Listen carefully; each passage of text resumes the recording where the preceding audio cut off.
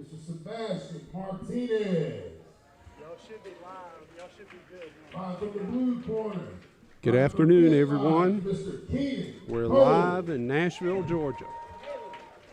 I'm James Corbett, TJ Poncel. and here comes Stephen Akins. Sorry, that was faster than they told me. That's okay. Our first point boxing match is about to begin.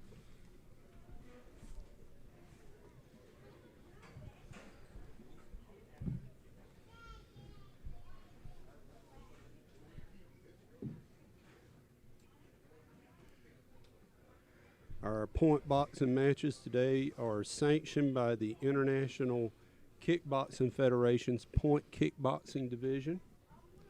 There's no expectation of a knockout. We're looking for light contact, a lot of good technique, and a lot of fun.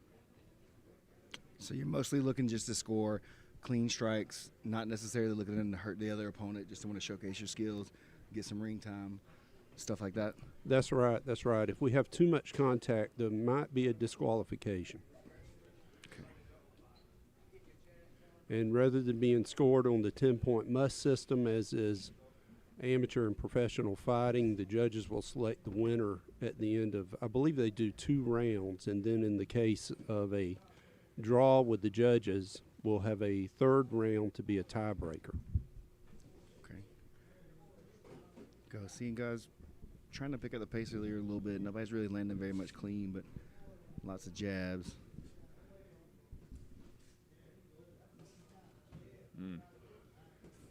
Got a couple of young guys here sticking and moving for us. I don't know who's in the red and blue corner. Yeah, I thought they would have a marker on in that situation, so apologies. So one is Sebastian Martinez. I think he's the one in a white shirt. And the other is Kellum Cole. Kellum Cole. Kellum Cole. From Fit Fighters. Martinez is from Tifton. Cole probably from Valdosta. Ref doing a good job of acknowledging the headgear spinning. Gave him time to fix it. You definitely don't want to have that thing blocking your vision out there, so good work keeping the guys safe there. Man, that was good. Ooh, what a good cross. That was a clean shot. All right. First round is over. A lot of action in that round. I don't really know who would have scored the cleaner shots, to be honest, to score that one. I'm glad we're commentating today and not judging. Just the easiest job. Definitely an easy job. I figured our cameraman would be. There it is. Working the room. Here in Nashville, Georgia at the VFW.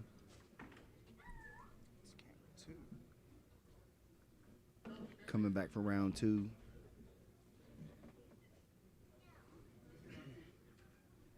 I'd be really interested to see what their corners are telling these guys during their time. Our referee is Keith Marrera from Jacksonville, Florida, certified by the International Kickboxing Federation.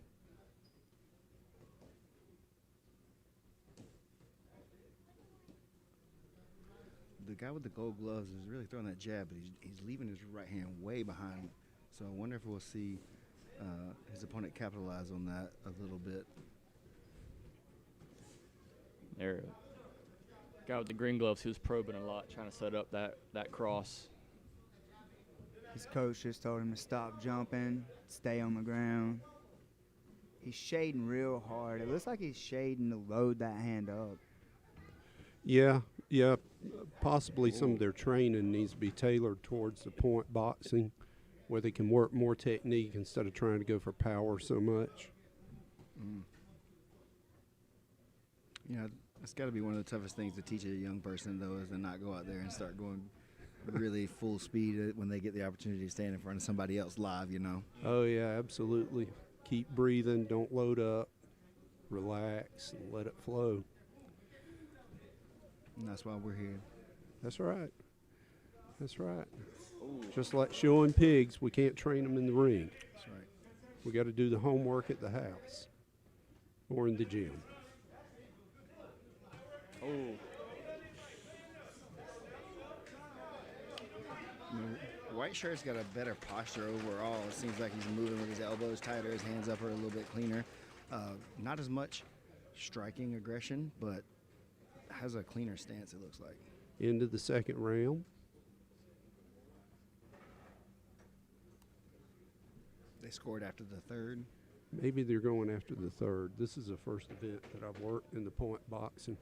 So if it was 2-0, though, they would have had to.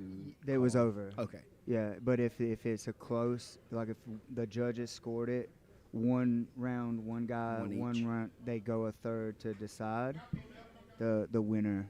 That's at least that's how they done it last time. Okay. So That's the way I thought it ran. That's the way they do the point kickboxing as well. both guys meeting in the center again.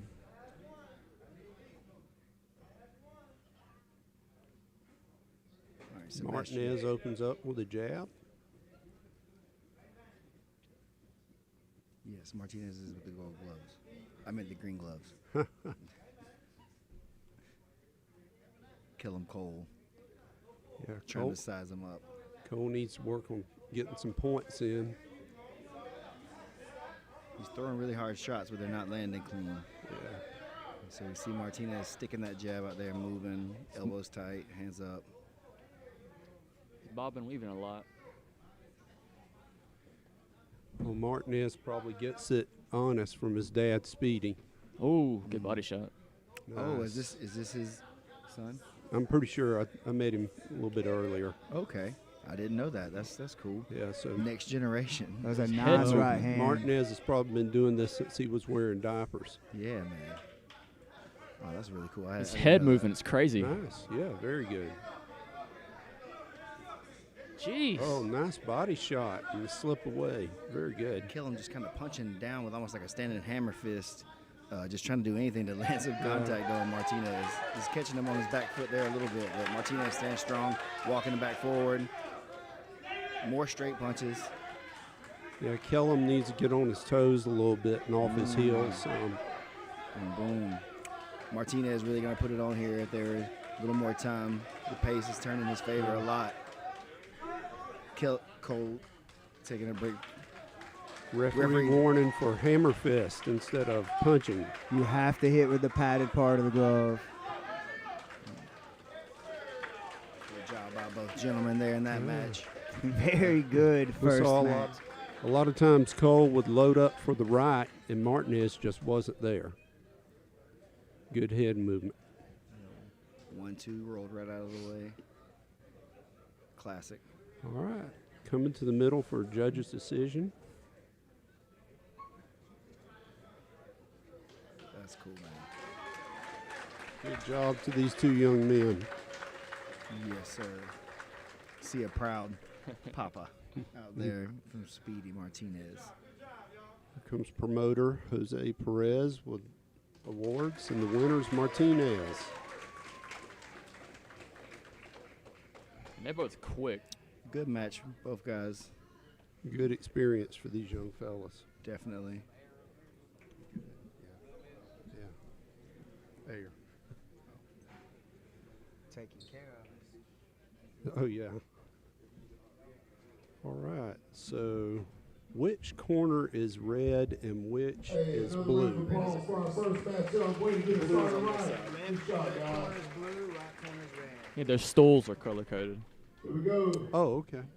Next, from the red corner, you got Kate Carly, Fit Fighters. Red corner. Blue corner, independently, we got Jermaine Edwards. Caden Curley from Fit Fighters versus Jermaine Edwards, independent.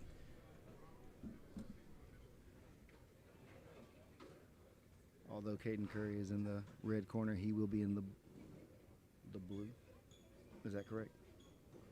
No, he should be red. He's got on a red shirt, Okay. the way I take it. Got these guys in the wrong corners, it looks like. Sorry about that. Jermaine is from the Lions Den. Lions Den, correction. Okay. Jermaine Edwards, Lions Den fighter.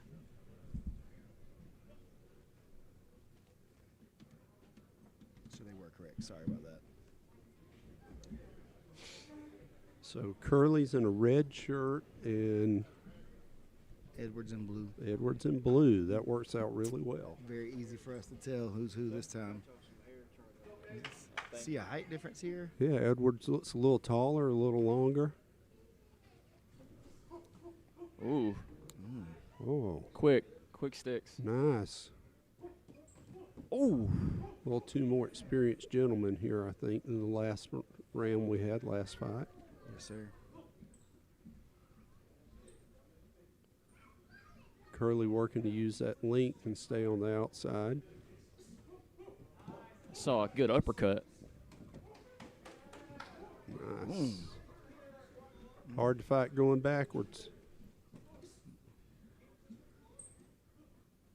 Edwards keep his hands a little lower, but he brings them up as soon as he feels like Curly's in range. Yeah, there's some good fighter awareness there. Just down up and stuff, like knowing what he can get away with at the range. Right. When on the outside, Edwards keeps his hands down and his chin up. Usually a bad combination for boxers. But let's see what he does when he gets in close. Just called a right. Caden came in straight with that right hand. Nice slip. Oh, nice. Good little short hook. Another one. Curly trying to do a little bit of a Philly shell. I think we've got another match here that I'm glad I'm not judging, guys. Yeah, I think Edwards led the round off, with most of the point scoring, and then Curly hit a few good clean shots towards the end that maybe brought it back to an even round, maybe at the most. I think Curly was getting his range, seeing where he's comfortable and seeing what Edwards had. You see that a lot from experienced fighters. It takes them around sometimes to kind of find out where their opponent's moving to poke at them a little bit and draw out those responses and stuff. That's right.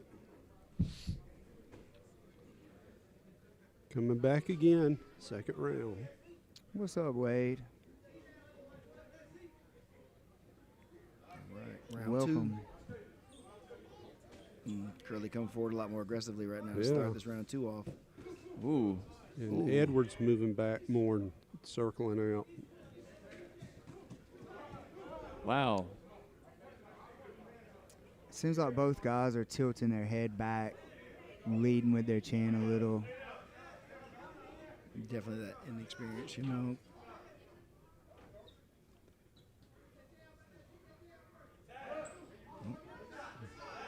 Settling in now a little bit. Both guys staying at range here. Curly walks right into a straight. Yeah. You got to keep that head off the line when you're coming in like that. He hit the pause throws a button good on one him. him though right there too. Nice combination. Good straight from Edwards. Edwards coming back hard. Flurries. Ended Good it with All a- right. The second Ended it with a round. nice Curly comes clean right back with a stick to the gut for that belly. right hand.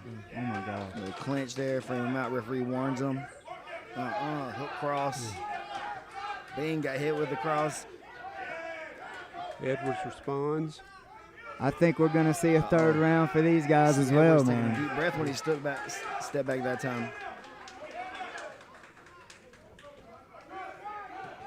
Both of the fighters trying to pull out a win in the end of the second. They're working hard for this one, guys. Body, Nice. head, body. Framed him out with that jab through a right hand. Nice Head block. movement, hands up. Somebody's shoe flew in the ring. What time? That was the timer. We are in Nashville. We're lucky. That could have been a chair. I've seen crazier things happen, man. I'm We ready. we are at the VFW. Oh, Heard that. At Thought least that we're was- not in Waycross. It'd get crazy over there. I thought that was someone's surrender flag for a minute. heck yeah. I think All we got a right. winner. Uh, I think we We got a have a winner. decision. The Or is he calling a... Oh, they're going 2-0 for him. 2-0.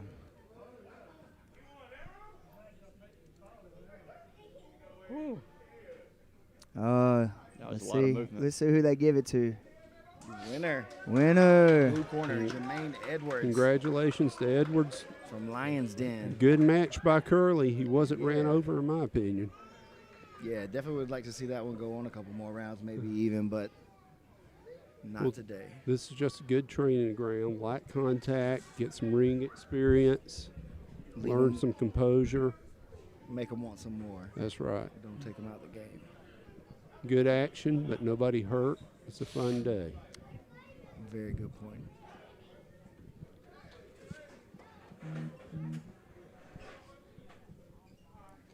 All right. Who do we got Third coming up match next? coming up will be Ruben Lago from Mama MMA versus Bryant Turner, independent. Mama is doing some boxing. Let's go. We have Ruben Lago from Mama, Milledgeville. That's Mama. versus Bryant Turner, independent. Oh, Mama's had a Muay Thai instructor program for several years, you know. Oh, great. Yeah, they do MMA and have some fighters. It's not their main staple. You know, they're really known for their jiu-jitsu, but yeah, they've had striking for, you know, a little while. Well, this is a good place for this young man to get some experience for when he does get in the ring to fight MMA. Yes, sir. In Georgia, they can't fight MMA until they're 18. I don't know what's happening in other states. Yeah, I think that's a good rule, too, for the most part, keeping them safer, getting them the experience in the different aspects first. Stopping them from getting CTE at 12. That's right. Well, and arguably the pace might even be faster in this point boxing than it is in MMA, and you know, that help them learn to pace themselves when they're fighting MMA. And anytime you can get in front of a crowd where there's lights on and people watching and another That's person, right. that's just another notch, you know, of experience, no matter what. And especially if you don't get hurt, then you just get to carry that experience with you to the next experience. Absolutely. Guys getting ready in their corners, getting some last minute coaching. Ruben Lago Silva from Mama, Milledgeville versus Bryant Turner, independent. Ruben Lago in the black, Bryant Turner in the red Got a and black. big height and size difference here. Let's see what happens. I saw Ruben warming up over there in the corner. He had some nice little combinations from his uppercuts from that tight stance. So if he gets inside, I'd like to see him tear that body up some.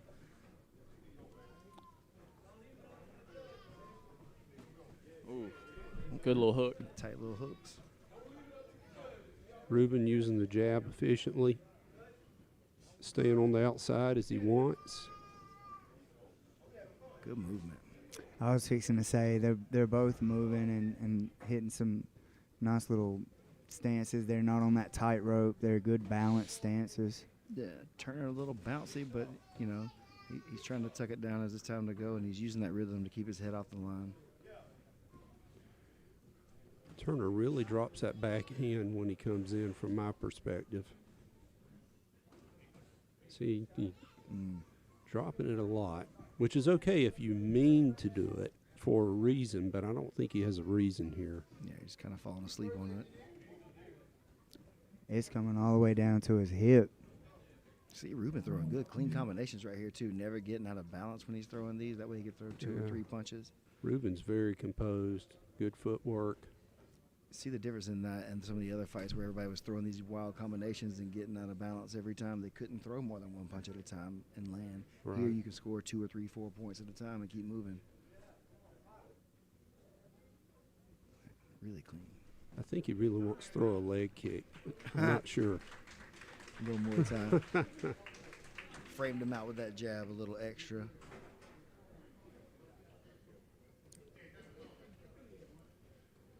Good work by these two young men. What do y'all think about it so far? Who do you think the judges scored that one for? I'd have to go for Ruben if that. Yeah. Yeah, that was the first one that I would clearly say. I think of the night that I would choose a winner for.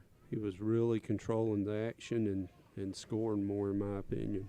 Really clean, you know, combination. combination shots. Nothing that was, again, out of pocket and not trying to kill the guy, but definitely score, move, move. I think Turner had trouble getting around that jab and getting to him in the range he needed him in.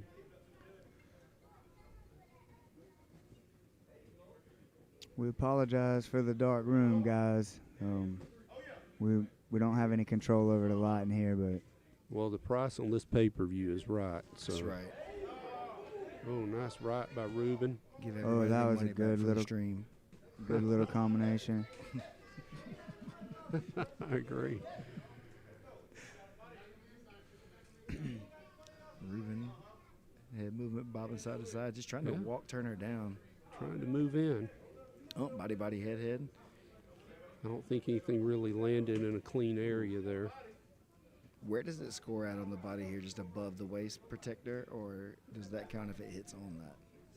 I mean, I think it would count as long as it's not called for a low blow. Okay. In my mind, if I was judging. How long have you been a part of the boxing world? Oh, back in the year of our Lord, somewhere about 93, I think I helped officiate my first boxing match that I helped with. Nice. So we got an actual veteran here on the microphone, guys. Listen up. I don't know about that. They just couldn't find anybody to help Steven out up here and TJ. Hey, I'm just helping you out. That's what I was told. I'm just working for the peanut butter crackers and the Diet Cokes. That's right. I And don't the even- good fights. I don't even know if I'm supposed to be talking. I was just asked to push buttons, and there was a Oh, microphone. the more the merrier. That was a better round. Bryant really went after him more and was able to put things together a little more. Not sure how the judges would have gone on that round.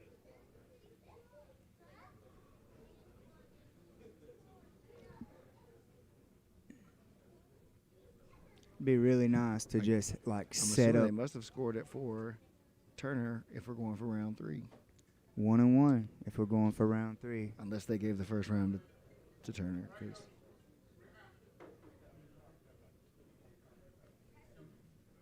Looks Oh, like we're looks going. like- he's asking for mouthpieces. That means we're going to round 3. Round 3, let's go. We really should like try to mock up these corners. I want to hear what they're saying. Oh, hey. Knockdown. Accidental slip. Yeah. Trip kind of. See who wants it a little more. Push that man over his heels. Slip down. Ruben needs to put his hands together a little more. I think Bryant might be out pointing him some with his combinations. There's a lot of movement in the hands. We call it milking a cow. It's like, I get it for visual effect and stuff, but man, I'd like to see these guys stepping in, their hands up, chin down. It's a little different when somebody's throwing hands at you, though, huh? It is. Everyone has a plan until they get hit in the face, says Mike Tyson. He'd know something about it. Maybe. Yeah, this is why blocking doesn't work in traditional martial arts. Sorry. Good combination there by Ruben. Best block there is a jab to the nose. These guys are really putting it together this round. They both want it. They are hitting Bryant each other. going right after him. Ruben needs to get a little busier. I don't know if he's gotten tired. I mean, it takes a lot of oxygen for big muscles like this guy has. He is breathing heavy. He is. He is. Just trying to get through the round now. Hard to see on that monstrous headgear he's Those got on. body shots, man. Those body shots, I think, slowed him down a little bit. So these are 1-minute rounds. They're fast. I haven't checked the time, but they're fast. I think the overtime definitely the third round is. Are they making them all the same? It's all ones until we get to our co-main and main. Then they're 90 seconds. Oh, okay. Okay. Minute and a half. Yeah, Ruben is winded.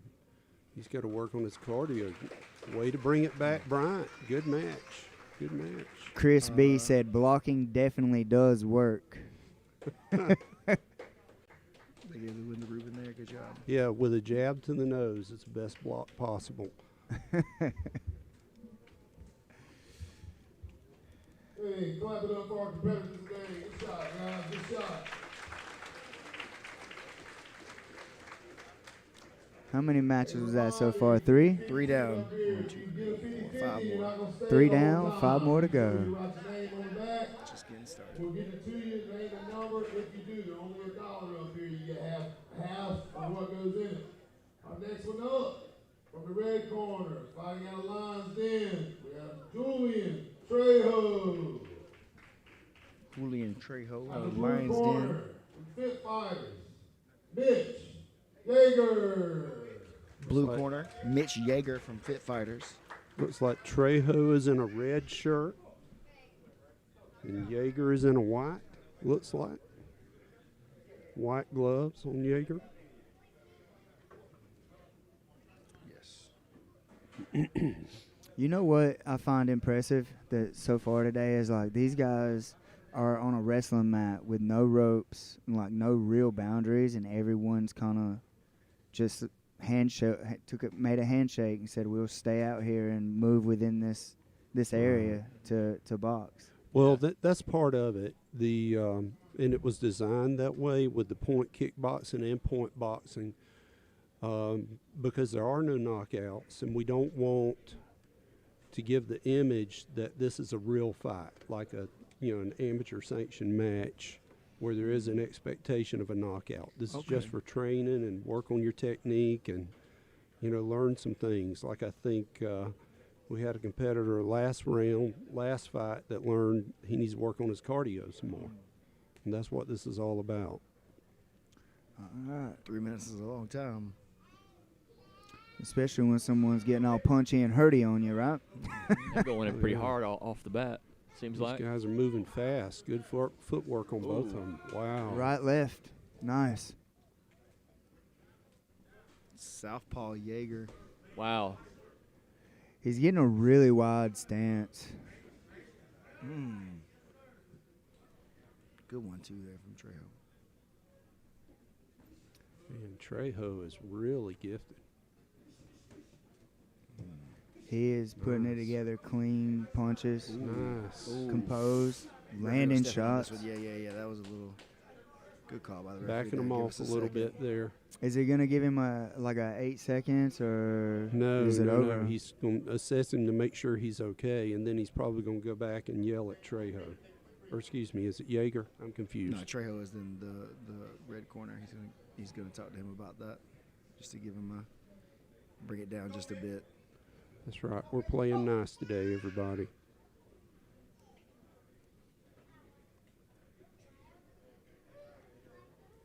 Wade Aldridge said he's glad they added this.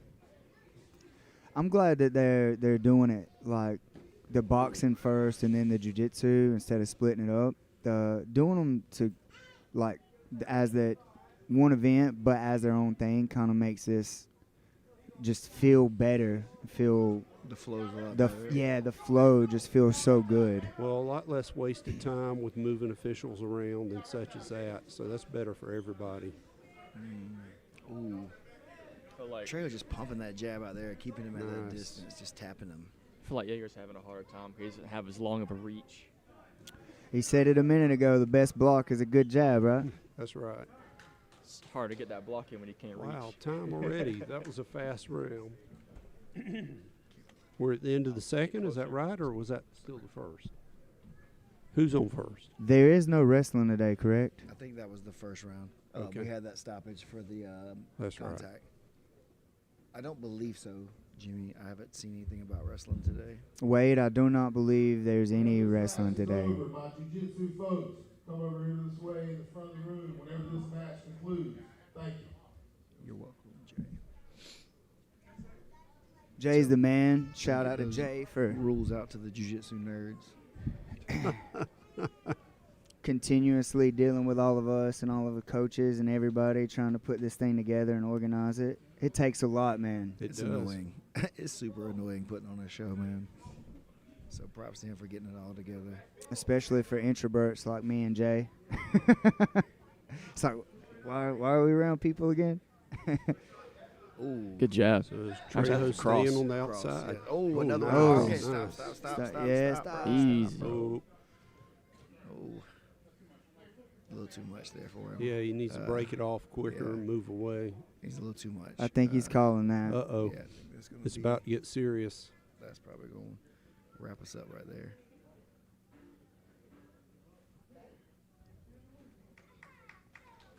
It is what it is. So is that a DQ or is that? I'm not sure exactly how the referee's going to call Yeah, that let's one. wait and see what the referee does. He might just take a point. I'm not sure. They're taking the headgear and stuff off, so it's Uh-oh. definitely over. Yeah, just got to keep following the rules here. Keep it light contact and keep it moving. Definitely about fighter safety, and that was getting a little rougher than we needed. That's right.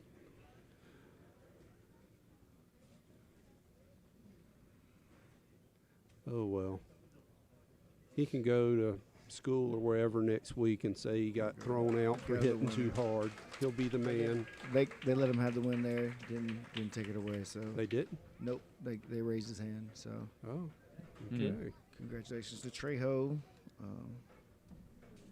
The referee gave him credit for that one You without. next two guys come the make contact. Your way up to the front room right here with the pool tables in it. Just come take a seat. Next up, from Fit Fighters. In the red corner, we have Brandon McCray.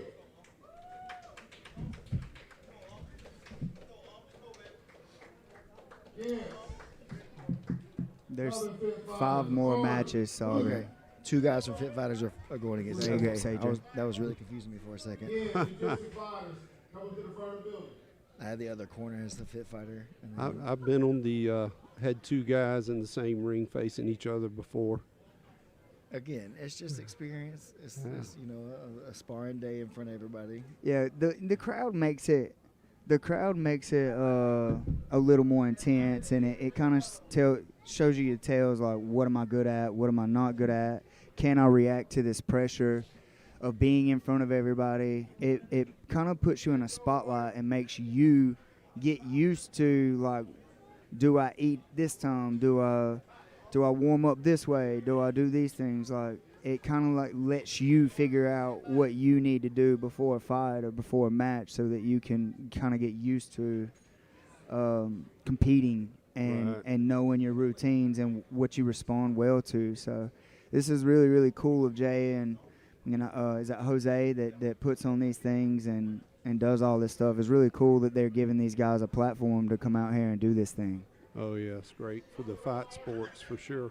So McCrae's got red gear on and Wooten has black. Seems like McCrae's a little taller. I bet these guys spar with each other a lot, so this might be interesting. 2 little body shots. McCrae staying on the outside with that long jab. Coach telling him don't back up. Wooten trying to get around that jab and get to the body, then the head, I think. Both guys definitely worried about each other a little bit. Come on, guys, we need to get busy. You're running out of time. Oh, Oh, body lock trip. I think we got Those two body young shots fighters are here that are hurting. new. Barry Henderson. Hey. Oh, come on, ref.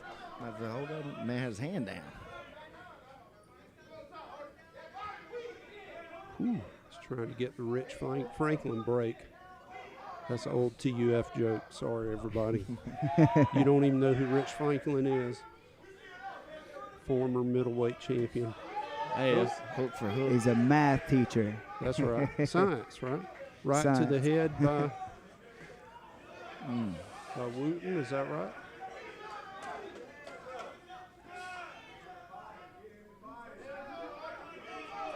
McCrae needs to tuck that Telling him mouthpiece and nothing. quit playing with Talking. there you go. it. Another left to the head by Wooten.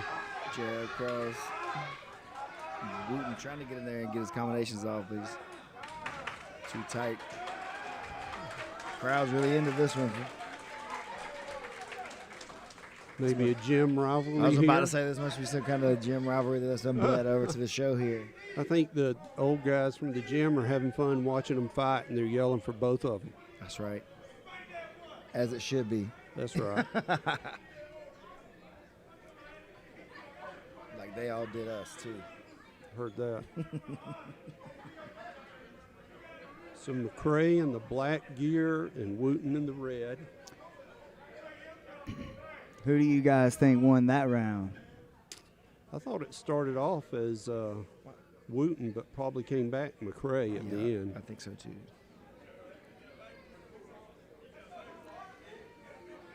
Wade, they're changing the judges out. I think it's Berrien, Watt. Henderson, right? Barry Henderson's the referee right now, yes, sir. Yeah. I think they're just changing out. So if you see somebody ref in there, judge later. Oh, good stiff hand. Punching him down. He just posting and throwing down.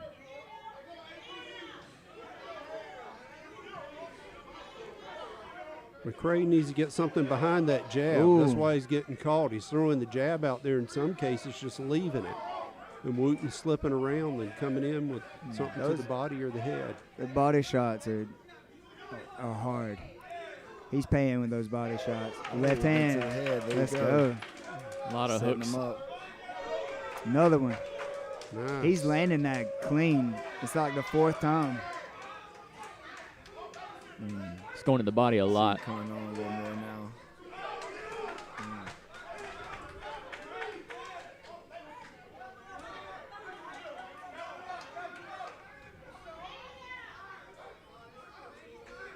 Nice He's- left. He's dropping his head to get off the center line, but he's kind of staying there. He's not rolling out, Whoa. Yeah.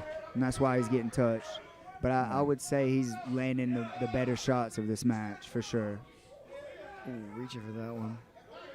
Good head There he movement. went. Miss There he all of went. them. That was some good movement. Interesting Missed matchup. every shot. Okay. I do not think that's going to go to 3 rounds. They're telling him the crowd telling him it's over. The fans are telling him it's done. Yeah, looks like it's done. We're about to bring him back to the middle and see what's what. Is somebody getting a belt for this? Yeah, it was a belt match. Oh. Okay. What? Did not know that. No They- wonder they were so excited. They just went and found a belt in the middle of it. They're like, this is cool. Let's Yeah, go. let's give them this. It's the in-house championship. Jose likes to give belts away. I never have understood it. But Belts make it more special. yeah. And expensive if you're a promoter. Definitely adds up. Did y'all say they're from the same gym, or is it Yes, gym? they are. Yeah. So he's gonna be like walking in with his belt. You know I would, bro. I swear to God, I match. would. I would never not have Yeah. that belt on if I beat one of y'all in house. He looked a little Every confused when he Looks got. like a win by Wooten. I'd ask him to take it off. He's gonna be like, "Hey." Craig looked a little bit confused by that decision. Hey, look at this belt I got this weekend. Congratulations, my man. You earned it. Uh-oh. Let's go. Let's The get it. crowd's That's really the crowd. excited They're about this good. belt, That's let me good. tell you. That's why they did it. It makes the show better, man. It is loud in here. I know you guys can't hear it on the stream, but it has gotten loud. Up next, David Stevenson from Lions Den. Now, David fought amateur MMA quite a number of years ago. And then, yes, back in the day, David has been around for a long time. I think he's on the belt match too. He's always been more interested in the hands aspect, according to himself anyway. So, see what he's done in the last few years, jumping out there in this venue, you know, it's Right. cool. He's matching Dakota Deer. I don't know anything about Dakota. Yeah, they have him listed as an independent fighter. Okay. I think that they get listed as independent if they don't tell us who they're under. Well, that's what they deserve. You want people to know who you are, you got to tell them. You got to speak right. up, man. You got to talk. Unfortunately, you know, promotion, you got to do it for yourself. If you want people to know, you got to tell them. And sitting up here in this booth, man, information is important because we got to know what to say about you and what you Right. like, be able to talk about you a little bit. And if we don't have any information because you're like, I'm Jimmy. I'll just make stuff up, and you don't want that. You do Yeah. not want Stephen Aiken making up stuff about you. I got a wild imagination sometimes. Reminds me of the unknown comic from the Gong Show, which none of you people even know what it is. So, Yeah. 1900s reference. absolutely. 1900s. Is that what we're calling it now? The 1900s? Chuck I'm into it Berry, now. who supposedly was with the CIA at one point, was a game show announcer. Who knows? That's Look into crazy. it. We're from the 1900s. For real. Wow. You're those people. If we don't learn history, we're failed to repeat its, or doomed to repeat its mistakes. Quoted like a true scholar. All right, who we got What's going coming up on here? next? It was supposed to be David Stevenson from Lions Den and Dakota Deer from wherever he's from. The unknown Jim. From unknown regions. Dakota. From unknown parts. It's supposed to be Jay, I guess. I don't know where Jay. Oh, he's doing the rules meeting up front. It's supposed to be David Stevenson and Dakota Deer. David Stevenson and Dakota Deer.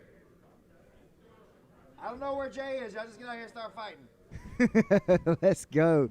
Stephen Aiken getting That's this thing right. moving We're for on the clock everybody. here. The referee told me I'm just listening to the man in charge. Cornbread Jiu-Jitsu, says Wade Aldridge. He said it's almost time for some cornbread jiu-jitsu. Well, he had me at cornbread. Checking it out, though, while we're talking about food, let's mention our sponsor, Burritos at 104 East Northside Drive in Valdosta. Thanks, Burritos. We appreciate it. Yeah, we got to have the sponsors here to make sure we can afford to do all this extra stuff for these belts and whatnot. That's right. They have some amazing food there. Making me Please stop hungry. by and Probably check 'em out. burritos, I bet. And tell them thanks for supporting combat sports in South Georgia. I might have to stop by there and try that. It sounds good. I've never been. Valdosta's a little bit out of my way, but I'll swing by next time. Yeah, Used to spend some time down in Valdosta back in my younger period of my life when I would punch people. now you're just that cool, fun-loving guy that's just like chill with his legs crossed, floating on the mat in the I corner. wish. That was what I wish. Zen. I have not found enlightenment yet, sir. Wesley Seminar was amazing, dude. You should have been there. You know, Yeah. Wesley Sweat Seminar yesterday at Tech. Pretty You- fun. you'd know all Where was about it if that? you'd have showed up, man. It was a jiu-jitsu seminar yesterday at Jimmy's school in Eastman. Oh, in Eastman. Okay. Wade asked how it was. Wade Aldridge, man, he come in and dropped some knowledge about pressure, staying on top. It was fun. It was a good time. Sure what's happening here with this stalling it out. I'm going to go fight the cameraman. So that was an unusual looking gym. I saw some of the pictures. Yes, sir. Oh, We- with the Like scenes. a greenhouse. Yeah, it's like a Ninja Turtles Scene. scene. Yeah, it's All the way okay. down. It's a sewer The and sewer, shredder. yeah. Oh, and- I didn't know that. Wow. Yeah. Once you get in there, you can really see it all, but sometimes the pictures are zoomed in a little funny, and it doesn't really do it justice. And, Man, I was just thinking it was hardcore. Like, we'll get these guys in here and make them sweat all day, every day. Greenhouse without some airflow is tough. my daughter painted that thing that way, and I told her, do what you want to do. Gotcha. That's nice. Oh, we got some people on the mat. David Stevenson in the red gloves versus Dakota Deer in the black. Looks like Stevenson's a little taller. Wow, Deer's really gamey, looks like, from his stance. Got that tight, want to be in the pocket style. Stevenson moving away, trying to keep his range, and Deer trying to close. It's really hard to box on your back foot, Mm. moving away. I mean- You're getting heavy. Only circling left. Like see some right side style movement too to get outside that front foot. Dakota's shorter, but he actually has rather longer arms. Dakota switched stances to try to get that outside step. Now he's back to his Yeah. Traditional stance. There he goes Stevenson again. dropping his right a lot. I think he's loading up for it. He seems to be definitely the more technical fighter, like staying composed, trying to find that Good sweet job by spot in the Dakota, pocket. backing off there on the border. Letting Stevenson David- tried to lunge in and score. pretty stiff head movement from Stevenson there. He's not really giving much up. Easy target for someone like Dakota, who's just kind of flying in there throwing. Wow, Stevenson, good combination. I think he landed Ooh. most of those in that last exchange. I've seen him have some really clean combinations and stuff before, so interested to see if he will be able to put this together for a whole match. When he's getting hit, it is snapping him back. What just happened? Into round one. Oh, into round one. I was like, oh, what's going on? It's just so fast. That 1 minute round, no bell, kind of takes you off guard a second there. They both did real good. Dude, we got a dice that says armbar back takedown for the jiu-jitsu stuff today. I printed that on my 3D printer. Stop talking. Seriously? Stop talking. Yeah. Nice. Ah. Very But yeah, proud of that. Very cool thing that you've done, Jimmy, that nobody needs to hear about. Yeah, my bad. I had you no didn't idea. hear anything. Yeah, it's boxing, man. It's good Yeah, boxing it's stuff all going on. boxing. My mind went boop.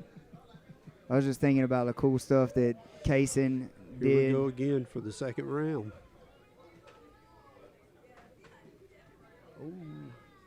Just out of 1-2. range there. Oh, that was One. snap that one. Good jab, in and out. Deer trying to close the range.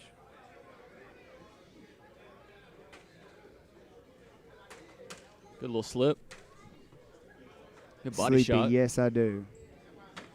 There you go. It was my safe place when Dakota I was a poked him kid. a couple times there. David landing some good shots to the body using that range now, I think. Lunging forward for that jab. Stevenson needs a little more snap in his jab and speed on his front hand to keep Deer on the outside. Punching more towards his chest. That's right. That's right. That would be a good strategy. He was head movement on the side, a slip right up under a punch going right at that head, with a guy like him.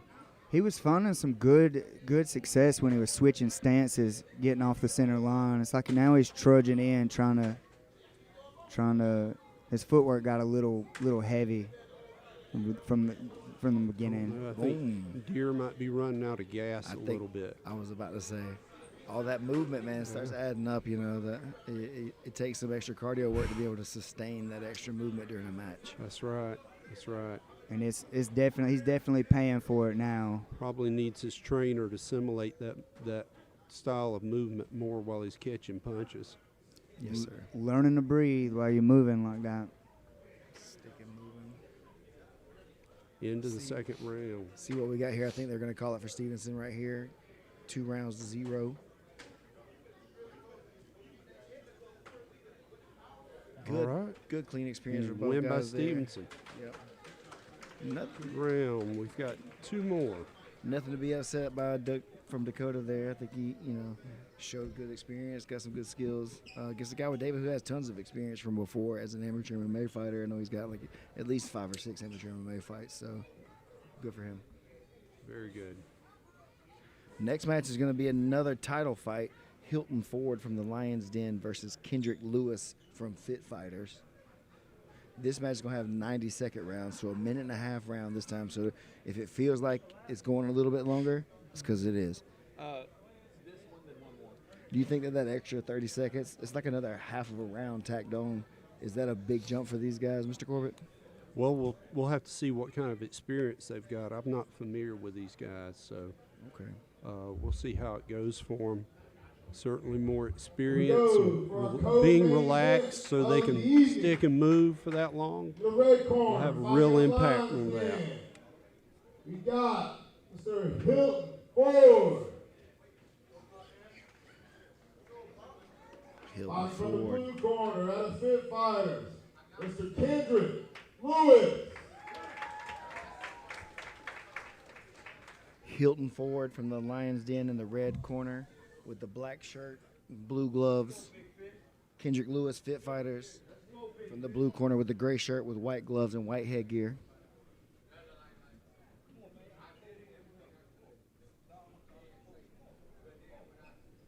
See the anticipation from the crowd's a little bit tight on this one. They kind of moved in, I think. Yeah, Yeah. it felt like the room kind of just got a little bit smaller in here. That's funny. This one's there's something on the line for this one. I feel like in the environment here. That's right. Well, these are sort of rival gyms that are both in Valdosta. Okay. So there may be some friction there because of that, or maybe just good sportsmanship. And listen, it could be either or, but good sportsmanship like that is what it takes for the sport to grow. And for you to have a good team, you need a good opposition, a good rival to make you better. That's right. Without that, you're just fighting yourself essentially. So Oh, man. I think he just kind of didn't think about it. Yeah. See what happens. They look like they're about the same height and reach. Let's see what happens.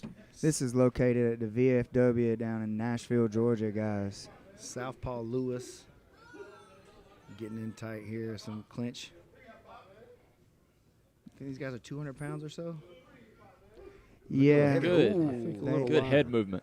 A little more than that. Yeah, I these can't really- guys are both definitely more experienced than the previous fighters that we've seen today. Definitely throwing with some pop too. Yeah, they're going to have to be careful with their power. They're going to toe to butt chewing from the referee, Mr. Morera here. Bing, bing. Good uppercut. Underhooks, I mean to say, to tie him up there, slow that down. A lot of working in tight in this round. With Some both dirty- of them moving in, not clinching, but shoulder to shoulder. Definitely dirty boxing going on, man. Oh. You throw a Oh. backhand then? That was a very solid I didn't see it. hook to the See, chin. It looked Nice combination. over the top, back into the clinch. See, now we'll see this extra 30 seconds here start tacking on to these guys. See if they've got that experience to get in there or not. Wade Oh, Aldridge oh. said he is down to do some point boxing if it matches only 30 seconds. And a honey bun for the winner. Honey bun for the winner. I take Ooh, that that fight, was a I good think. right hand. Honey bun for the winner. I take that fight. Man, this is a really close match between these two guys. I would not want to be sitting in the judge's chair for this match, guys. Ford and Lewis going at it. Straight left hand from Lewis. If it keeps going like this, I say we just run it till we get a clear winner. This is entertaining. They're slowing down a bit here, throwing more like wing Yeah. style punches, being more open. Good uppercut there that ended up from Ford. Into the first round. Glad I am not judging once again. It was a good close round. I'd like to see both guys try to tighten up early, and that way they can finish with a little bit more energy there than they That's did right. that time. And that's one of the big things you got to fight as a young fighter is not to go out there and blow your energy load out too early and then have to still keep fighting. Absolutely. We all expect that we're just going to blast through the guy. That's why you're a fighter, but Yeah. it's so often not the case. Well, it's all about composure and the cardio work that's done in the gym and just being relaxed. I mean, I have repeatedly seen roly-poly fat guys that were in condition and relaxed that beat muscled up, ripped up people that, I mean, it's just unbelievable. I resemble that remark. Yes, I'm trying the roly-poly out myself, so. Captain, come on, man. We still got plenty of time. There's jiu-jitsu going on later. Come on out, man. I think both of the guys need to ease up on their power and work more on putting combinations together with light contact. I think they would score better and prevail easier in that fashion. One thing you cannot get away with if there was if this was an MMA fight is getting your head outside of your hips, leaning your head far forward on that lead leg. It's like these guys Knees are, and stuff. yeah. Like you have to keep your head over your hips, but these guys are trying to go for broke and trying to get this win. You can tell they are competing for the pride of having this belt.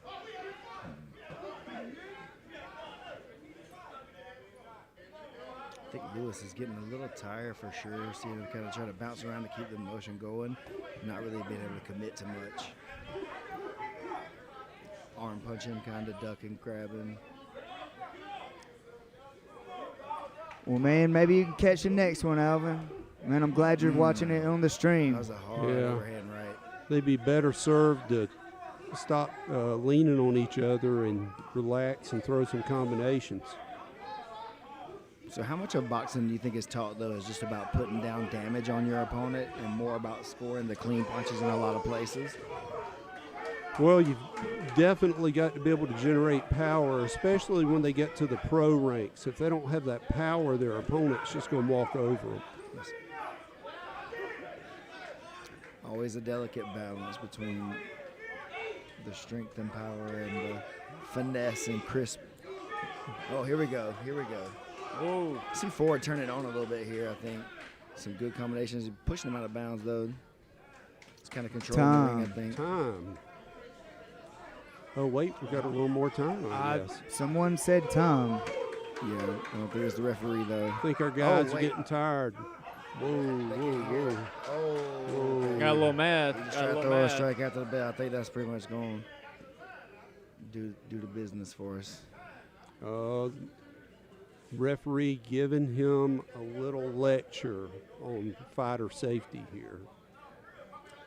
We got to get a little bit better bell for these guys in here. Everybody's yelling and screaming different things, and nobody Yeah, knows for sure. and when he's it's That's gone. true. The one guy said Tom, and And then the he referee's gotta stopped. be He got smart. hit, and he was like, he said Tom, and then hit him back. Yeah, So we need to use a whistle or something Something a that little bit everybody more can clear. hear. that was definitely just a misunderstanding. That one guy was like, Heat of the put his moment, hands we just- down, we're heat of the fighting, mo- man. yeah. Yeah, yeah. for sure. I don't think that was one of those, I'm going to hit him after the bell. It's like, you hit me after they said Tom, so I'm going to hit you back type of thing. Yeah, Because we are fighting. that's right. 10 seconds, one more round. We'll see what happens. I think these guys are both getting pretty tired. What do you expect to see coming out in this round, this time? I think our fighter out of the red corner, Ford, is going to keep walking forward, and that Lewis is going to keep trying to move away. I think he's going to keep trying to chuck those big punches towards Ford, and Ford's going to, I think, start landing more clean shots here as the time rolls along. Hopefully that emotion doesn't roll over from Lewis into this round. Yeah. No, Chris, we do not do pro boxing here at this event. No, the state has a sanction pro boxing, Ooh.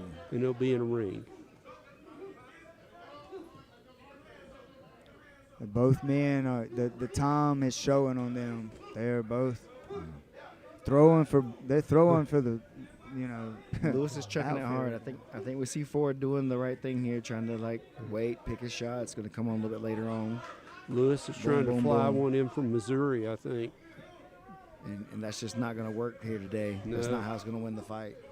No, that's not going to work for him. I think he's a little frustrated and tired, and he's just trying to survive. Good little body head combo. It's one of those things for sure. Ford's still putting some combinations together. Good head work. Ready to break.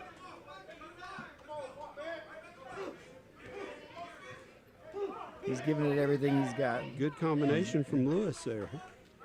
Lewis is not wanting to give this thing up at all. Ford's going to have to walk him down here and keep these combinations on him. Man, I'm enjoying this match though.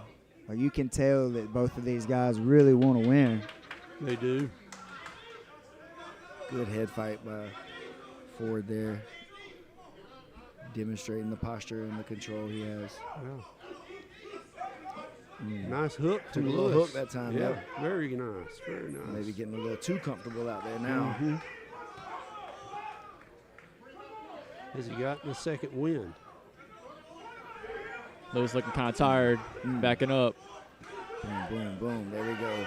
Clean shots from the feet. Everything coming from the feet. Nothing's too crazy, but he's balanced and he's strong. That's keeping him there. to That's throw the next definitely shot. he's definitely walking away this He's round. tired. Yeah, he's definitely walking away with it with this. And they're going to give Is it. is The it referee's time? going to give us a call on that one, I think, for fighter safety on the way.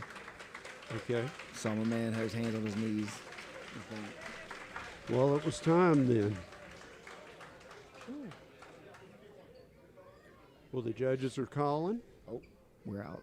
Let's see what happens here in a second. I think that was clear going to be the win for Hilton Ford. If I was the judge, that would be my decision. I think you're right.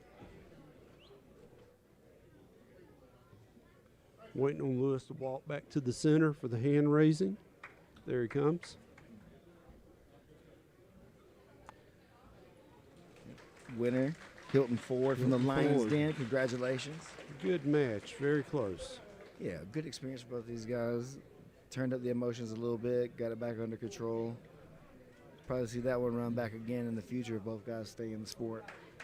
You know, folks that have never tried this look at it and think it's so easy. It's not. It's It's not. It's exhausting. I'm tired just watching them. I was going to say that. Shout out to Burritos 104 East Northside Drive in Valdosta, supplying these beautiful championship belts to everybody today. Thank you. Y'all go eat some burritos there or other things. Who was it? Newt Rockney said, Let's give it up for these two fighters that was co-main event. Good stuff, guys.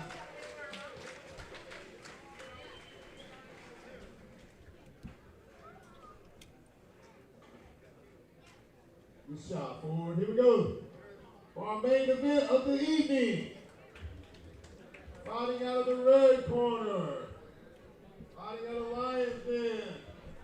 The one and only Mr. Austin Spivey. Austin Spivey. Out of the blue corner, fighting out of Red this corner. studio, we have Mr. Dustin Richardson. Versus Dustin Richardson. There we go. Guys, $1. well, we'll see how this one goes. If those gentlemen did get tired last round, I think See, a smaller weight class this time, though, so I think that'll Yeah. give us a little bit better. these energy, guys but- look to be in a little bit better shape, but let's see what happens. Spivey looks amped up. Shout out to Cason Visual Productions for putting this thing on and putting this live stream on for us, guys. Richardson it's coming out aggressive. great service. These guys are Really- both seem to be experienced, Really clean shots. holding their hands good, working their footwork. Trying to get the range. Wow. What was that? 3 to the body and 1 to the head? That was amazing. Oh, good feint. Good cross. Right. Sleepy, this is not one of those matches. This is just a smoker point sparring style match. These guys are getting after it, man. Looking good, too. Sleepy, this is sanctioned by the IKF point boxing division.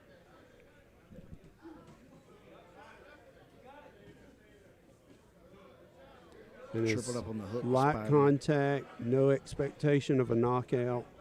In fact, the fighters will get the match stopped if there is too much contact.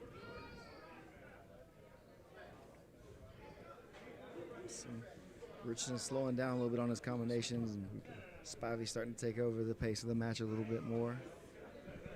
Missing a couple shots towards the body. Jab block. Oh, he landed the jab that time. Richardson was trying to come Spivey in. keeps moving forward. Nice body hook body. and a left. Richardson trying to stick and move. Spivey's just kind of maintaining the control of the center of the mat. Richardson really putting combinations together. Ooh, good head movement. 10 seconds left. Double jab from Richardson. Get out of the way. Spivey missed a couple punches. Gonna rabbit punch each other a couple times. Good first round. Very good.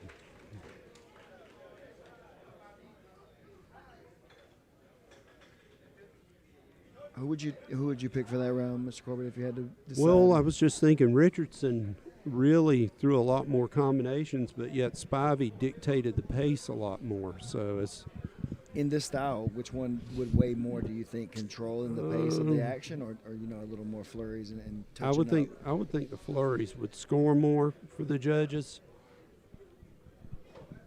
Gotcha. We saw him turn it up a little bit more towards the end of the round and take a little more control, but I agree. I think I would have probably went with Richardson for that first round. Just Good, barely. Good match. Two Yeah, very just barely. experienced, very composed fighters here. I think he was just a little more to the point with his movement and his shots. So Spivey. Yeah. Yeah, I agree. So He wasn't moving as much. They're back in the middle. and here we go. Round 2. Round 2. Hook cross from Spivey. Richardson shrugs his hands at him. I don't know if he's trying to get this turned up a little bit. It's probably a good thing that one didn't land. Nice. Looks like he landed on him that time a little bit. I'm commentating, but Double I'm jab. bobbing and weaving up here with him. Yeah, everybody at the booth up here is like into it so much. We're all like antsy and moving.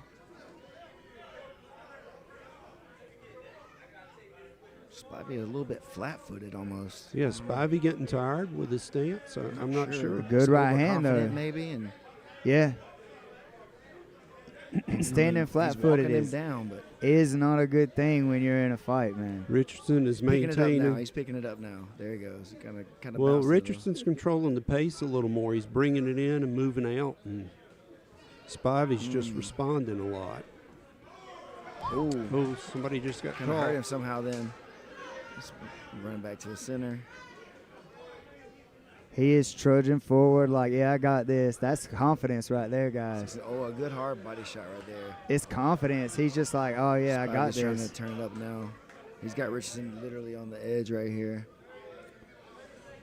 Yeah, I think that he was standing that way is because he's like confident in what he's doing. And he's back on his toes. Spivey's playing with his mouthpiece a little bit. That's usually an indicator that somebody's tired, but some people just do it out of habit. Not a good habit to develop for a fighter. Definitely not.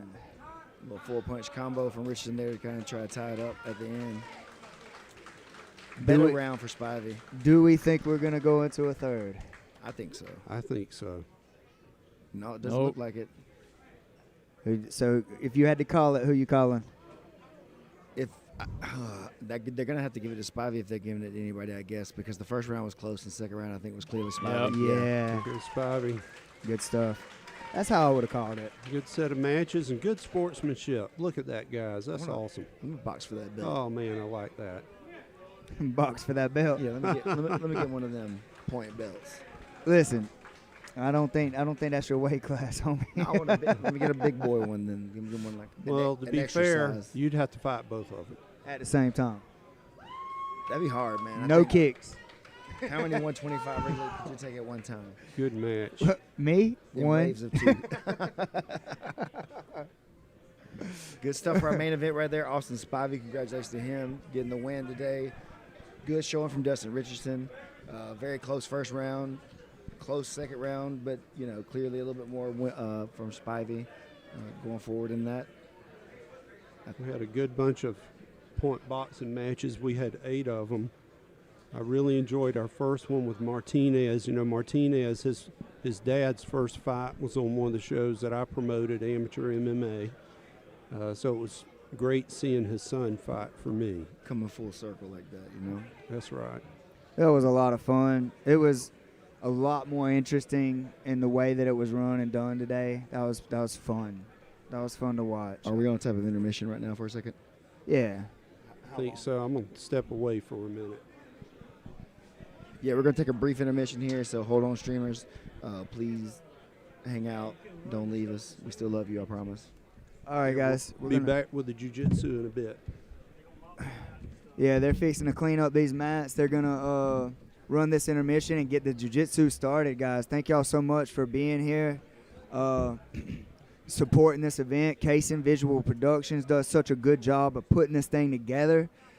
Jay makes sure that we have a good, clean event. He spends a ton of time matching these things up and trying to make sure everybody's matched kind of fairly, and he does a lot of research to make sure that it's not matched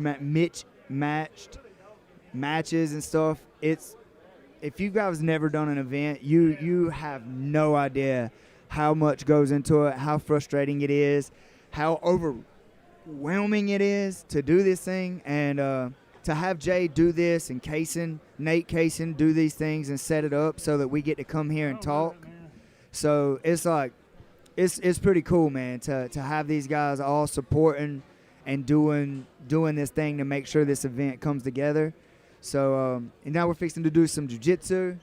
We're about to get this thing popping and see these guys compete. We have a stack card today. Our first match today is going to be, let me look. First match of the day is Russell Ballard and Oscar Martinez. I don't know anything about these guys. Do you got their paperwork there, Mr. Nate Kaysen? I'll send it to you.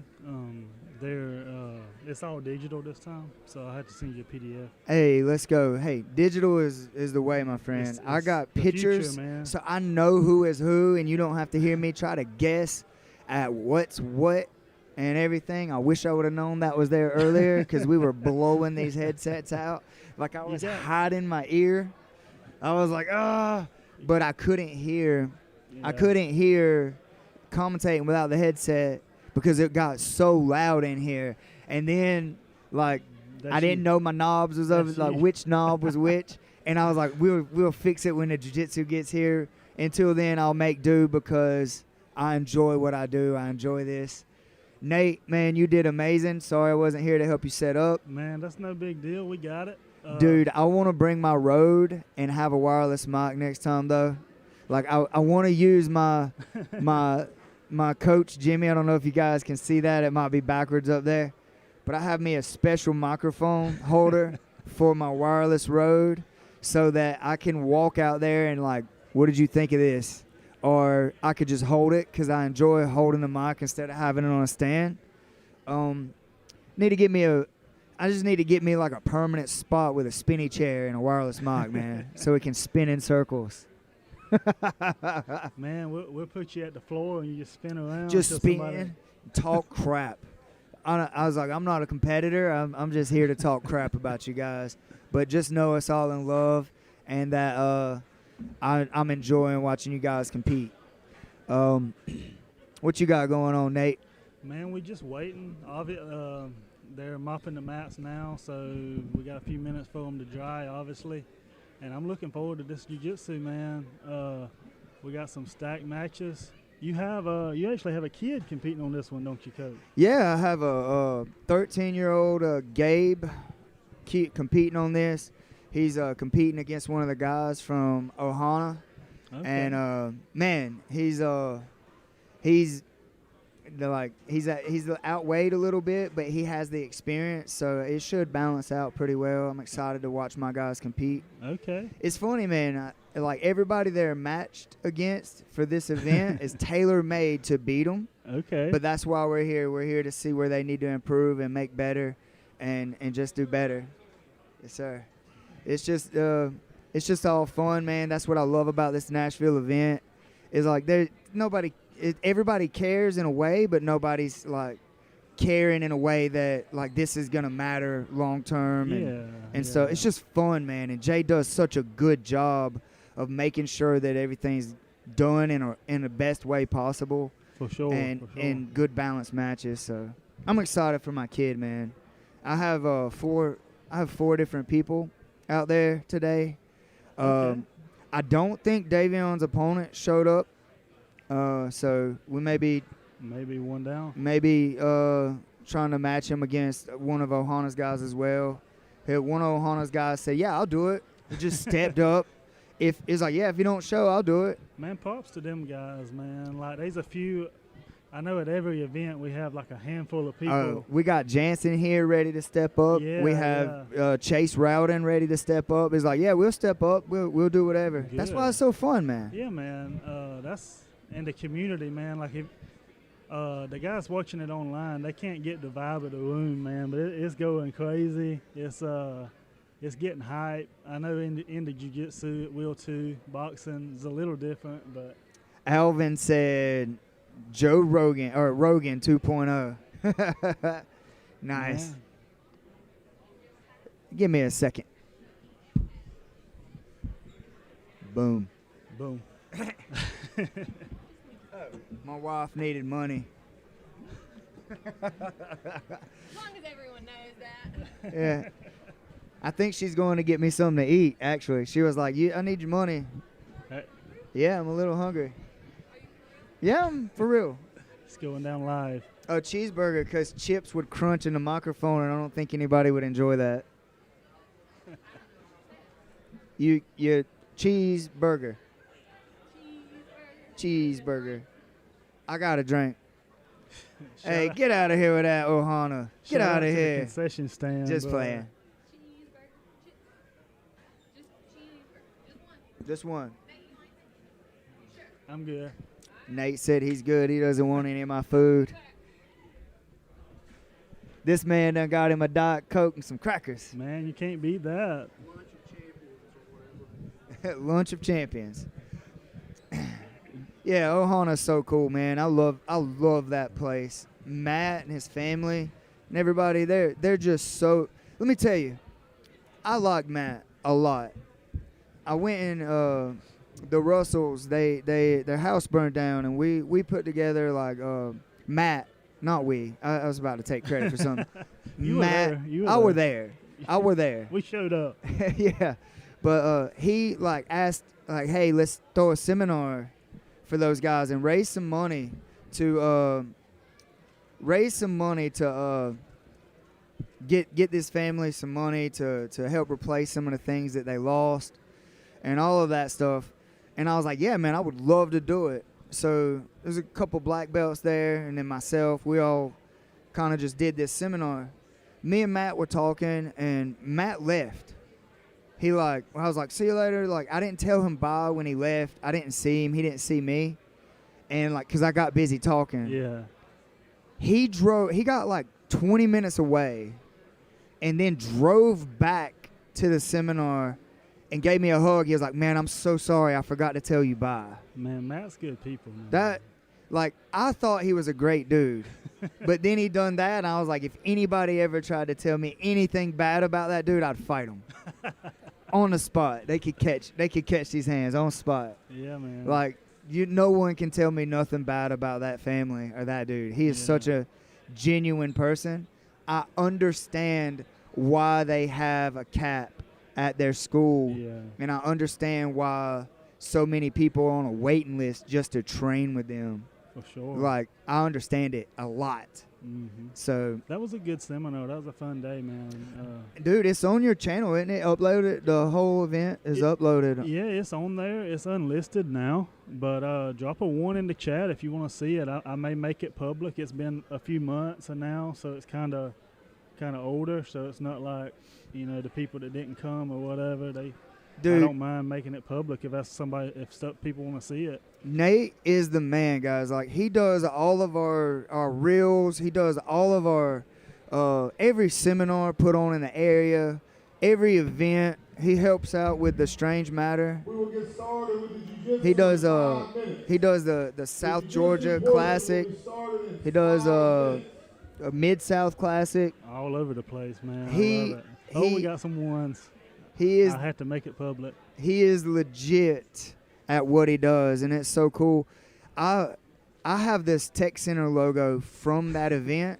He like made my logo pop up out of the ground and catch fire.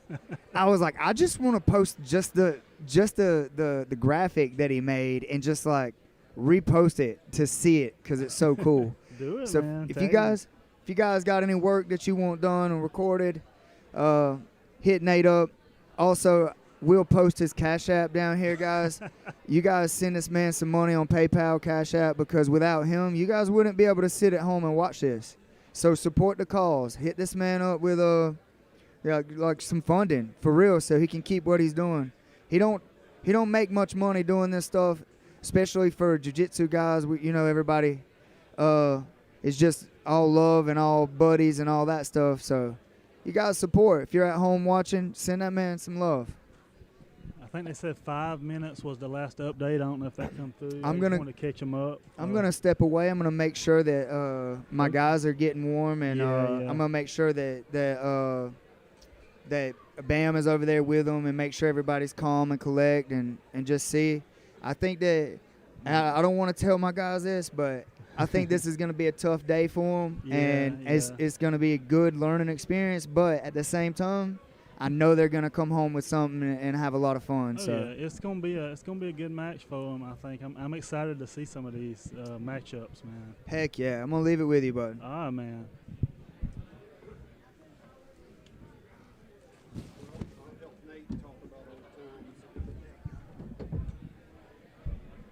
You can hop down here if you want. Oh, okay. Yeah, that's no big deal. Because I'm gonna have to get out in a second. Oh, okay. I'm probably not going to be as good on the jiu-jitsu, but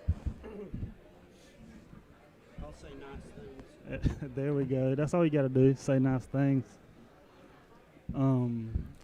Yeah, guys. So like 5 minutes. What's happening, Jose? Yeah, yeah.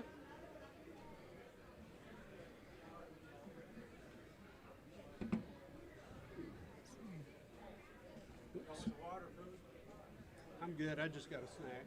I'm good. Yeah. I can't figure out my headgear here, Coach. Either way, man, it should be. That can't be right. I think it's like that. There we go. Okay. Oh, okay. Okay. Sounds good. You can tell I'm new at this. Hey, if I man. was just wrapping hands instead of wearing this, I'd know what to do. Hey, man. It's all into it. Got to learn new things, right? That's right. That's what life is about. For sure. For those of you who can't see the VFW here on the inside, we've got people stretching, warming up. We've had some pink gis come out on men. That's a little scary. Just kidding. But everybody's getting ready. Speaking of pink, I don't know if you guys know this or not, but the main event today is actually a women's match. So they have them a pink VFW belt. That is crazy yeah. awesome. I can't wait for Yeah, that. I got to see it a few minutes ago, man. I don't know who makes these belts, but they are looking good. They really put a lot of effort into it. Jay and Jose and these guys, man, give them some shout-outs. I know these it can't be easy organizing these events, man. I only know a little bit about it, but, man, much love to those guys. Oh, yeah, promoting's a hard job. I promoted kickboxing and mixed martial arts events. In fact, when I started, it was no holds barred events. Oh, okay. And then the nomenclature changed. But it is a unending task to do it well, and it's very expensive. When I stopped promoting around 2011, my shows were running close to $30,000 to put on. Oh, wow. Yeah, I know there's a lot that goes into it just from being around the production side. You see, we got in the YouTube chat, we got maybe my guy Wyatt will win the pink belt. Hey, I'm all behind him, if you will. Hey, it's actually for him. It's not even for the ladies. It's for Wyatt.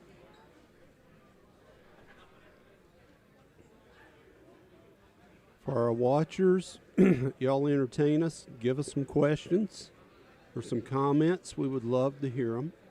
Let's keep it family friendly.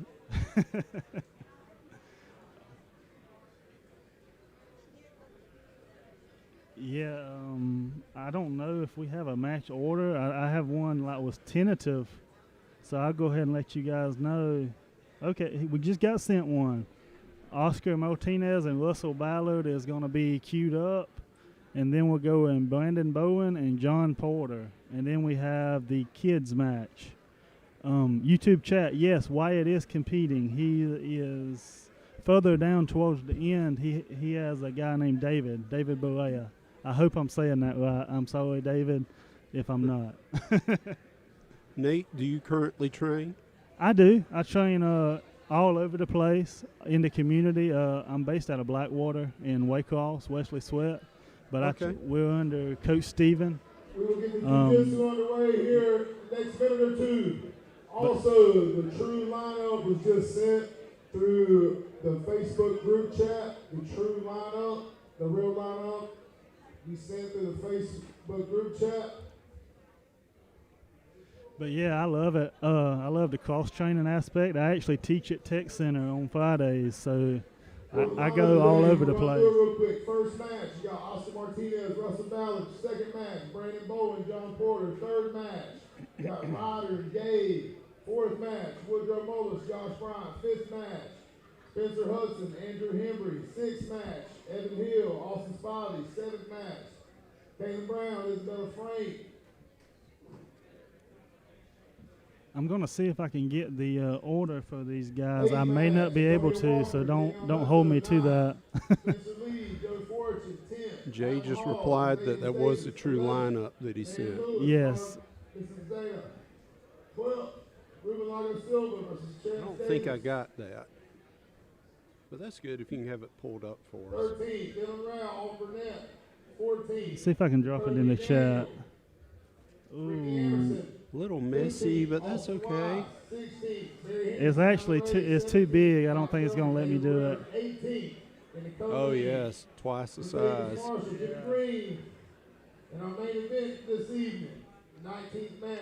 Sorry guys, it will not let me do that. Here we go.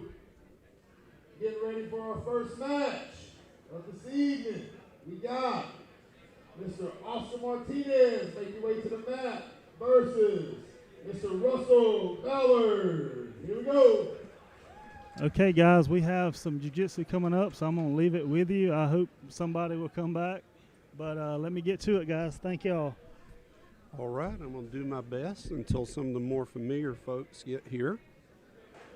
We've got our first match getting ready to start. And Nate, can you send that over to me? I will, yes.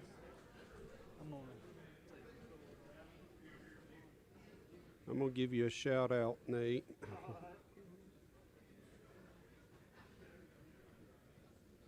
I'm trying.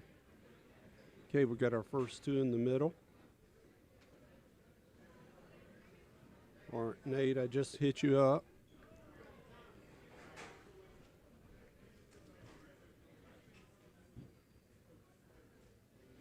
Okay, and we're starting.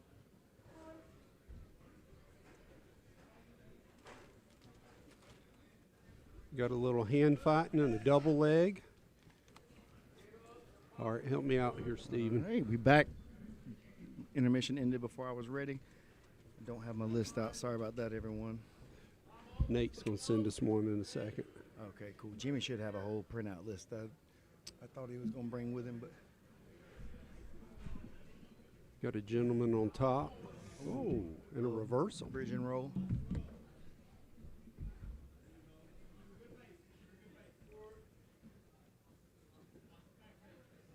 Try to use that underhook, a little half guard. Trying to pull a triangle, got it over the top with a figure four lock now. Looks like he's got it locked down. Let's see if this young man on top can slide out. I think it's Russell Ballard here with a triangle attack. Got the tap. And he tapped. Nice job. Ooh. Russell Ballard, triangle finish. Man, that was sneaky. Fast. Very nice. Oh, that was the wrong winner. Oh, referee Oh. got caught up in the moment. Oh, he's panicking. Jose Perez makes a quick switch with the Oh, man. winning medallion. That's the best. Oh, hey, Chase. Come on in and help us. Get up here and start talking, Chase. Chase Rowden. Tell them about this stuff. Looks like we got our second match coming up. It's going to be Brandon Bowen from Thrive Jiu-Jitsu in Tifton versus John Porter from Force Jiu-Jitsu and MMA in Douglas. Who's the coach at Douglas? Wyatt Montgomery.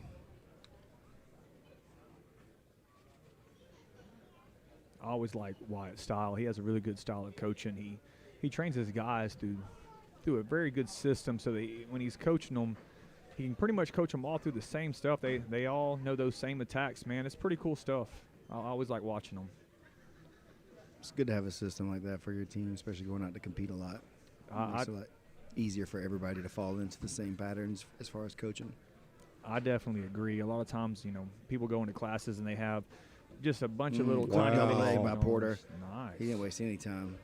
True. Trying to settle into the pass. Bowen staying on the head. Yeah, he's not giving it up, is he? No, should probably get up to a front headlock here. I think he thinks he's got a little bit more of a guillotine play. Yep. Still, you can't let him pass though. Good cradle. Very nice cradle. Still trying to pad. There you go. He finally gets past that bottom Nice. knee. Settling into a side control. Bowen doing a good job getting those knees back in between them. Yes, he is. Very good guard play, or good attempted guard play. Porter getting around again, trying to jack up that elbow. Just going. Had his back for a second, and he's got off of that. Bowen squared him back up again. Porter going to keep trying to go around again. He's doing a good job with that inside arm, blocking those hips. Using that left hand to post down there. Yes, using that left hand to post to keep him from regard and doing a very good job at it. There, knee on belly from Porter. Bowen trying to cross frame. Good mount. Keeping escape attempts there. Good back to butterfly guard from Bowen. Very nice. Trying to get for that leg. Got an overhook. Lost it. Good hips by Porter. Bowen staying in there. Battling up from the headlock. Got his own. Oh, just kind of lost balance, I think, coming up. Every time Porter passes around, he constantly gets an underhook, creating these scrambles again. But if he can get to that back and get control, get those other hooks in. Oh, right on to the neck there. Nice. A little surprised that he was able to pull that one off. Yeah. Just kinda Yeah. pulled Bowen Turned back into it. Yeah. Yeah. he's like, hey, come get on top of me real quick. Take it how we can get it here in Nashville, baby. Let's go. Good matchup by these guys. Man, I could see a draw Porter. situation here. How long do we have on this match? These guys, I think, are 6 minutes early on. I'd have to. And what happens if it's a draw then? That's it. They just let them ride. It's either a submission or a draw. Yes, sir. Okay. That's it. You win or you tie. Hey, fun little side note. In the beginning, there was still a first and a second place medal, but after some conversations between, with Jay Edwards, now if there's no submission, it's 2 second place medals because there shouldn't be a first place medal given out in a submission only if no one gets the sub. Oh, got his That makes Americana sense. attempt here from Nice. half guard. He's I don't got to know. keep it in nice. tight. See if he should. Is he in half? I can't see He where was his in right half, leg is. yes. Okay. I don't know if he should be able to get the leverage here on Bowen unless Bowen's gonna let him bind that up. There we go. Okay, squaring him back up with his frames. It's kind of hard to finish that key lock Americana from top half. More of a side control thing. He's back to knee on belly again. Porter's controlling the action. Bowen's making him work for it though. He's He not is, giving it he up. is.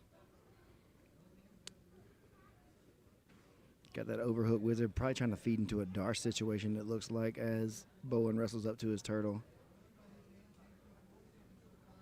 Going back to the He's gonna back. take his back.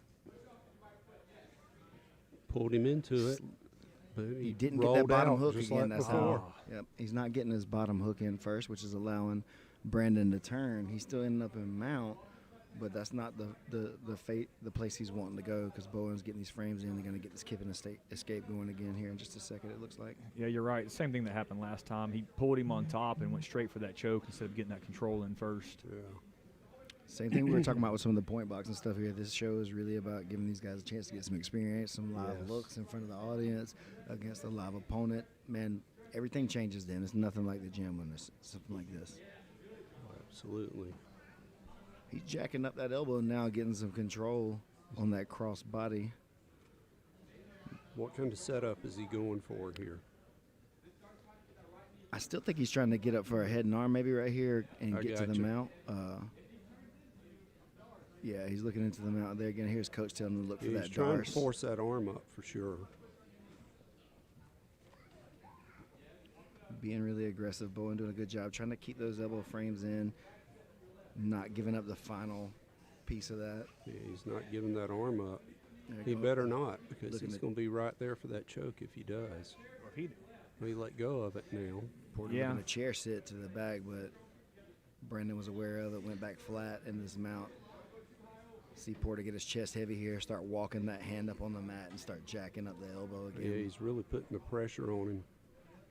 I thought he may try to attack that inside arm, especially as he turned over on his side and exposed that shoulder. I thought John might go for that opposite arm bar there. Yeah, Brendan went flat really fast. I think he kind of felt it. closed the door on that one, yeah. I'd almost feed that armbar sometimes in this situation just to get some motion, because a guy like John looks like he's smashing the crap out of him, and that's just not good for you. Yeah, if he's got a good escape. Oh, he's trying to go for that Ezekiel, you guys. Check that out. It's not ideal, you know, but in this situation, you're getting smashed out already. You got to kind of maybe entice him to give up a little space. Looks like he's going for that no-gi Ezekiel. And what do you think about that, selling Chase, as far as the overall technique? More of a bother, or you think that's something that's a pretty dominant finish? I don't believe it's a dominant finish, man, but it's a really good move, especially for me to gain position. I don't know. I don't know what just stopped happened. and restarted them, backing them out. I like it for positional. If someone's got an underhook, of course, you know, from half, I'll go for that Ezekiel to get them to give me the underhook back so they can't escape. And so I like it a lot. I like to attack with it. I like a lot of punch chokes. Good way to get them to start exposing their elbows back. And he has really put the pressure on him in this match. Porter on top, yes. Chest low, shoulder driving towards the wrist. He's really dictated the pace. Guy on the bottom needs to bridge up that 45 on his left side. John has nothing to stop him from going that way. In fact, he's even turning his body to where he could. Again, going for this little punch choke kind of no-gi Ezekiel thing. And the problem with a problem with a lot of that is they're really trying to use their fist instead of the side of their palm. They don't feed that thing in deep enough to actually get the finish. I got you. They think they need to use their knuckles to finish that, which I can't see what he's doing right here. But well, that's what you do with the gi, right? Punch him with the knuckles in there. yeah, I like to do that sometimes. Okay, Nice. hitting on Oh. Brendan feeds it out there. Good awareness from him that was a trap he didn't want to get into. He's going to have to get going here, though, because time's going to expire. I mean, I guess it doesn't matter if you're looking to draw it out, but I know that's not what he's here for. He's wanting to get busy, as we saw earlier, but Porter's just a little bit too much for him. Is the ref going to get him for stalling and separate them if something doesn't happen? Or? I don't think you could do that from mount, but they could do some of that stuff from different guard positions and things, or somebody standing up and kind of stalling out the motion. But typically from mount, they won't do much from there. There we go. See, but he turned him toward his free hand. He should try to bridge and turn the other way, especially when you got that arm trapped under their head. He needs to bridge and roll over his left shoulder instead of his right. Yeah, try some side-to-side stuff, too. Yes. One then the other. He might be getting the backup on that one, but I think look he's at able to square it me up, get on speaking top. too soon. Great job. Keep doing what you're doing, man. It worked. Oh, Brandon got stretched out right there. Saw him lose his footing a little bit. Lost it again. Back down to the north-south. Somebody tell that dude to get back off the mat.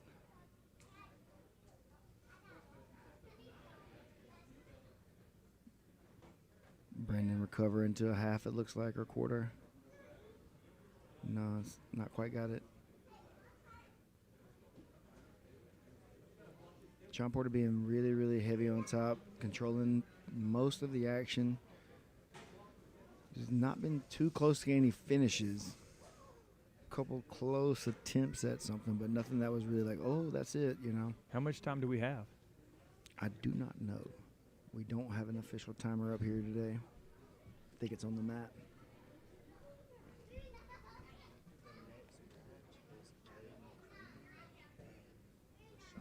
So, Suey Porter are still on top. Heavy 1 minute left, they say. There we go. He's working to get in that no-gi Ezekiel again. This is his best attempt at something, but I still don't think it's even very close at all because Bowen doesn't ever seem to be really bothered by it. He just kind of lays there and takes it. He just can't get it deep enough. You see the artery right here on his neck already, so that means he's definitely not closing off on his left, Bowen's right side of the neck to get the final finish on that. I got you. Because you want to attack those carotid arteries. 10 seconds. Is that right? That sounds like it. Shoe drop.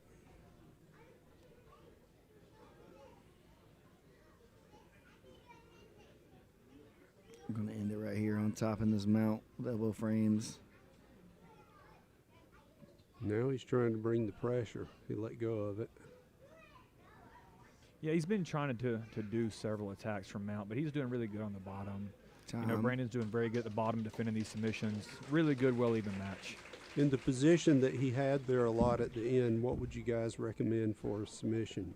I think he was doing a decent job of trying to feed out that Ezekiel, but maybe getting a little bit better pressure with his elbows and maybe trying to feed the arm out for some Americanas to open up the arms and then get some motion going from him. I gotcha. Even retreat a little bit and open up a little space for Brandon to get moving because he was doing like Give a round talk to the competitors, John Porter and Brandon Bowles. What's up, guys? this weird thing where you're doing too good of a job stapling the person to the mat and they can't move, and so then they can't give you the submission. You got to open up a little bit to let them feed it to you. Which is a way to win. Yes, sir. So the ref raised the hand on the dominant guy. Was he awarding him a win there? Or? I didn't notice that.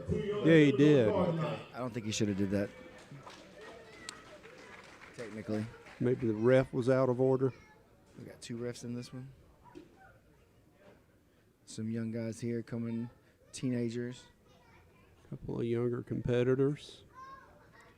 Both of these young men are highly touted from their respective schools, so both Looks like excited. one's from Ohana. What's the other school? Tech Center in Eastman.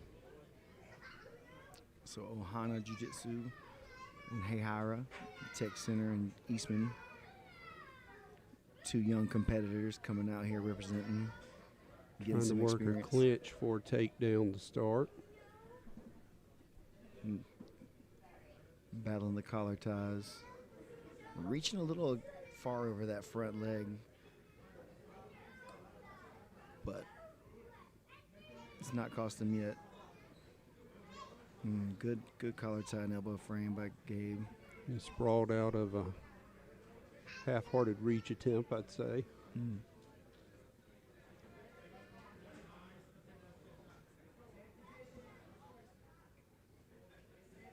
I hear the coach is calling for head position. Trying to get for the head. Look at those guillotine front headlocks is Gabe. Got to get a roster. Yes. Oh, wait. They were supposed to bring that up. Ryder versus Gabe. Okay. This is it. Ryder versus Gabe. And you maybe switch over to that spot.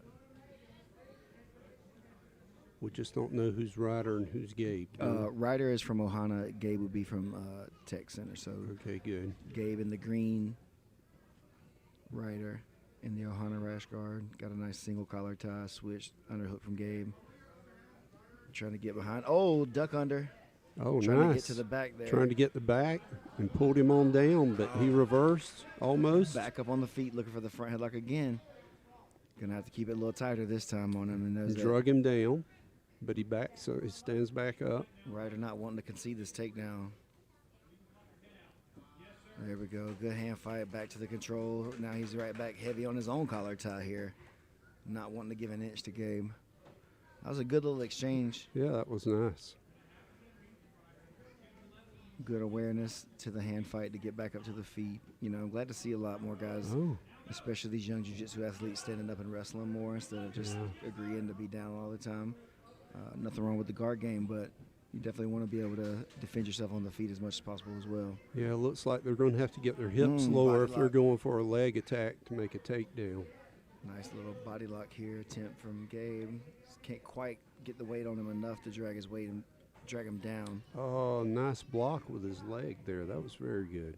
Gabe pulling him back. Almost. Yeah, And he's got his legs in now. Tabletop, the arms underneath the chin right here. We're going to see a good look at this. Oh. Ryder looks calm, but he's definitely in trouble. Yeah, he needs to move his hips out. He's doing a good job reaching for the hand that's under his neck that's deep. He's got a hand on it.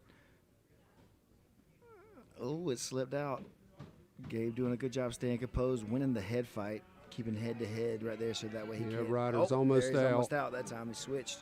Oh, he's free of the arms. Now he's just tabletop and he's got to get his back to the mat, get his shoulders to the mat, or just spin around on top. Spun out. That's another option too. Good job. Nice. Good composure from this young man. High level guys here for such a young age. I think these guys are 15 or so years old. And the way the game has changed in this state from, say, 30 years ago is unbelievable. It's light years difference. But, you know, back in the day, people would get a VHS tape and that had 2 moves, and they train those moves over and over and over. And if they could go to a seminar, they might have to travel across the country. Yep. And try to bring it back and remember what you learned and teach it to your guys. And hopefully y'all were doing it the way that it was. Yeah, that's it. Well, that's how Gracie Jiu-Jitsu got started, Yes, sir. from judo. So cool.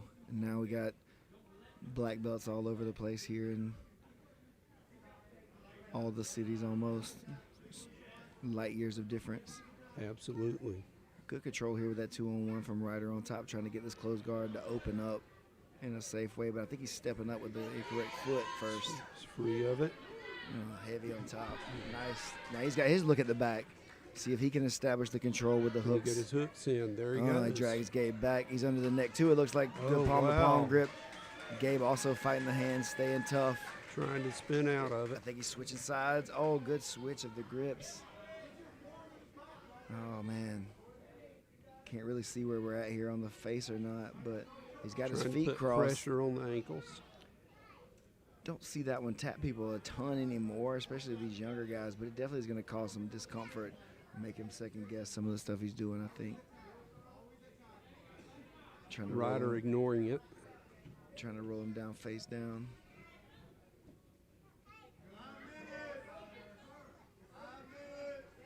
He's got the feet uncrossed now, trying to dig back under the neck. Gabe made him lose a hook, trying to get the motion Oh, going. he's got the other hook back in. Good job by Ryder feeding that hook back in.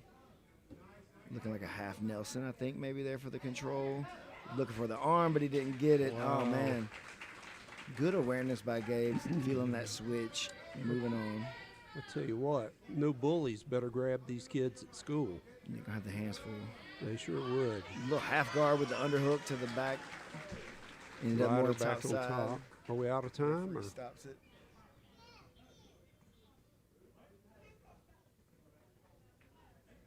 Not sure what's happening. Referees calling time. Is it OT already? I'm not sure. Are they doing OT? Let's see the promoter.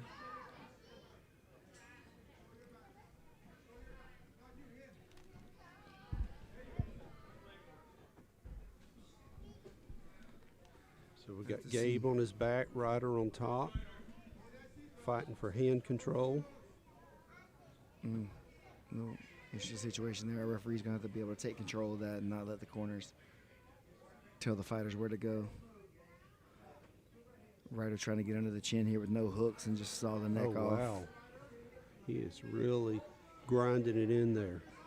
He's got one one. hook. Going for There the goes other. the That's other gonna one. be it right there. Oh, Yeah. and a tap. Pulled it in. He just wouldn't let it go once he Yeah. had it started. Don't quite got to have the hooks to start the choke, you know. But if you get under the neck, it's going to get it going. Good match. Tough out for Gabe. Congratulations to Ryder. Congratulations. Good match from these two young men. No shame from either one of those guys on that. Highly intelligent, hard-working kids, I can tell. Yes, sir. We'll definitely see them back.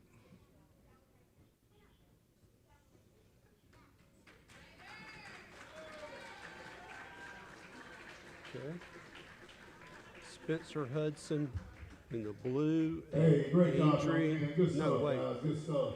Hey, Woodrow reminder, Mullis and Josh any Bryant. ticket up here for $1.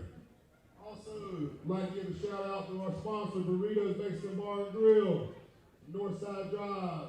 The way you can too. You take stand up for me, please.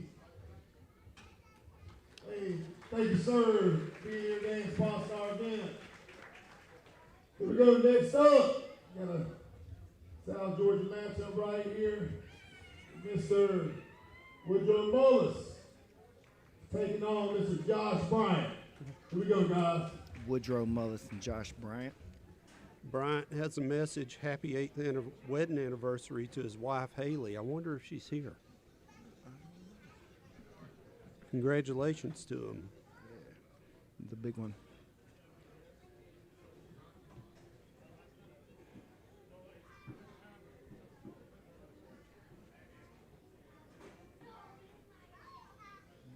Bryant in the blue, Mullis in the black. All right, welcome back. Got our head Woodrow Mullis and Josh Bryant. producer Jimmy Barnett back in the booth. What's up, guys? Hey, it was a good match with Gabe and Ryder there.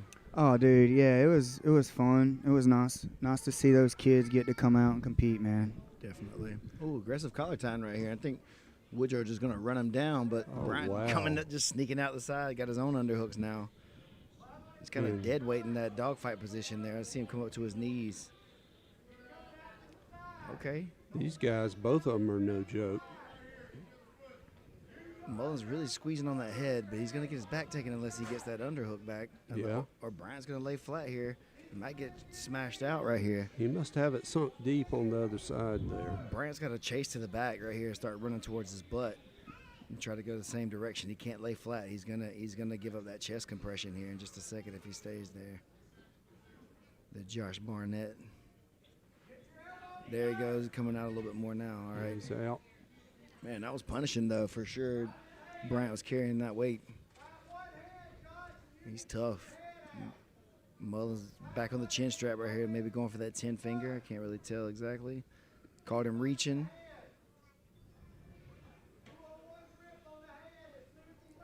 Here's Coach 7 2-on-1. Bryant trying to set up that armbar from the front headlock position on the bias.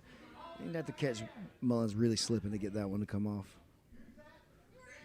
Mullins spins to the back. Bryant holds the 2-on-1. He's got a hook in. Snuck that one hook in. Trying to tip Bryant over. Maybe go ahead and commit to both hooks right here before you get bucked off. Oh, he's hooking the inside of the foot there. I like that. Wondering how he's trying to keep himself back.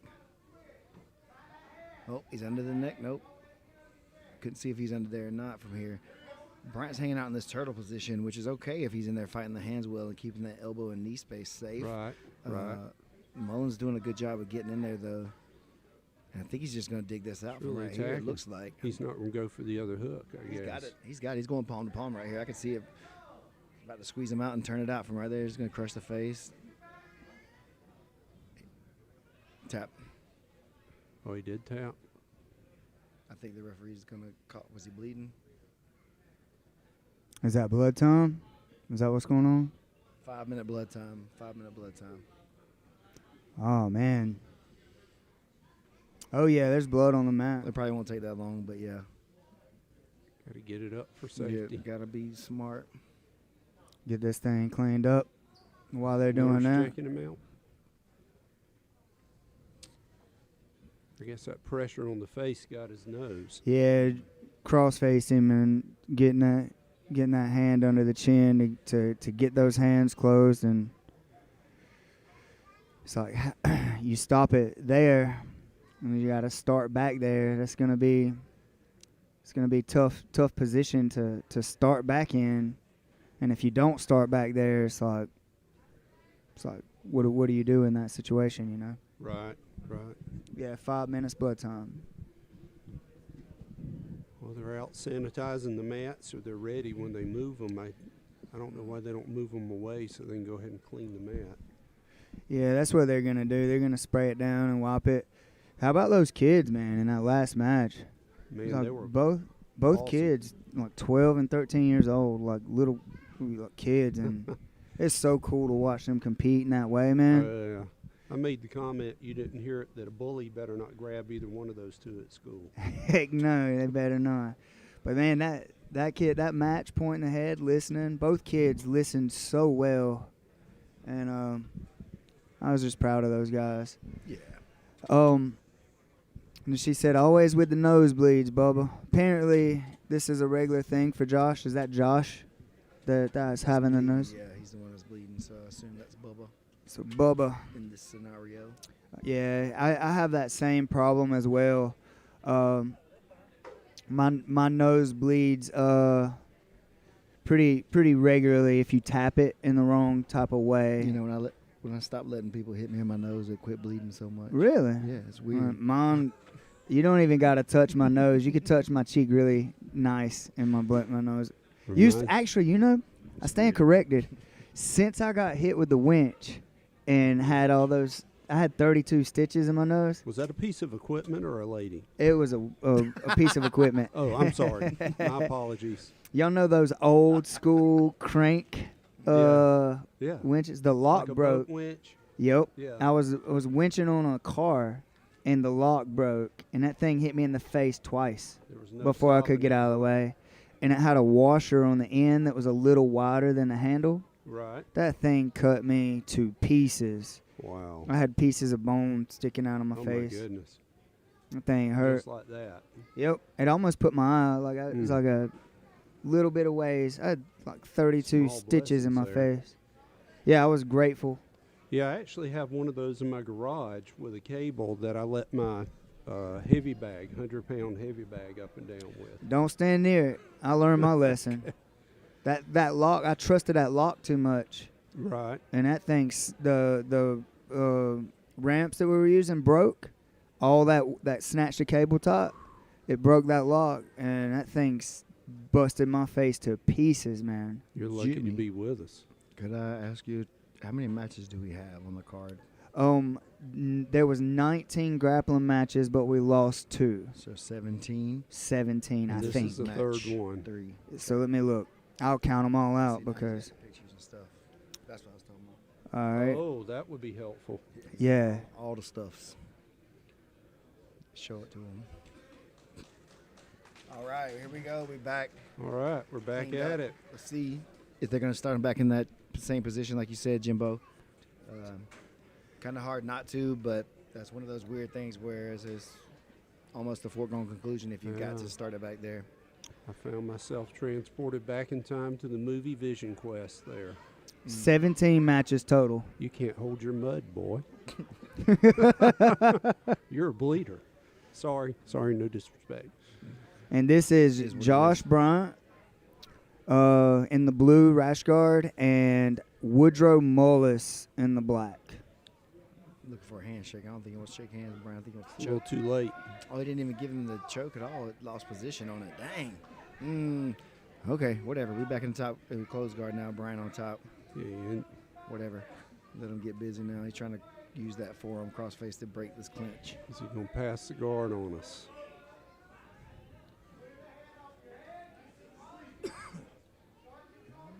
Trying to posture up, reach back. A little dangerous reaching back to start the pass there. Underhooks. Mullins ties him up again. Speaking of Mullins, there's another Mullins here. Frank from Mama. Kyle, this is the jiu-jitsu channel, my guy. We did point boxing earlier, and now we're doing jiu-jitsu. But welcome. We're in all kinds of channel, man. What you into? What are you into? Send me some cash. I'll do it. And you in the feet pick?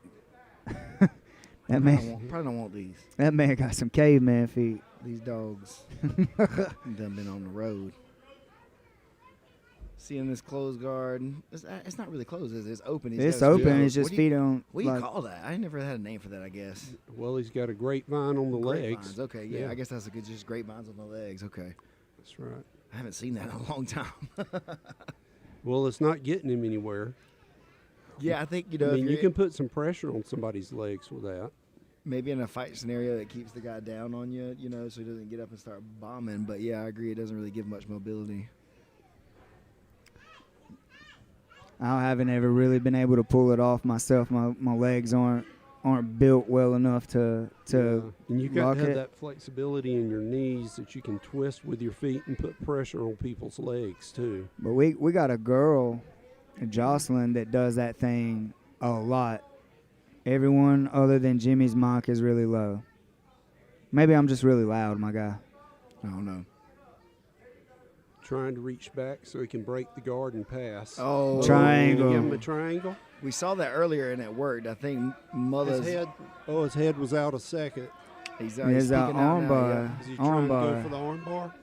Ah, Slips. Oh, Nice. Mullins Good going work fly. on top. Hitting the Heisman escape on him though to get that re-roll. hey. Back to But the he gave top us Oh, a side. top. let's go. Oh, Almost. Stabilizes on Yeah. top though. He was in yeah. half guard. Let's go. These guys are getting after it, man. All right, Josh is in half guard now. I don't think Bryant's Oh. ever been in a boring match though. I don't think so. Every one of these I've seen him in has always been a barn burner. Not Win, a lose, or- barn burner. Win, lose, or draw. My boy's Let's here to go. play, son. He's gamer. Gotta respect it. Mullins on top now and Mount, shoulder pressure. Saw this earlier in the match with Porter and Bowen. Wonder if he'll be able to jack that elbow up a little bit higher and get some business going. Now he's grapevining from Mount, which is essentially closed guard from the top. Essentially the same thing. If there was no ground, it would look exactly the same. You're blowing my mind right now, bro. Well, so if you grappled in space, it's all the same. Wait, what's that sarcasm? That's not a laugh. Boom. I seen smoke come out his ears when I said it. I'm ready for the next level. So question. Chest. There's been a debate. Where? Touching your feet together and keeping them there versus keeping your feet laced under the knees and free. What is your preference? Your black belt mindset. So people say that if you try to lace like the grapevine, it's easier to escape because so many people have built years and years and years of pummeling that out versus keeping your feet under the butt, like cupping the butt, feet think- together. To be honest with you, the real answer is whatever the situation calls for. So he's going for the head and arm here, right? Yeah, it looks like that wrist frame is in the shoulder, though. May give him a little bit of extra space to save it out, but he's definitely going for it. I think it's that old laces down, laces like live toes versus laces down debate. Just to Arm is whatever up, the but he's got control Bryant freed of it, the yeah. back. Yeah, I think it's all situational. I usually try to think about it and cupping their butt cheeks with my feet more than crossing them in grapevines or anything, because I don't really want to have to stay low down on your hips that long if I could help it. I want to come up. If I I'm don't out. like loading my weight on the hips either. I'm just a little guy, so I don't like sitting down on Yeah, people you like that. you roll just me and you. We're basically the same person. Yeah. And So- Atlanta says, "Let's go, Bubba." Whoever Bubba is, let's Bubba- go. I Bubba think is she's cheering Josh. for Josh Bryant. Yeah, She is cheering for Josh Bryant. The only reason I know that is the nosebleed. the nosebleed. That's right. Context clues, people. Context clues. He's holding on right here from the mount, which is typically not good. You're already being held down, so you don't need to hold them. As you want to make Right. space by pushing and framing and getting some space in there. Exactly. Dang, gravity done got me again. Yeah. Maybe a trap on one arm and something like that, but the way he's got his arms above his own shoulder line is making him weak in his own body that way. So, Yeah, he's having a hard time like getting the up. Woodrow, look at his chest though. From chest all the way down to his hips is just like attached. He's got all of his weight on Josh. He's not giving any space right there to make these moves. So Bryant really feels like there's probably nowhere to go. And he's just laying flat with his legs, trying to get him to give him some space. He's behind the arm now. Yep. Oh, he's underneath the legs there. He pulls it back in. Arms coming under the knee. Oh, Is he going to give him he's his fixing to back? give up the back. See if Woodrow rolls him over here face down. I think he is frustrated and trying to get out. Mm. Nah, that's Just didn't not. see He's the way flat, out, yeah. flat. You got to build up those knees and get moving. There he goes.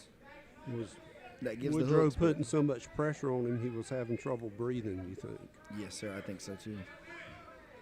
Getting on that diaphragm hard right there for so long. started Josh getting is panic. tough, dude. That Oh, is he's a super game. that is a tough dude, man.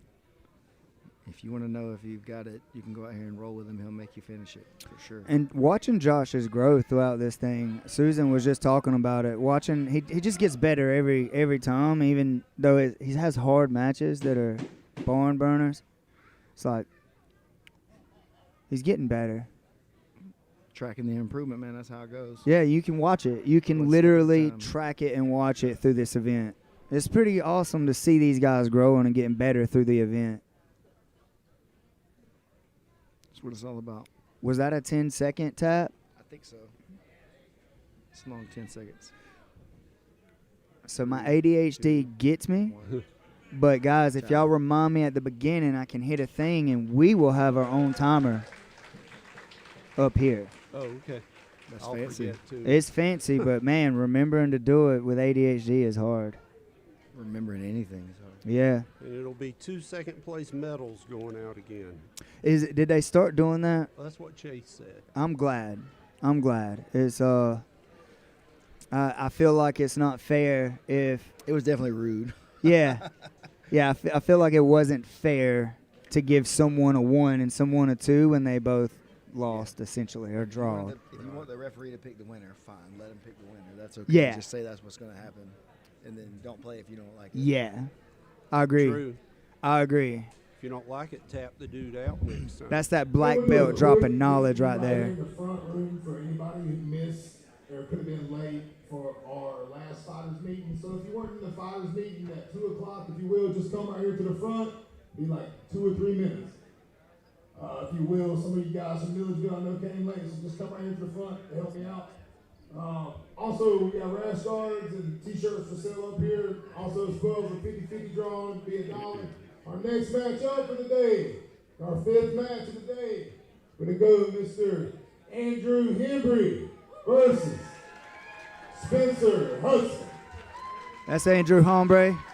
I'm just And Hudson, Spencer Hudson, a gi match. they, What are these guys, both blue belts? yes, Andrew was just recently promoted, and I messed with him about his name. He's a good friend of mine's nephew, and I enjoy giving him a hard time. I told him he was supposed to go against me, but I call him Howard every time I see him. Howard the Duck, because he ducked me. All right, can you put it on Gotcha. the coach? Reset it. How long have these guys been training? I'm not exactly sure. I think Andrew's a little, about 1.5 years, 2 years. Okay. Look at that. It's about 20 seconds behind, but we have a timer, guys. It's on the screen right here.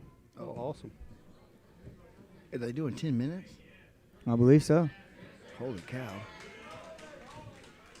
I think every match today is 10 minutes, Oh, really? I didn't realize except for the kids. I think the kids was like 8. that. Oh.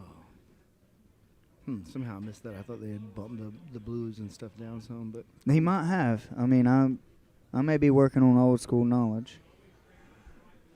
So Andrew's on top, looking to isolate the arm. Hudson on bottom. Spencer Blocking him out with that leg. Spencer got his blue about a month or so ago. So they're pretty well balanced, guys. They both around the same time frame. So that's pretty cool. here's coach telling them to conserve. Don't use a bunch of energy right now.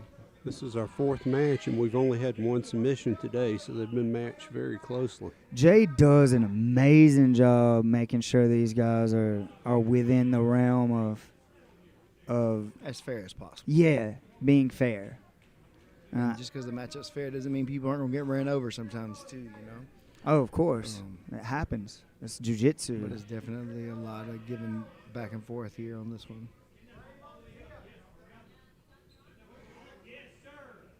I think one of the things you got to see too is with this, it's submission only, and a lot of people are really taught a bunch of the positional style, control style, and don't have a ton of submissions in their game at this level, at blue belt and such. Right. So it's kind of hard to expect them to have a full arsenal of exciting techniques to finish people with at this level when they're just barely able to survive. And True. especially that they're probably used to going to these new breeds and these Nagas where We got an arm bar points coming. are Oh, no. where points are Steps off. so like Job important stepping off. and the position's so important with those. There's not a lot of sub only here in South Georgia. It's like Gotcha. yours, Jay's, and mine. That's it. You got Reversal off the bottom. He did. He re-rolled him across there. Good job by Spencer. Getting on top now. Got cross side. Using that grip on the collar. One on the pants. Trying to stabilize. Make this count. there is one more that pops off in Perry every now and then. I forget the name of it though. The good fight. Good fight. My man. Now we see Spencer over in the mount. Gave up his own Upa though. Got caught lacking with his arm hugged around the head too much. Good. Got a cross collar. And the knee shield. Get busy there, but he's only got half. thought he was in a full guard for a second. That's awesome, Elena. Is it Elena? Did I say that right? Thank you for supporting the channel. That's so cool. We're going to hit you guys with wow. Nate Cason's Cash App so you guys can support it so we can keep doing these things. It's the $ Stephen Aiken. $ Stephen Aiken. I'll post my Cash App if you guys need somewhere to send money today. Don't worry about it. Yeah. He that would, way you can he give would, it to your favorite charity. That's he right. would absolutely make sure Nate got it. I trust him. 100%. Teamwork. There's no I in team. There is a me, though. Heard that. So that's Spencer on the bottom. Andrew on the top. Oh, what's he doing with that foot there? Trying to come across on the inside. Wow. Flexible hips. Okay, now you see him back into a half guard.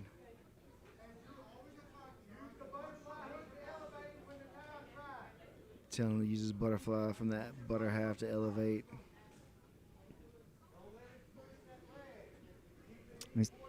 Keep the knee pointed up. Don't push on that leg.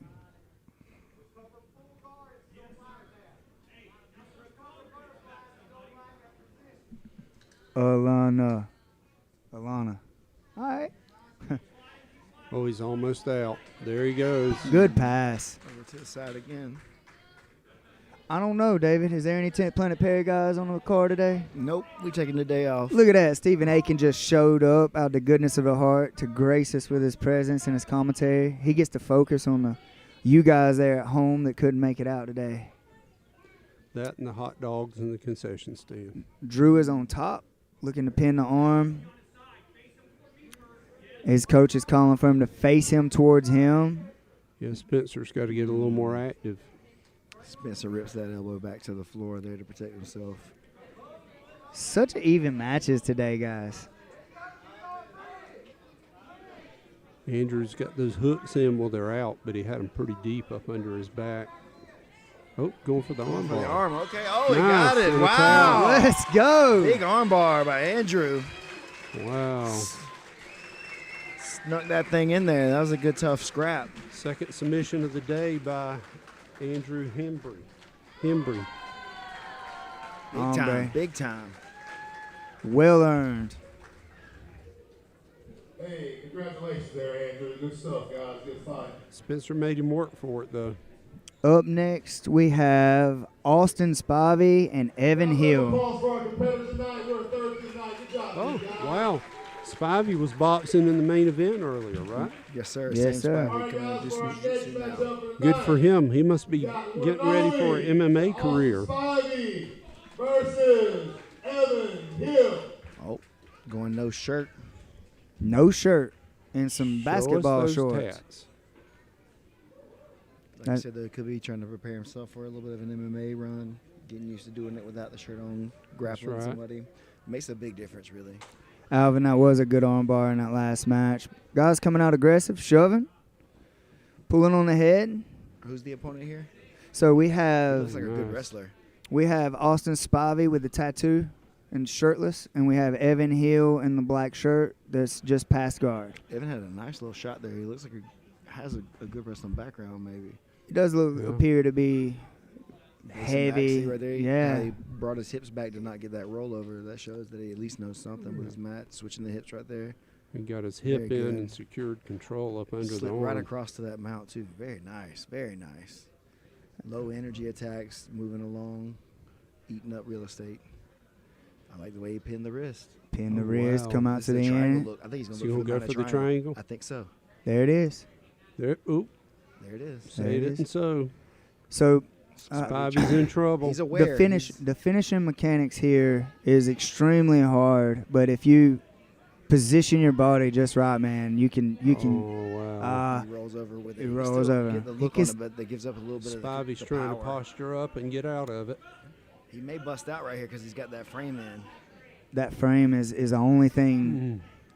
I don't And know, that- it's he doesn't looking have a tight good to me. look. Oh, he's got that scoop grip. That's making it really tight. He still has this this little pinch here that's barely hanging on.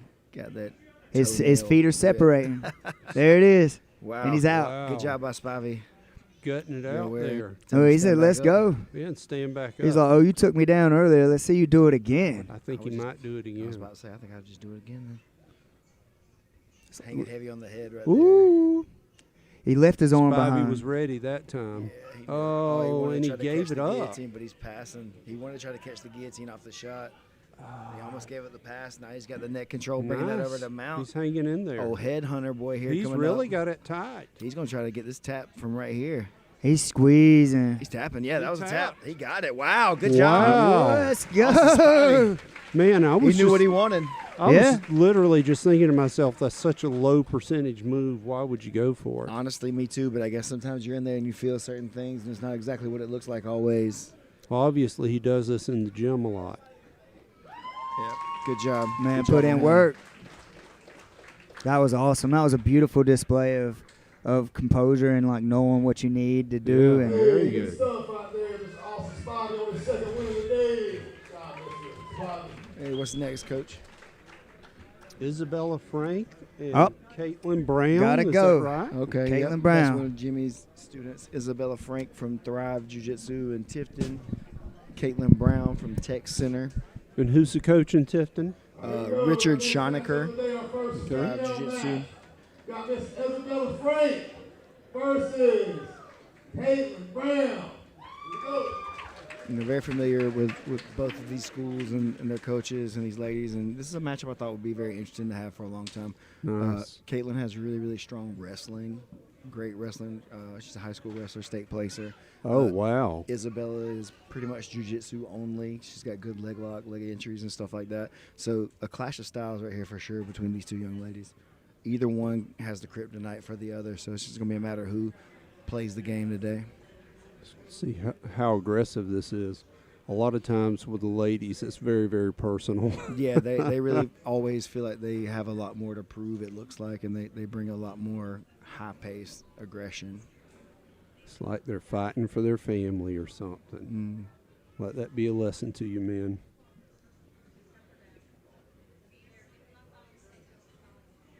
Okay, here we go. Got the handshake, final instructions, and we're on. See some tying up right here. Isabella not afraid to engage on the feet. Yeah. Caitlin trying to hand fight, looks like. Start a little stopwatch so I can keep a little bit of an idea. Isabella trying to pull butterfly, wrestle back up to get on the head. Good look right there. Good strategy on her part. Yeah. Didn't pan out, but she had a plan. Yeah, it's a good opening attack to see where she could go, you know. I like that she tried to wrestle back up because most people consider that you're just going to stay down when you do that, so they bring their head down. Right. It's a good opportunity to jump back up for a guillotine of your own. And we know that Caitlin, they know that Isabella's got good leg entanglement, so they're looking out for that. And that was part of that attack right there. Oh, there she goes again. Now we're going to pull into north-south here, but Isabella gets the knees in, squares back up. Well, the wrestler is really playing some jiu-jitsu here, isn't she? Caitlin's on top now, looking to get the cradle. Trying to step around and pass. Low hips. She's in north-south.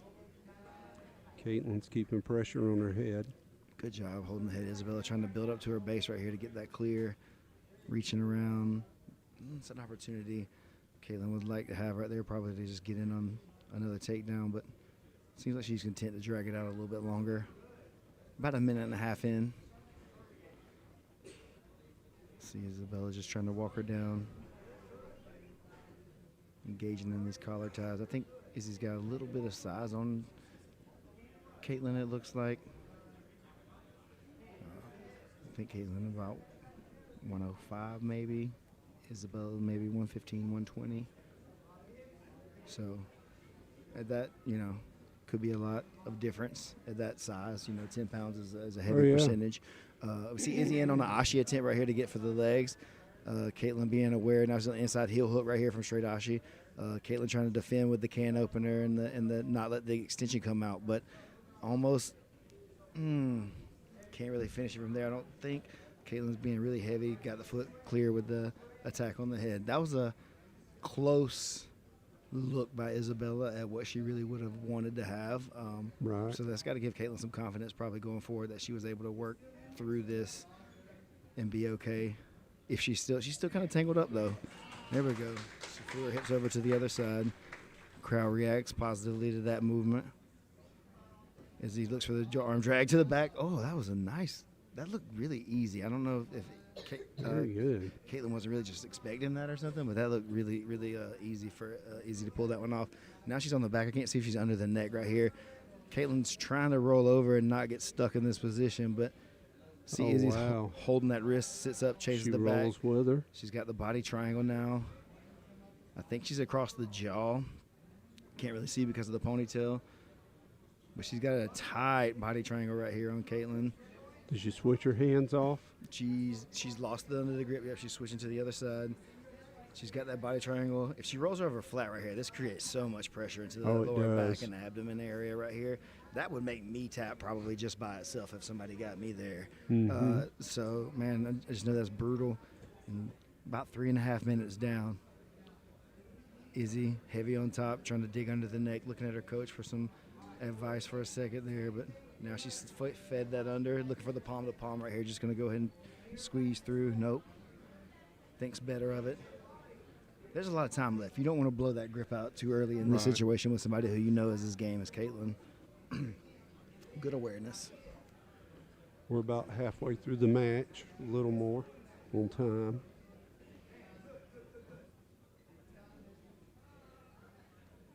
Oh, did he start the timer? I think he did. Okay, cool. I could be wrong.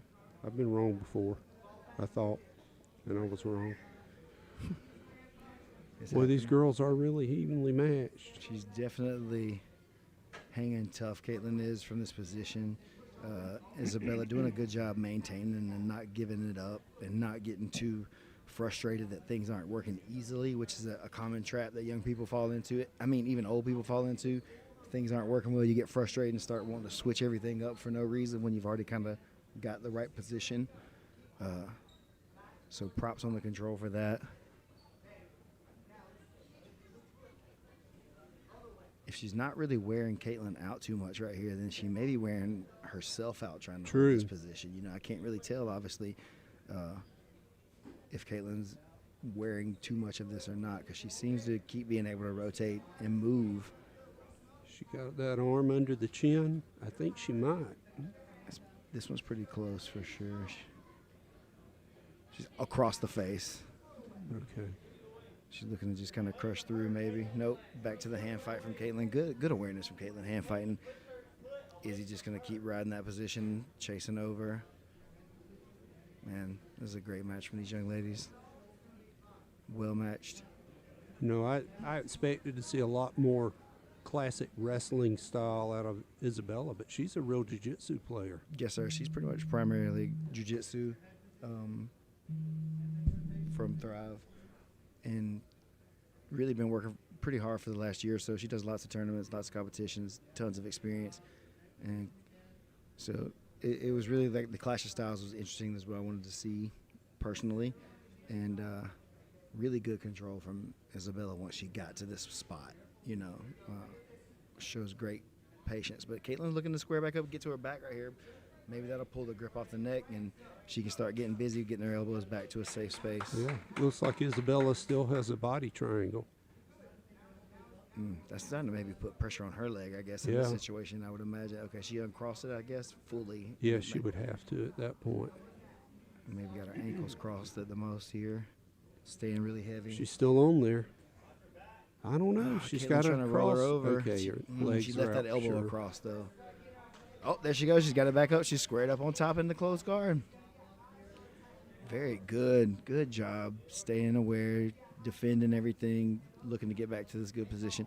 Isabella, though, immediately playing her guard, playing tight clinch, not giving up any space, doesn't look frustrated. Man, again, these young people, man, they're so high level now. It's crazy. I think these ladies are 15 and 17. They're very skilled. Yes, sir. And composed. She climbs up high looking for that arm bar. She throws it over the top, going belly down. Got the arm? I can't see it out. Yeah. Looks like she's trying to turn it. She's chasing the thumb line. The referee is watching that very closely. I don't know Izzy just didn't want to try to keep going for it really hard, or Caitlin just kind of dominated and snatched that one out. But the good exchange right there. Either way, Caitlin's very flexible in that arm. Definitely. I mean, that's one of the things with these ladies for sure, too, that we don't always have as guys is we don't get that extra bend all the time, and they Right. often have to fight through that extra flexibility. Another armbar attack from Izzy, but she's going to use it to enter the legs. Often that upper body, lower body dual attack system is really hard for people to defend.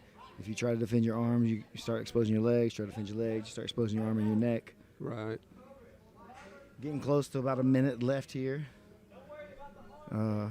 Really tough, good match. Caitlin trying to force a key lock from here. Just uses it to kind of pass, but Izzy throws her knees back up and it's got a triangle, I think. She's at least got to look at a figure four right there. But Caitlin's right elbow may be in there, causing a little bit of a wedge.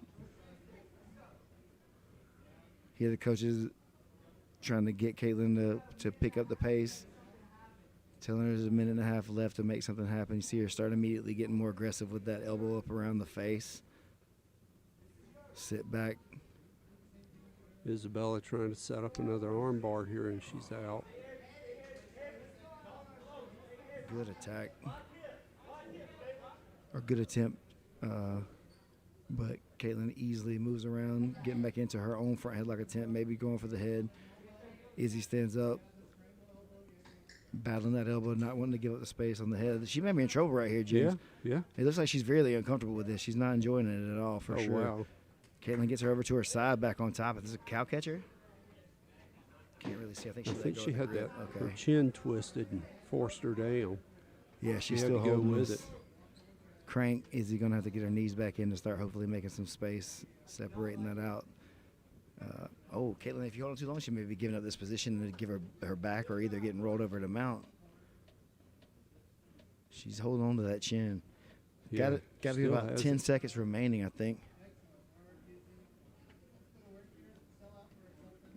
And Isabella Really close. They call time right there. Oh, Good. wow. Wow, go okay. for the armbar, and it was time. A good match between these two young Right. ladies. That's a good experience. And it's a draw. Now, sure, neither one of them are super happy with that result, but listen, as far as growth, they can both take a bunch from that. Give up these ladies one more time. Good shot, girls. Well, they were both fighting for it. Yes, sir. Both Close had match. good attacks, good attempts, good counters, good defense. Guy, one of our OGs, Mr. Antonio Walker. Okay. Taking on Mr. Davion Hutto. Here we go, guys. Right, Davion Hutto and Antonio Walker. Hold on one second. All right. Jimmy, Jimmy, fix the clock. You know how you did that? I have no idea. Nate, tell Jimmy to fix the clock first. You got a clock on here still. The clock's still on from their match. On this. I don't know how. Sorry. Hold on 1 second, Chase. Pause. 2 seconds. Sorry, we're having a little technical difficulty issue. Event with timer, and it starts it over. You're supposed to. You just want to take it off? Yeah. All right. There you go. Sorry about that. Everybody, back again. Two Got- young men here. We've got Antonio Walker and Davion Hutto. Hutto. Antonio Walker, purple belt, amateur MMA fighter, lots of experience. Davion Hutto is a blue belt. I think he placed 4th in state in wrestling this year, just Oh, wow. recent high school graduate. Big level up in competition for him here with a guy of Antonio's stature and experience level. Oh, going right He in for a shot double. right in. No fear there. Antonio going into the head, easily switching over towards the back there. Davion going to hold on to that single. He's Going back to holding the it. double and switching again. Off to the side of the mat. It's Yeah, he's got really side good. control. Wow, good Interesting movement from match here Davion. with these guys. I really thought that Antonio was going to have a better control on that head and that Davion was going to be in a lot of trouble, but he was able to expertly kind of maneuver around those knees and get to the side just He then. did. Snaked right around them. Antonio wearing the Laviano Jiu-Jitsu rash guard. Davion from the Tech Center in Eastman. Tech Center has lots of really good, young, up-and-coming talent. Jimmy's great with those guys, those kids, ladies and guys. Sprawling heavy. Oh, Antonio got in on the hips. Davion's on the head. Maybe trying to feed back for his guard more now. Oh, he got it past. This is where we can see that age, experience, and size come in. Someone like Antonio may be able to really put the weight and pressure down, slow this down, make it grindy. Oh, he switched to the headlock. I don't know if that was a smart play against the guy who always is trying to battle out of these pins and stuff, you know? Yeah. If he was an average jiu-jitsu kid, then yes, definitely. But the wrestler kid, they know that position well. Oh, he's in on this anaconda choke. Davion's in trouble right here. It is tight. Oh, he almost hooked the leg. If he gets his leg over Davion's elbow right there on the top, it's going to be a wrap. Oh, Davion Squares back up. Yeah. He's super game and really tough and wants to win. Has desire to potentially be an MMA fighter himself. So getting in here and locking horns with a guy like Antonio is a great experience. Absolutely. Good trade-off there. Looking for the Imanari roll. Going to get stuffed a little bit in the front head. I like the attempt. Wasn't really clean, but at least he's out there giving it a go. Back in on the hips, trying to wrestle up, but Antonio was just a little too physical in that situation. Heavy on his head. A lot of transitions from these guys. It's nice. Davion trying to keep his hands on the hips there and to build back up and get under him. Antonio doing a great job with the hand fight. All right, back in separation. Trying to settle in here. Davion took a breath, squaring him off. Antonio smiling. He is. I thought that was just my imagination earlier, but I think he's just having a good time. Having a good time, yeah, man. He's very relaxed. Getting some reps in. And the wrestler is doing the Brazilian butt scoot. Are you kidding me? Sorry, just kidding. There he goes. Good. These kids are doing it all, you know. They in between their guards and they're wrestling just like no problem. It's hard to classify him these days because he's been doing jiu-jitsu probably as long as he's been wrestling. Yeah. He's doing a good job blending the styles. Antonio's and in on his head right scrambling. here, though. Thought he had a chin strap, but he switched it up for that kind of gable grip under the armpit.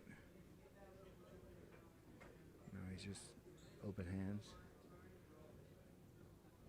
Antonio's got to close off that arm space. He keeps letting Davion reach under there and get back on his hips every time he's in on the front headlock. And you can't do that. You got to be able to stuff those guys when they're in that situation, get around the arms, right, and start exposing the back. Nice double leg. Textbook head feint right into the double. Butterfly guard here from Antonio. Going to try to make some space and sit up. Davion's got to keep him down if he wants to make this work. What's Davion's shot to pass it? He's got to clamp here with the body lock perhaps and start moving over towards his right, Antonio's left. But with his hands on the body, it's going to be hard. There he goes. He's trying to collapse into the butt there. His coach told him to sprawl out, but I like the way he's trying to move over right there. Yep, that was what I was going to say, but he didn't get his knee up in time. Antonio switching to more of a full guard play. More like a body lock style pass would have been preferred. Antonio just going to squeeze on his head a little bit here, just kind of holding on to the posture, see if he can draw out a simple mistake out of the young competitor. Trying to do something with Davion's right arm to get him off balance. It looks like the way he's blocking that. Now he's got it into an overhook pretty tight.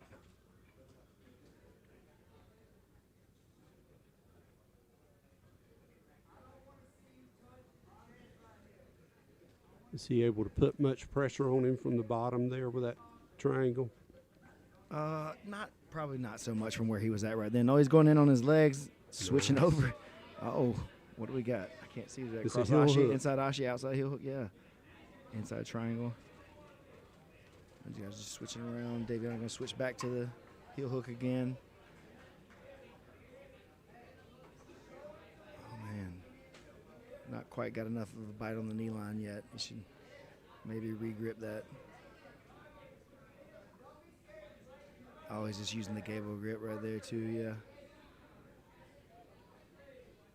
Trying to use that to come on up and get on top maybe again. Antonio back rolls out. Very nice. We got to be getting pretty deep into this match. I didn't see the timer start, so I don't know exactly where we are, but got to be getting pretty deep. Wonder if this is starting to get into Davion's head now that he's not been able to close it out yet. A young competitor like that. Antonio, though, also, you're in here pretty deep with this young man. What can you do to get him out of here? Both of these guys are in great shape. I don't think they're either one of them sweating yet. We beat him on that feint pretty hard. And He did. that was a good one. You're going for the M&R roll for the legs Did it again. He this got him. time. Yep, he's finally got in there on one, but he's not able to establish the leg pin. But he's on his own front headlock now.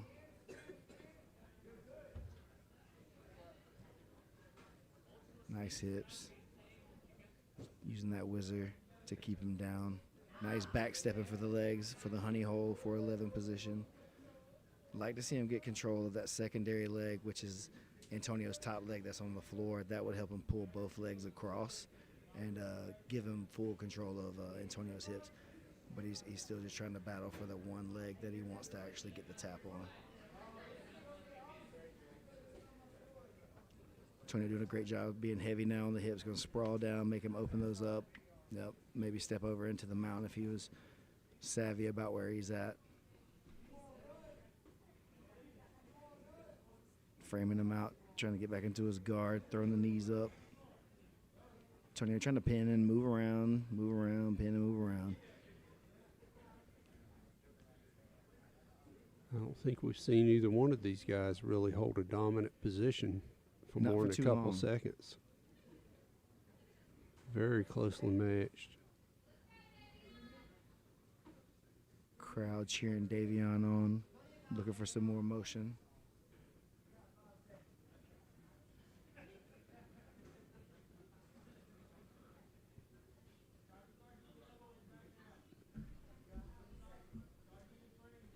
Antonio settling in on the top a little bit.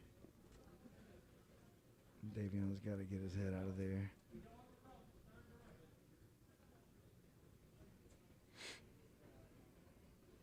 Slow in the action right here. Oh, he's going to look for this crank. Oh, he lost the position there, Nice. getting a little out of bounds. Reversal off the bottom. Davion now on top. Looks like he's going to probably try to enter into the legs again. Antonio just rolls out and says, nah, I want to reset completely. Looks like Davion was thinking about it right here. I think he's carrying the energy of the match now. See what he's got left in the tank for it. Unafraid to keep shooting his shot.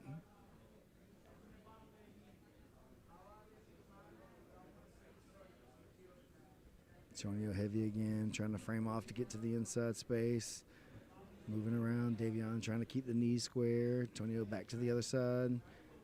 Doing a good job keeping both arms out right here to avoid that triangle. Davion trying to pull one in. Not far away. Nope. Good job by Antonio pinning it. Davion back rolls out, ending up into a turtle. Didn't want to get stuck in that past position again. Probably feels a lot more comfortable here, looking to peek out maybe and get some motion going. You hear the coach saying short time. Is he going to get the back?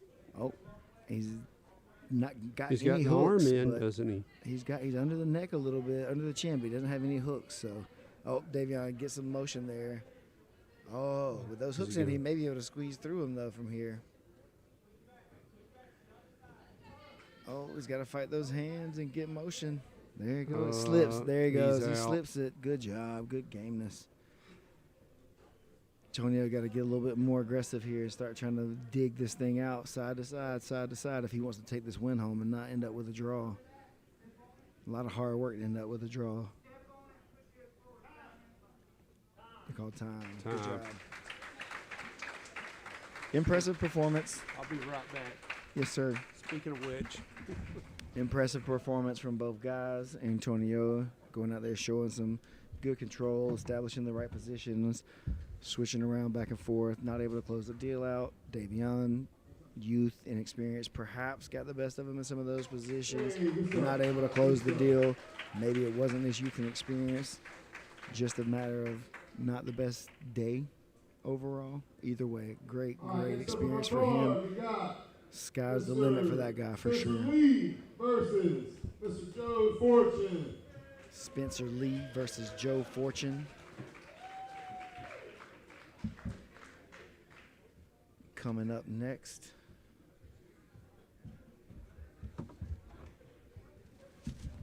Welcome him back to the booth, Jimbo Slice. Jiminy Crickets. Spencer Lee versus Joe Fortune.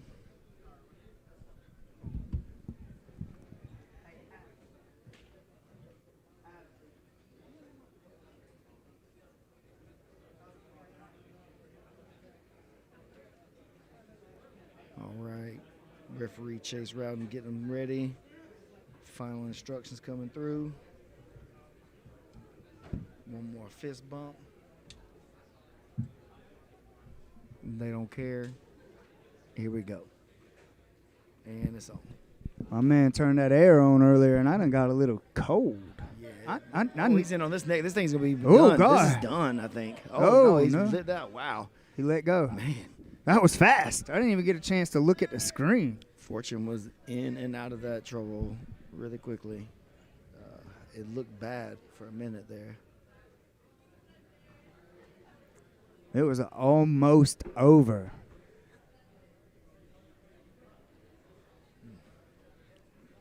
Using this butterfly guard here, try to keep. Oh no, he hasn't got butterflies. More of a half guard.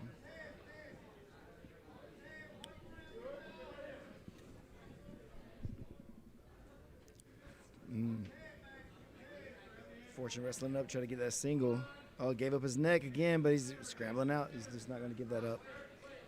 I think So that's- oh, it's just like a reverse triangle attempt. I don't think he's got the best configuration on the lock, but he could definitely get a sweep out of that. That's Spencer reroll. Lee with the was it? Especially with the reverse triangle, yeah. Yeah, and then Joe Fortune. Fortune, yep, from Whoa, Bama. man, that dude has a stellar name, Joe Fortune. Mm. Really good at getting out of chokes too, it looks like. Spencer Lee been doing a good job dictating a lot of the pace so far. Let's see if he can get back to somewhere he wants to go. Joe's on top, knees off the ground, hands in the armpit, trying to start passing. Guards open. Coach is telling him it's open, stand up. It's open, stand up. They want him to step out. He fakes a back step, goes back step forward again, steps over. Peeks out, going in for the legs on his own. Spencer's aware, hops over, clears the ashi. We're going to roll, we're going to scramble. Coach tells him to get up. He tries to get up. He pulls his own guard. Wow, he's scrambling back. Spencer's going to pull him back into full. Joe's not going to agree to go down this time, so that way he keeps it open. He's trying to clear that foot off the hip. Step back and start passing. Good step over. Oh, with the roll. Kimura. I think Spencer's got a Kimura grip on that arm, and he's going to try to step over the head here and get this finish. I'm not super familiar with this one from the top half guard like that, but man, that looks nasty. wow. Yeah, oh wow. He's tapping? I think he was tapping. If he wasn't tapping, he should have been. Just do it again, yeah. Oh. Yeah, bro. Like for real. That's it. Yeah. Good job by Spencer Lee there. That was He awesome. game. He tried to stay in there. As they were rolling, when his hand was out behind his back right there, man, anybody, you may be flexible. You may be able to have like triple, jointed shoulders, but that's going to break. Dude could You know spin what it. I mean? Could have spun it twice, right? You just keep twisting Just it. keep turning. That's the thing. Eventually, it's going to pop out of socket. That was beautiful. That Really was good. Not beautiful worth the injury. by old No, sir. Spencer Lee. Up next is my guy Adam, and this is my Is this your last competitor? my last competitor. Look at you. Alright. We'll see you back in a minute. Why don't you go on out there and coach a guy up? This is going to be Adam interesting. Hall and Xavier Davis. Xavier Davis from Mama versus Adam Hall from Tech Center. Looks like Xavier is going to be giving up some weight for sure. He's a big guy Here we himself. go. Next up on the card, we got- Adam pushing close Yes, to sir. heavy. Xavier Davis 280s versus Adam Hall. Here we go. Adam's a big, big, strong guy. I've trained with him a handful of times, rolled with him a handful of times. He's a big, strong guy. Not familiar with much of Mr. Davis's style, but he's long, lanky, and those kind of guys at the 200-pound range are usually some of the most dangerous guys in the sport because they have the strength and the power to be dangerous and the athleticism to be fast. Yep, he's Coming- pretty aggressive. I was about to say he came out Wow. aggressive, trying to establish the dominance here. Adam looking ready to go, trying to square up a more like a football stance here, catching him off balance. And he just shucks him off there. We're gonna have to get some referees over here like the old Pride days right there. If you on the edge of the mat and you got kids, you need to watch out. There's some behemoths out here battling around. Good job by the referee squad here, trying to keep everybody safe. See him settle in here a little bit once some of this nervous energy settles down. That frantic.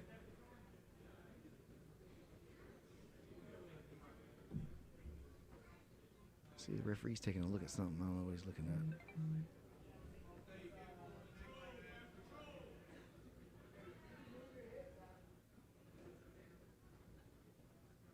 Adam with the underhook. Yeah, they've definitely slowed down that pace a little bit more now. He's trying to jack up on this like underhook Americana kind of thing from the standing, which can definitely put some hurt on the shoulder and elbow area. That little short underhook. Pulling again. guard. Yeah, that's a big old man to be sitting down pulling guard, isn't it? That's Wow. the switch. He's just ready to get busy. Yeah, I think he was frustrated and wanted to try to make something happen. Yeah. I mean, we've all seen those heavyweight matches go on, and I've been in several myself where you end up hand fighting the match away, and you didn't even really get to get busy with your stuff because you were just so caught up in not getting taken down. Right. Here we see him getting some good half guard work in, reaching over the shoulder. I think he's got these double underhooks. I can't see what he's doing with his legs, but he could start peeking out and start trying to take the back a little bit if he was hit to that game. I think he's trying to work to the back. I think he's got a lockdown. If he does, then I'd like to see him start moving his knees up and down a little bit towards his chest, over and across. Always handcuff that hand now. He's really got a good grip. This is a good control. Up, over, and down now. Pull his knees to his chest and then go out. Or come out the back door to dogfight. Oh, he didn't quite have the whole thing. I'm going to use that as a tight waist to come up on top. Oh, Davis is just, see, that's what I mean about that strength and aggression and the athleticism, how easily he just popped right back up then and got on top. He did. Now Adam's in a little bit of trouble right here if he can't get over onto his side more. This is a big man that's going to be squeezing into that chest. Oh, wow. With the re-roll, Rolling though, that's what over. you got to worry about all day with these big bears. Yeah, but you got to roll a big bear, too, if you're the guy on bottom. It's true. I wonder how often you get to see somebody like this, though, if you're that size. How often is there someone like you in the room, you know? Probably not a lot. Good. Squaring back up to the middle. Action pack. Good match between these two big guys. Yeah, let's see if we can keep this pace moving. Oh, yeah, necklace on. Okay. There we go. We got to get that off. Bring him back in. Adam looking for the butterfly.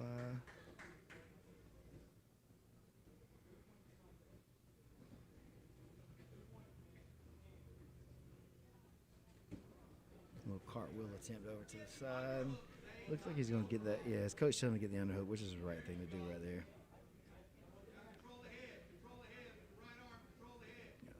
Smash him back down. Adam doing a good job trying to sit up there, but Xavier's smashing his face and chin away to get him back flat. As long as Adam can sit up, he's really strong in that position. If he can get him back flat, he can take some of the power away. Inadvertent knee right there from Xavier to the jaw as he was trying to step over. See, Adam gave a thumbs up saying he's all right. Oh, pops up, tries to go to mount, ends up in quarter guard. 3/4 mount, I guess. Adam needs to get over to a side. He's not going to be able to do very much flat on his back like this. He's trying to do that handcuff again that he got by with earlier in the match. Xavier is aware of it now.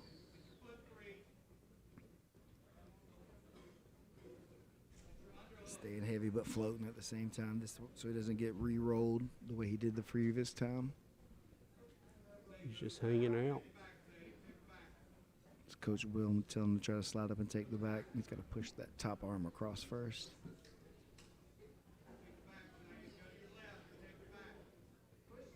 Coach is telling him to go to his left and take the back.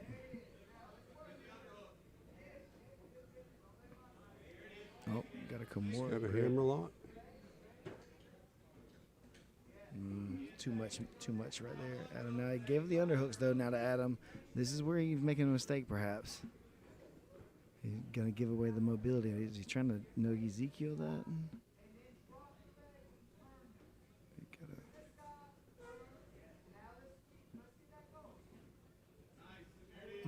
He cleared the knee line now. He's heavy on. Adam gonna try to get that cuff and roll again. This time Xavier is super aware of it, smashing the face down. I bet he's gonna step over for this arm. Get the arm. He needs to get his foot out of there before he tries to slide over for the arm for sure. He gave it up. Just being aware. Good job.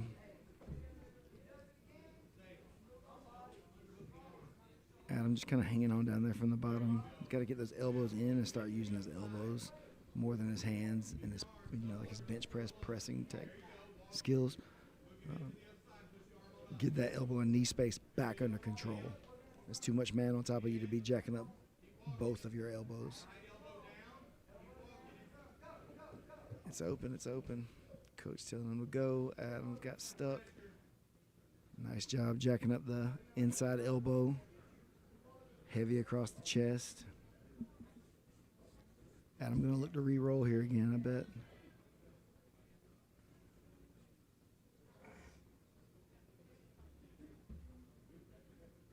Xavier's looking to maybe feed over for the Americana. At the very least, he's maintaining this top side control in a way that's taking some of the fight out of Adam. Wants to slide over to mount, but he keeps getting his knee too close to the hips, giving up positions. Adam's going to step over from like a single leg position and away from the bottom and re-rolls. Very good. Nice. I like that. Now he's just going to try to drag him back, which I don't suggest doing. Because now you pull a guy on top of you a lot of times. Yeah. Yeah, see, now he's kind of just giving up the position in some ways. It's like stone sweep, though. Can roll him back over. Come out the back door. Don't settle right here, though, because then you're going to give Xavier a chance to figure it out himself. Right? That's one of those positions. Maybe if you keep moving, you can get him off balance, come out the back, anything. But from here, now he's going to let him set up shop and, like, formalize a plan. Oh, man, I thought he was going to go for the banana split. He's got a knee bar right there if he wants it. He's got several, like, attacks at the legs, but he doesn't want to deal with that. I think he probably feels too much strength dealing down there with that.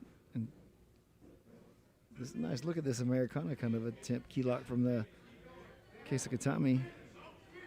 Oh, he don't got the thumb line just right, but this is definitely something. Some pressure on that There you elbow. go. He's trying. If he can get that heel just over the thumb line, he can hyperextend the arm. Oh, Adam doing a good job stepping over there, getting the control of the one leg, trying to get the back. That's why you want to have those underhooks. That's why you got to have that cross underhook. No danger now as much, but Adam could easily start coming up and chasing the back now more. Start running towards him. Yep. You got to come out, pull that shoulder down. If he could pull his right shoulder down and back, he could take Xavier into that space. Chase, and pull back. Xavier's doing a good job. I'd like to see him try to get his underhook back, though, and he'd really be able to do a lot more work there.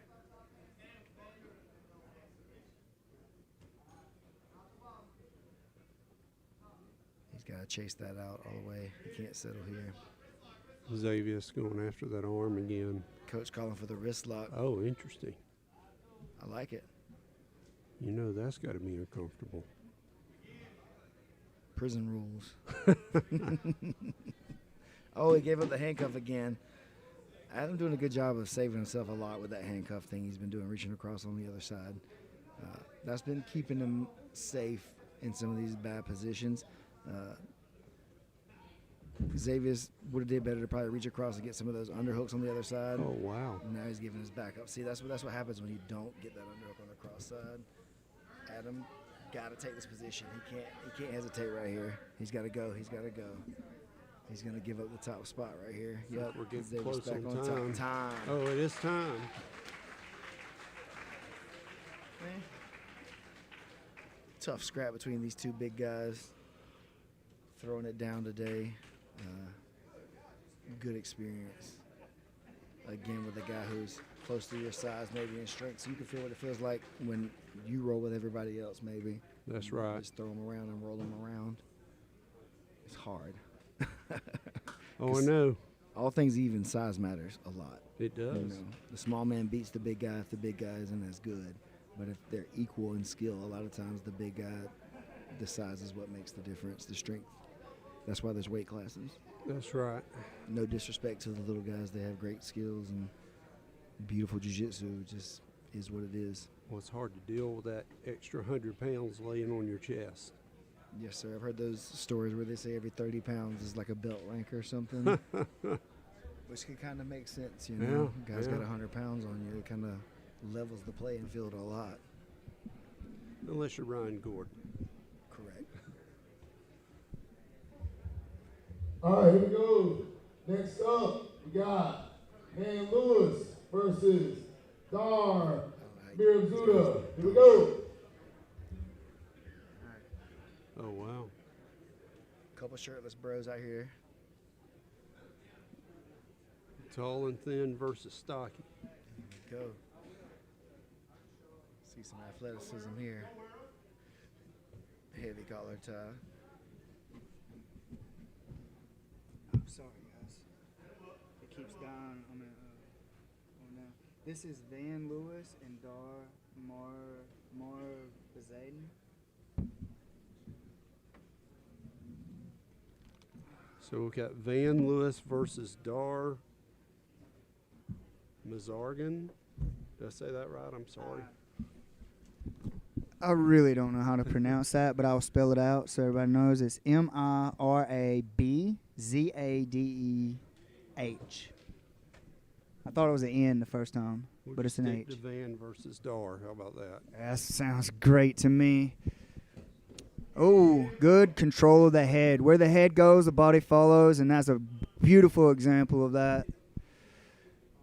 I love these events, but I absolutely hate having to talk really, really loud to my competitors for them to hear me. And this place has been off the chain today. If you're not here, you're missing out on the way the boom of the crowd feels, guys. They're recentering them. Is that what's going on? Looks like it. Chase Rowden recently got his black belt. He is under Matt from Ohana, and he is reffing this match. And he's such a good ref. He pays attention to everything. He makes sure everybody's right back in the same positions that they were in. Super, super good referee. He's in guard. It looks like he's trying to open the guard with the old stick the knee in the butt knee cutter. Stick the knee in the butt, pop up to your combat stance. So one of the things that people do is like they run the knee straight up the center, but that knee really should be to the other butt cheek because that's what happens. They get center and they still have control of their hips, and it's really easy for them to pin their body to them, and now you got a whole nother mess of things to deal with. Oh, wow.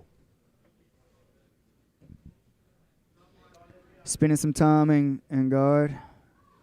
Yeah, I didn't hit the timer, but if you guys remind me at the beginning of the match when I'm up here, I'll make sure I hit that timer so you guys kind of know what's going on. It's one of those things that my ADHD it's really hard for me to remember to do that with all people talking to me and everything else going on. We used to have like a dedicated timer person that just he's looking to stand. He's really, really getting that underhook on that leg and then setting him down. It looks like he's looking for like a flower sweep or something like that, but guy's really good pushing his hips forward. Old Dar's pushing his hips forward on Van. Dar's on top. Van is on bottom. Both these guys are shirtless. So, top and bottom.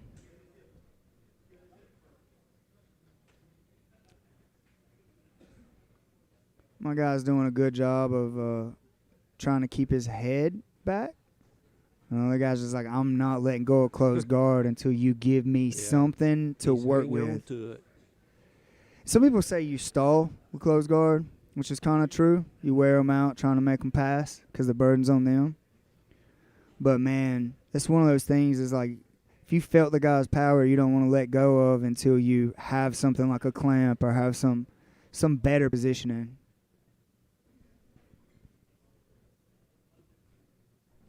Well, he's holding on to it like a bulldog with that closed guard. I think he's fixing to have some trouble. I was actually thinking he was going to go for the idiot sweep. It looks like he's trying to get a triangle. Might work out for him. He needs to underhook that leg and break his posture, get heavy, because that dude's strong and powerful. There's a tap. There's a tap. Let's Way to go. hang in there with that closed guard. Van Lewis with a triangle win, guys. Hoist Gracie would be proud. Does Hoist know how to do a triangle? I'll ask him. Ask Dan Severn. And Ken Shamrock and everybody else. Hoist is gonna call me up. I don't know him personally or nothing, but after he hears me talking crap about him, he's gonna be like, "You say I know how to do a triangle." Well, I was in L.A. when he fought Sakuraba, and Sakuraba kept trying to work the Ruben Silva versus the Chance Davis. Go. the arm triangle that he likes to do, the hammerlock. Yeah. On him, he had him up against the ropes and kept trying to work it. And I yelled to Hoist, "Strike him, Hoist." And Hoist started striking him. It was the best moment of my semi-MMA career. Now that is pretty cool. Sorry about the camera, guys. We're changing out some stuff. All the batteries up here are dead, and I'm not exactly sure where the other ones are. It's going already. And the match is going. So they started it without the cameraman. Who are these competitors? These guys here are Ruben Silva and Chance Davis. Looks like Ruben is on top. I don't know what happened with the takedown. I'm seeing what you guys see at home on the stream. So he is inside control. Chance is on the bottom. And looks like he's getting smashed out. It looks like Ruben is from Mama. He's doing a good job of staying heavy, covering the elbow. Looks like he's going to try to pressure him down. Anytime that elbow comes in like this, I like my guys to transition all the way to the other side or pop them up and take the back. It's like these are the options, because if not, man, they're going to frame and get their knee in, and now you got to deal with their legs and their guard. Right. So you have to block that hip and run around the head. See? There's them legs That's coming what in. he's trying to do. And he's just not checking that near side hip. He's got back. But that right hand should have really punched to the mat, and he should have come around the head. I'd like to see those guys working that type of stuff. He's really nice. He's really nice at staying heavy, though. It looks like Ruben is really, really good at being heavy. You see the knee? When people do stuff like that, I like turning them and cradling them and stuff because it's funny. It's funny, man. Yeah, you give it There's the switch. See, that's what he needs to do when he feels that elbow start getting to the mat. When that elbow starts getting low to the mat, that's when we're looking for that switch. Ruben looks like he's trying to force the hands down with his hands, and it's like you got to use your body, because your hands are for breaking and killing. Your body positioning and your weight is for controlling, not your hands. So that's one of those Stepping things. Over. He missed the mount, and he's in half guard now. Stepped right into half guard.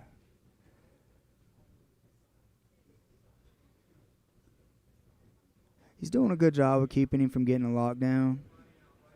It's like keeping that heel out of the way. That half guard has cost him a little bit of the pressure he was putting on the guy's chest. Absolutely. He's straightening his leg, looking to relieve some of that, but he really should figure out a way to switch his hips or something to push on that knee to clear his bottom leg. Right. But he's so focused on trying to keep him flat and get him off that near side arm that he's not even worried about this half guard position. Which is, it's not a bad position to be in for either competitor. the person controlling the bottom person's shoulders and head is the person that's in control. So if the bottom person's in control of his head and his shoulders, he's in control in half. If the person on top is in control of the bottom person's head and shoulders, then he's the one with the advantage. That's usually how that works. It's like whoever can control the bottom person's shoulder and head there is I the. think he's about to get it. He's bringing that knee in like he's trying to get this shield, but he's so committed to staying attached to his hands, he's just letting him pass. Ruben doing a good job.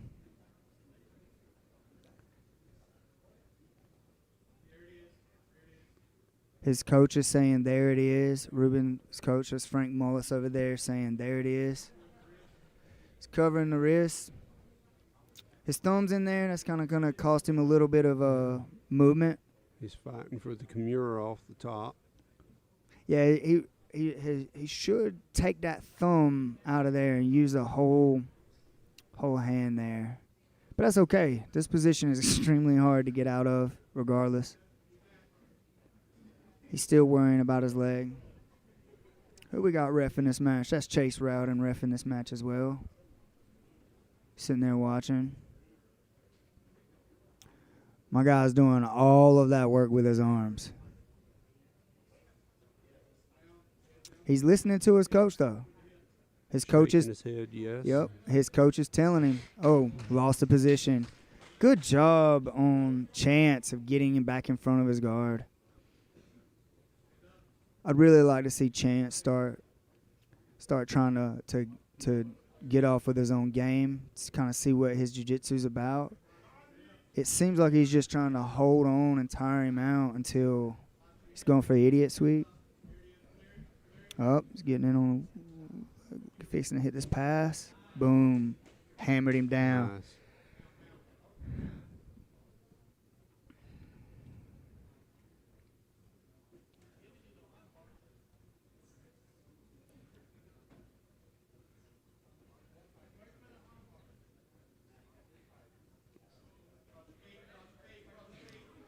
Got too high, didn't have his legs in the right positioning. I don't know why I'm looking at this thing on this little screen this whole time. I need to be looking at your screen. Your screen's nice. It's Help HD yourself. over there. So he should have kept pressure on his head to keep him from reversing when he was going for that. Yeah, when he, you don't. So one thing that I try to tell my guys, and it's like you want to sit across them and keep them flat, keep your weight. You don't go for the arm and then throw yourself back. Right. You sit on the back of the arm on their chest, and then you slide. If they turn, you fall off to the side. If they don't turn, you finish arm bar sitting on their chest. And it's like that's how it should be. Right here, he should just turn to the back. He was behind the elbow. His coach is telling him to come up. He did a good job of recovering there. It was really nice.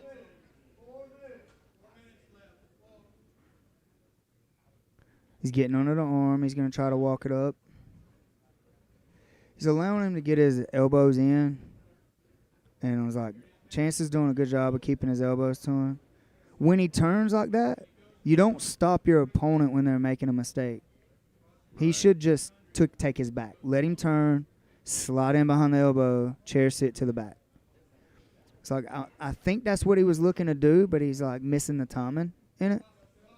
Now Chance is on top in Ruben's guard. I hope I'm saying your name right, Ruben. If I'm mispronouncing it, please forgive me. I'm a fan.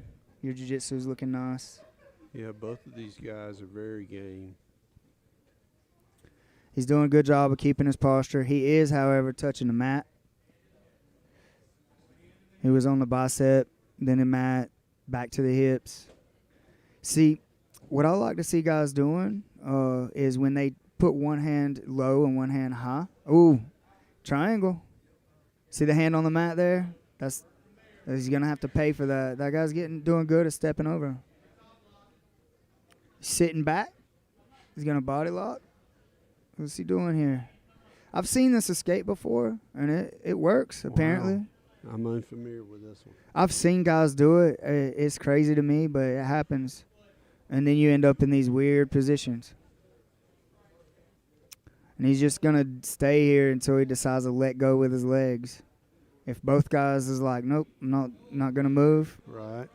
It's kind of this. Frank's yelling toe hold. That's Ruben's coach. Ruben is telling his guy to toe hold. But he's pushing on the leg. Chance is out. Ruben's such a good job of getting back on top. Oh my, like, dude, he is staying there and moving extremely well. He's got the pressure on the chest and head again. That's one thing you can say about Frank's guys is they show up to do work and they compete. His guys that compete, they compete. I think that their room is tough to be in. It's like you gotta be ready to come. His coach is telling exactly. His coach is saying, don't step over, slide the knee up the chest.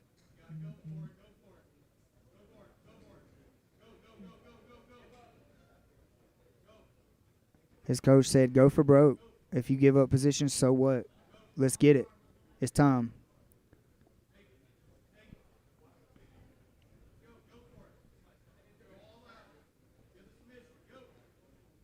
Yeah. Oh, don't get sloppy. Is that 30 seconds or 10 seconds? 10, I think. He's been slapping at 30 and 10, so. Oh, he's getting on bar. His knees are kind of weird. He's gonna escape. Well, the kid did what his coach said to do.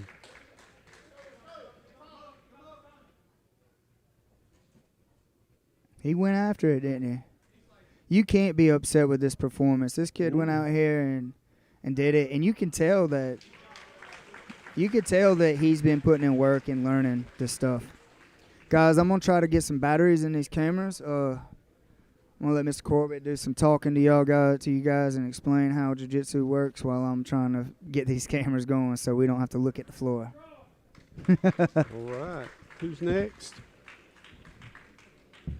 Okay, coming up next is Dylan Rowell, Rowell and Alden Bennett, I believe.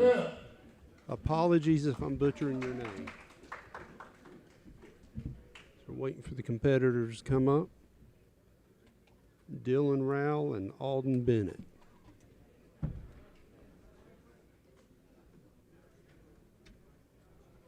Shaking hands with the ref, getting ready to go. Chase Rowden reffing, shaking hands. And we're off. Nate's up here changing batteries, guys, and he did a phenomenal job of setting that camera right where we have some action. That is Nate Kaysen, Visual Productions, doing his thing. Nate is the man. He's been working all day. And you guys have no idea how much goes into setting this stream up so I can sit here and talk. And Nate does it without fussing at all. See if we can get a good angle. I kind of like the Nate Kaysen angle from the mat. That nice low angle. There we go. He's back at it. Who are these guys again, sir? Dylan Rowell and Alden Bennett. Is that the right guys? I think so. All right, the blonde-headed fella. Looks like he's Dylan on the bottom. Yep. And then Alden black-haired on top. black-haired fella is Alden. I don't know much about these guys, but I do know they out here to compete. I'm having fun today, man. Usually this thing drags, and I'm like, oh, my God, we got 3,000 matches. But today's matches have been fun. I'm a story. I have fun almost every time. I'm just really tired when I leave. That's what happens. Well, Dylan's got a really tight guard, it looks like. I think he's putting pressure on him with it.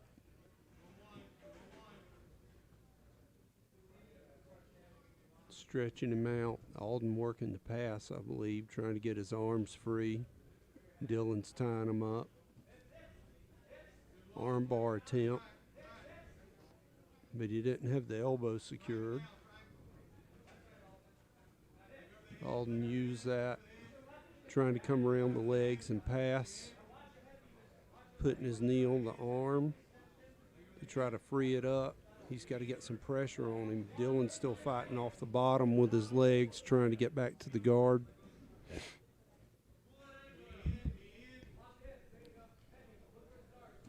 Alden still looking to put pressure on the chest. Dylan turning into him and trying to flow out. He's looking for that top mount triangle, it appears. Man, that was quick. It's not sunk in, but I didn't Is he see on it the coming. Kimura too? Oh, he had the Oh. Kimura too. Look at us with bad camera angles. Could be bad news either way. Now he's going for the arm. Man, these guys are really getting after it. Some good jiu-jitsu, some good movement, some good defense, some good attacks. I said, man, I'm having fun today. All of these guys are just putting in some work.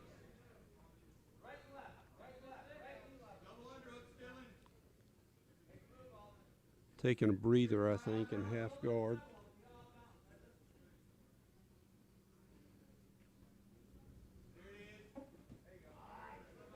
And he's on top again. Wow. And back to that guard. I think he has a butterfly in. It looked like he had a butterfly in. We'll know because Chase Router never misses. He always puts him back exactly the way there was. He'll stop him and say, don't move. And then he looks and then puts him back up. Let's watch. Now he missed. Nope, there it is. He told him, put your foot back in. I told you, he don't miss. I thought he was fixing to make me a liar for a second.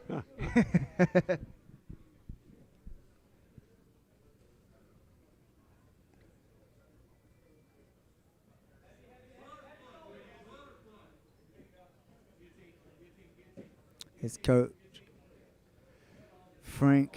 Coach Frank over there calling for a guillotine, but he missed his opportunity. Wow.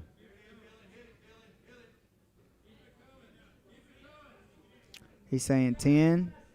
I guess 10-finger guillotine. Is that what he's saying? You got me. And Alden's coach is telling him to gator roll.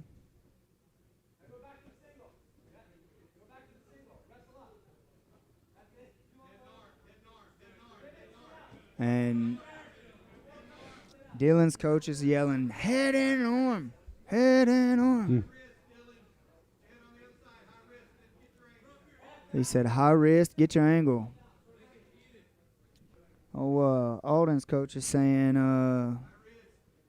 cover the elbow and run with it.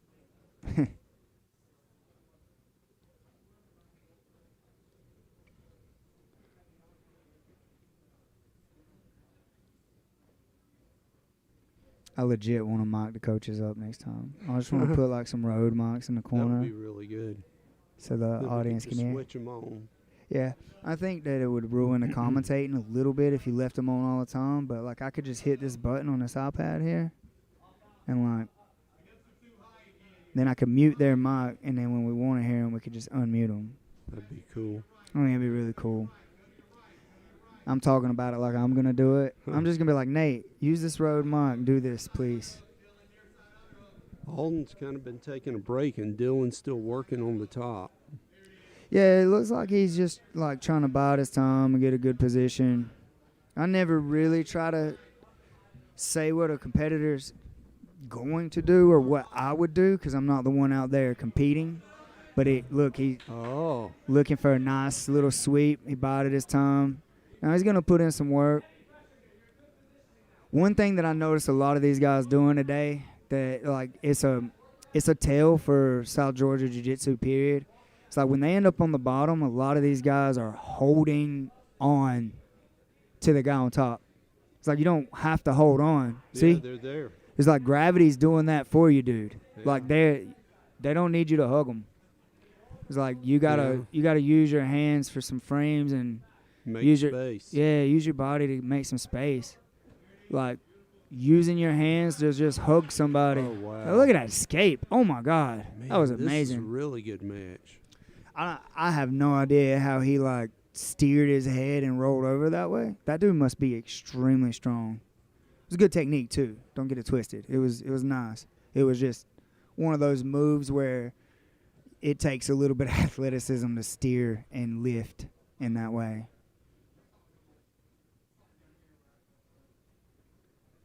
Pushing a knee, pushing a knee, pushing a knee. Cover the foot. Go back, cover the toes. Keeping that hand on that top foot really does stop a lot of those leg entries. But you see how he let go, and then that guy immediately went to his half guard, and he didn't go lockdown, which is I kind of expected him to go lockdown. But it's like lockdown on the wrong side. Well, no, he let go. Yeah, he looks like he's trying to lock down on the outside, which is not technically not wrong, but you usually hit your lockdown on the inside. Like, technically it is wrong, technical, but it still works in a way. It's like sometimes you got to do what you got to do. He should switch his feet. His left leg should go inside. His right leg should. He's going to look to lift. My dude's getting high. He's going to step over. Oh, does he have an actual lockdown now? Can't tell. Is it on the outside still? If it's on the outside, he should just kick his feet to his butt and turn. Yeah. Kind of hard to keep. The way your body's made, it doesn't work. My dude got his knee shield in and was looking to attack that arm. Dylan is doing a good job of just making him carry his weight. Right.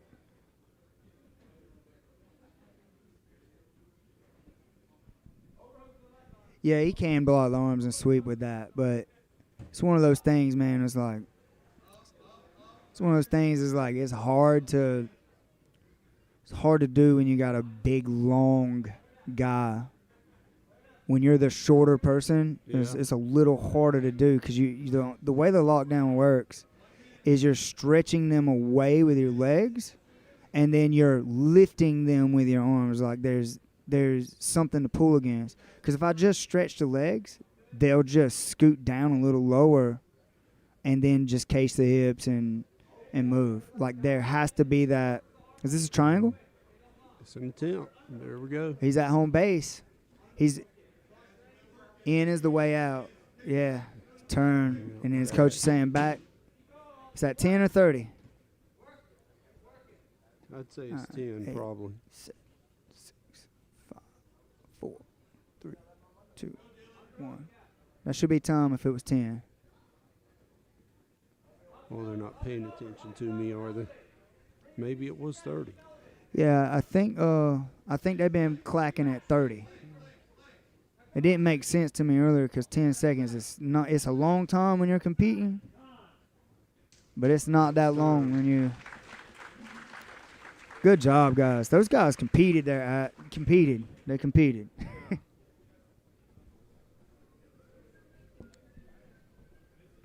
It's a draw. Let's go. Back in. We got Stephen Aiken back. Oh, he's a ref. Next up, Cody McDaniel, Ricky Emerson. Huh? Yeah, sure. Have him sit up here. As long as Jay Edwards is okay with it, we're okay. Yeah, and it's boxing, right? Yeah. Good stuff. Hey, just tell him to come have a seat, man. Yes, sir. It's probably looking at the screen so intensely from these. Got a lingering sinus infection. But here comes Austin. I'll stick around and talk to him. Heck yeah.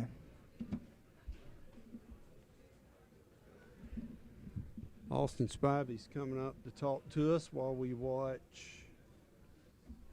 Alan Ray and This Berrien. isn't Allen and Barron. That's not them yet. This is Dakota McDaniel and Ricky. okay. Ricky Emerson. Hey, how's it going? Yeah, you can put that on.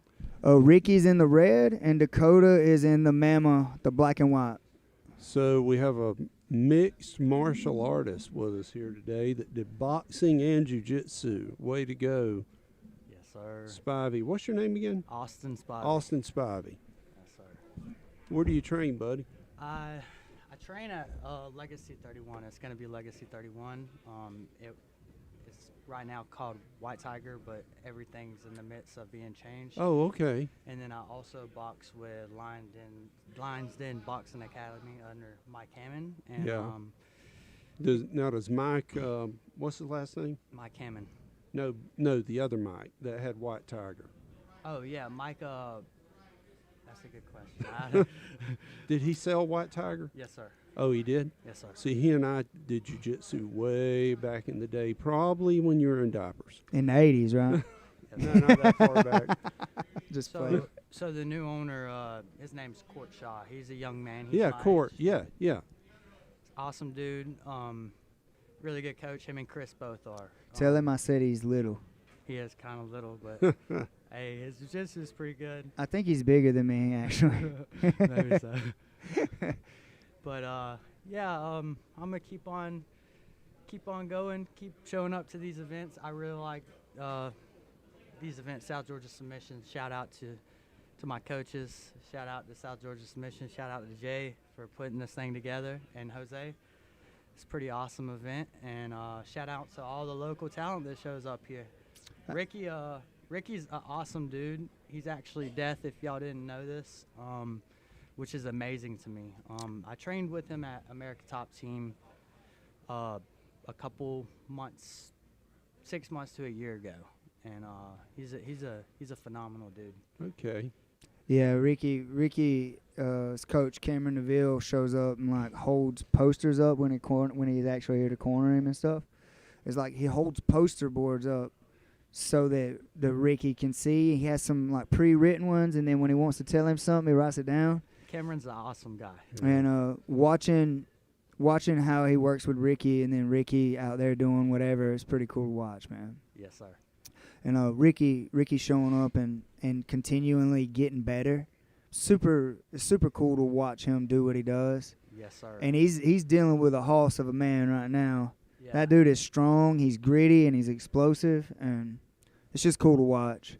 How long you been in the sport, and why do you do it? Like, is it just something you wanted to do your whole life, or did somebody smack you around and you get bullied like so many? Interestingly enough, I was like and that's part of the reason I do it. I was a troubled youth. I was in and out of YDC my whole life, and I stayed in trouble. And martial arts was kind of my route out of that. Calm.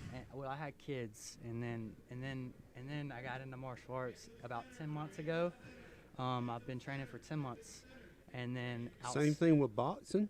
Boxing. I've been training boxing for inconsistently 4 years. If I would have been consistent with it, there's no telling where I'd be right now. But I have been being consistent as of 10 months ago. Any plans on actually fighting MMA? I've had my first MMA fight, and that was 2 months of training. I took my first MMA fight, and it was with a collegiate wrestler at a weight class that I shouldn't have been at. Dude looked like a Greek god. He was We huge. don't recommend fighting after you train for 2 months for anybody who's listening. Yep, but I took not financial advice. I took my first MMA fight after 2 months. I lost, and then I went back to the drawing board.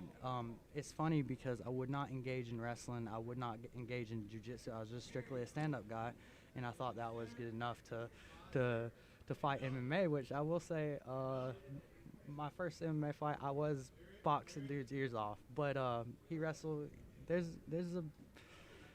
Wrestling is a good base. It happens to the best of us, man. We all of us have somehow, if you've been around the sport, if you've done the sport, all of us have had that wake up moment. Yeah. Dude, I got a funny story about the first time I stepped into an MMA gym. I'll tell you about it one day. I want to say, honestly, that loss is probably the best thing that's ever happened. Absolutely. And humbled you? Yeah, humbled me, and it made me want to get into jiu-jitsu and wrestle. Oh, good deal. So my man. So about 10 months I've been training jiu-jitsu and wrestling. I've been fighting my entire life, literally, when I say that. Man, humble people are happy people. Yes, sir. What was harder for you to transition to, the wrestling or the jiu-jitsu? Because it's two different worlds still. Definitely the wrestling. Like, I felt like my base in jiu-jitsu was just naturally good because I'm athletic. But the wrestling, those guys are built different. You know? Dude, well, a lot of them been doing it since they've been 4 years old. Exactly. So. Dude, it's so funny when I have this conversation. If you started in boxing, you go, man, wrestling is so hard. Yes. It's like fire and water. But if you Mhm. wrestle, then you Then- go to boxing. Yeah. Boxing's hard. yeah, because it's like new footwork. Now you're not planting and centering on your Yes. target and stuff. All right, so we got my man Dakota on the back of Ricky here. Sorry that we kind of sidestepped. He's trying to pull the weight. Ricky's doing a good job of like stopping him from just sitting and giving up his back in that way, like on the ground. But this turtle position is not a nice position to just hang out in because you're just waiting to get set up on. He's in a good position to get the back and finish here. Dakota is. It'd be nice to watch man go for a twister or a truck from there. That would have been beautiful. Ricky, where are you working? Alvin, I'm sorry. is that Austin? Austin. Spivey. Excuse me. So interesting story. I'm actually an automation and robotics engineer. Oh, wow. I've worked on the road pretty much my entire life. But Now, where'd you get trained to do that? on the job training. So I started as a millwright up underneath my father-in-law, and then I got into electrical. Well, I mean, the millwrights use CNC stuff a Yeah, lot, so yeah. that's how you transitioned into it. Yeah. Yeah. And so Computer numeric control. I'm Yeah, sorry, y'all. Yeah, so basically, I ended up starting in electrical. The top man on the job was the programmers, and then that's how I ended up getting the program. But funny story is, I've just been training. That's it. So like, my goal is to become a professional mixed martial artist. And Oh, if wow. you don't mind me asking, what's your age, my guy? I'm 26. 26. Yes, sir. Man, you got a lot of work. You Yes, should sir. be putting in 7-8 hours a day. Yes, sir. Yeah. Like Yeah. for real, you got to hit that road. You gotta care because Yes, there's sir. guys that's got years ahead of you, Yes, sir. and not only that, they're doing it. Yes, They're so you have to, if this is the goal, it's like you have to figure out a way to set up your kids and your home life Yes, sir. that allows you to put in that time. Yes, sir. And you got to focus on your recovery. You got like the recovery is super friggin' important. You're stretching, Yes, sir. not like I have so many guys that I've sat and had this conversation with. There's dudes out here that all they want to do is this, and they're hungry. Yes, sir. So like they're hungry, and this is like everything to them. Yes, sir. And it's like you can't have your interest split, and you can't halfway this thing if it's a true goal. Yes, sir. That's correct. Because I tell my guys this all the time. They're like, oh, I got to get a job and I got to do this, and I'm like, cool, get you a job that fits around your training schedule. That's what like I'm trying to do now. like do something that allows you the time that you need to train, because your training is going to need you regardless of whether you're tired, whether your kid's mad at home, whether your wife's upset. Yes, sir. It's like I tell all my competitors, if you want to be a competitor, be here. Yes, sir. I don't want to hear your friggin' excuses. Now, if you're a hobbyist, show up and play, Yes, sir. have Yeah, fun, yeah. come here. We'll look at you and smile, and hey, man, how's kids? Let's have a barbecue. Yes, But sir. if you're a fucking competitor, bro, you have to put in the work. And it's super important that you hear what I'm saying, because I heard the dream. Yes, sir. A dream's just a dream if there's no action behind it. That's absolutely right. So, Interesting enough, funny story as well. Do you know what Goat Shed is in Miami? yeah. So I lived at the MMA gym in Miami at Goat Shed for 3 months. Dude, the only way I know them is like I know they're not like that all the time, but I know. Crazy. But their It seems like- stories are like, oh my God. But Yeah. then I know one of the guys, Yeah. and that's just for clout. Yes, absolutely. Yeah. And But- they just highlight some stuff and then put it out there, and it's what makes them famous. Yep. So it also. He's looking for a hug choke. Ricky's doing a good job of framing and getting him off. Sorry, I didn't mean to interrupt, man. I just got distracted by jiu-jitsu. Yeah, me and my best friend, we moved to Miami. We're not moved, but we went to Miami. He's still in Miami. I've been back from Miami a couple of months, and I came back for my kids. But yeah, if I'm gonna become a professional, I agree. People are so hungry, and I'm 26, so I'm kind of far behind. I've gave it a lot of thought before, but it's 7 days a week for me. Hey, I'm not saying you can't. Yeah. I'm not saying that at all. I'm not going to put a ceiling on anybody. Yes, sir. You just got to put in the work. That's absolutely right. Dude, good win. Good finish by Dakota. Yes, sir. Dakota finished Ricky there. Good. Next you got Mr. Austin Wise. Such a good match. All right, so this is Austin Wise, Russell Ballard, most likely. Who did he call? Was it Russell? I think so, yeah. All right, cool. Let's see it. Let's run it. Oh, Steven out there talking to Frank Mullis. No idea what they're saying. I bet that's a good conversation. Guys, y'all can't see him, but that's Matt walking past the booth right there. That's the man himself. He's cornering Austin. Austin is his guy. Austin is a kid, man. He's 14 years old, but he would 100%. He would 100% whoop most adults that don't train. That kid is so cool, and he's fascinated with our system, 10th Planet, and he's learning Ohana's system to the fullest, so I love it, man. So the 14-year-old. He's the one, obviously, I think that's Pokemon. Is that Pokemon? What's on his spats there? The colorful spats. Okay, yeah, Pokemon. That's right. That's Pikachu. Oh, let's go. Oh, I'm an Ari. Oh, he's 13. I'm sorry. 13? Yeah, he's 13 years old. That's a big 13-year-old. He is. Don't want to run up on this man in a dark alley. But we're all going to call him, let's call him Tyler. Let's change his name because we can. I got a ref. I thought it was next every time, but they keep saying next. Yeah. What position is this? Clamp, ain't it? It's a clamp. Oh, my man's looking there. Yes, sir. Yes, sir, you too. Thank you. It's Pokemon. Let's go. Yeah, man, I need a better view. Look at this. Y'all got the HD monitor over here. I got this little. Sir. My phone's bigger than this. I'm gonna have to talk to Nate about giving me such a little screen. Case and visual. Kaysen. Shout out to him as well. He's the media producer. Pretty cool guy. Yeah, he sets everything up, and I get to sit here and talk. I heard he's really knowledgeable in jiu-jitsu as well. He actually coaches at my school on Fridays. That's awesome. And he told me in private one day, he was like, I really want to. He was like, I don't plan on being like a competitor. He said, I really want to lean into teaching. And I was like, well, what do you know? I don't like coaching on Fridays. So Voila. there you go. Nah, I wanted to put him in a position. He's done so much for me to where he can start learning to be a coach. And he wanted to do it, so it works out for both of us. I think in the end, that's something I look forward to as well. Whenever the opportunity arises, I'd like to be a coach.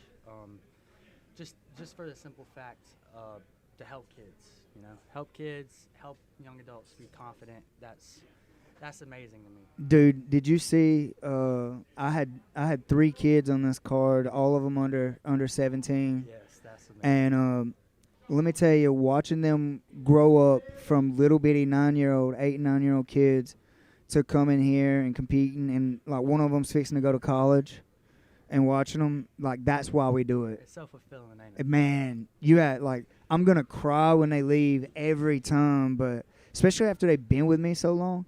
Like Davion's been with me for 7 years. Chase, Ayla, all those guys been with me for almost 8 years. Where is your gym located at? Eastman, Georgia. Eastman? Yeah. How far is that from here? About An hour, 15 minutes. I'll have to come Look at that triangle. Yeah. Austin hopes Bruce Buffer announces him one day. He will. Dude, Bruce is getting old. He better hurry up. Austin better hurry up. I meant, what did I say we was gonna call him? Tyler. Yeah, we're changing Austin's name to Tyler for whatever reason. I don't know why. Just so he has something to think about. Who's Tyler? That's you, boy. So who is the guy in the triangle right now? What's his name? The guy in the triangle is Russell Ballard, I think. And he's from Relentless Jay's gym, correct? Yeah, this is the rash guard he's wearing, I guess. I don't know the guy that well. There it is. That tap. Let's go. Dude. That was very good. Dude. Great job, Austin. Ohana goes wild. Yes. They show up for their guys. Chase. Rowden. Chase is a great guy. Listen, yeah. Ohana's an amazing guy. Dude, Ohana, Amazing Matt, gym. Ohana, all them. That gym if I lived anywhere in this area within 45 minutes, that's where I would be training. They're located in Hahira, right? Yeah, dude. What I love about them. Here's what I love about them.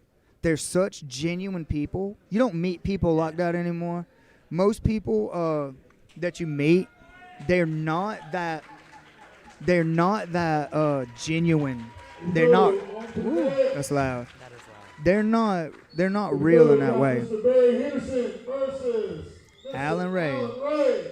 And Barry Henderson. Barry's out of 5 rings, correct? And then And Alan's out of Ohana. okay. And we got Stephen Aiken out there reffing these matches. Listen, Oh, Steven's from 10th Planet. 10th Planet Perry. Guys, let me tell you. That's my coach there. The man is the man, you know. But let me tell you, I don't think y'all could pay me enough to referee. It's like, I don't think you guys understand what kind of pressure is on you to just stand out there and make sure you're not allowing people to get broken. So when people badmouth competitors or referees, it really bothers me, mostly because they're out there doing their best, and then the referees are like there, and there's pressure. They don't want to stop something too early, but damn, you don't want to stop it too late. Yeah. It's like you're responsible for this person like waking up knowing who they are. That's a big responsibility. Yeah, I don't ref. I've done it a couple of times. I can do it. Don't like it. Barron's on top. It looks like Allen's looking for some sort of candy cane. He's like trying to candy cane the leg there. I'm not exactly sure. He's spinning the arm. Allen is not breathing. His face is purple. We're going to have to get on to him about that. He's looking to dogfight. His coach said, run. Run. He just ran. All right, Alan Ray's on top. Man, I'm just going to, like, get with Alan and say, all right, look at me. Breathe. He's probably breathing. He's probably just like one of those guys that his face just turns red. Yes, sir. I'm that guy. I'm that guy, too. It doesn't matter. You I am slap me or ginger. move me, and I just turn purple, red. Barron's in on an arm. Allen's like pressuring down. It looks like he's just kind of pulling him to him. His coaches said pop knee on belly, but he don't see the arm, I don't think. He can't knee to belly right now, I don't think. He should. He's got a knee shield in, probably. No, there's no knee shield. There's no knee shield, but oh, you let go. Good. Now Allen can pop up and do. Now he's free. Barron's trying to frame on the inside leg. There's a mount. Yes, Chase literally said, you could go to mount here, bud. And then he stepped into like it's half guard again, or a quarter half. Let's see a ninja roll.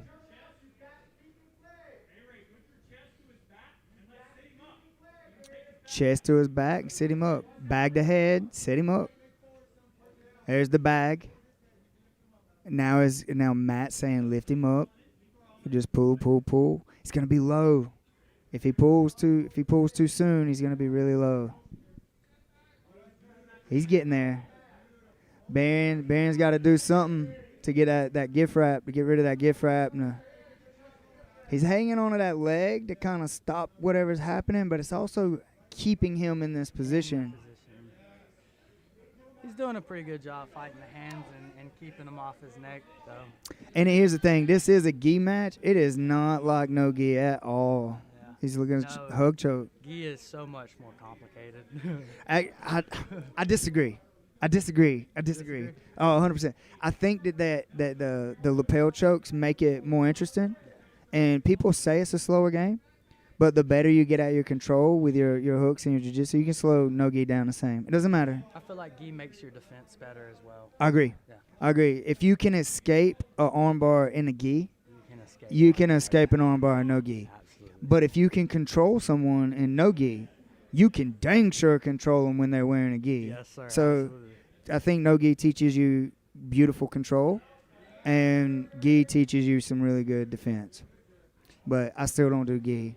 It gives you good cauliflower ear, too. That's why mine actually came from the gi. I haven't trained in a gi. I trained in a gi for like 12 years, and then I was like, all right, I got my brown belt in a gi. I quit. Not really as a joke, but I just do no gi now. We're 10th Planet affiliate. Nah. I'm gonna do the fun stuff. What happened? Was that a tap? Yes, sir. I think it was Americana key lock. That man got the key lock. Look out. Let's see if y'all can hear that. Crowd's going wild, guys. Dude, Ohana brings a crowd, man. Yes. Every time they bring a crowd, and they blow the roof off this place. And their competitors are good, man. They're the team of the day. They haven't lost. They submitted everyone. Yes, sir. It's like all the other schools is back and forth, draw.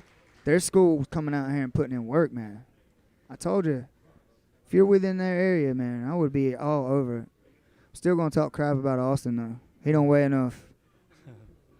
Ain't that right, Amy? Get big, Austin. Amy, let him know he don't weigh enough. Here we go. Next up, guys. Good job, Alan Ray. You're the man, sir. Shot, Mr. Allen Ray. Barron. Shot. Hey, Sorry. we only have one person buy our 50-50 ticket, so if you want to come get your money back, you bought 50-50. Come on up here. What is it? Here we go.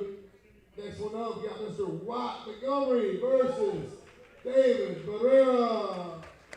All right, we got Wyatt versus David. David is a Sean Applegate guy from Atlanta.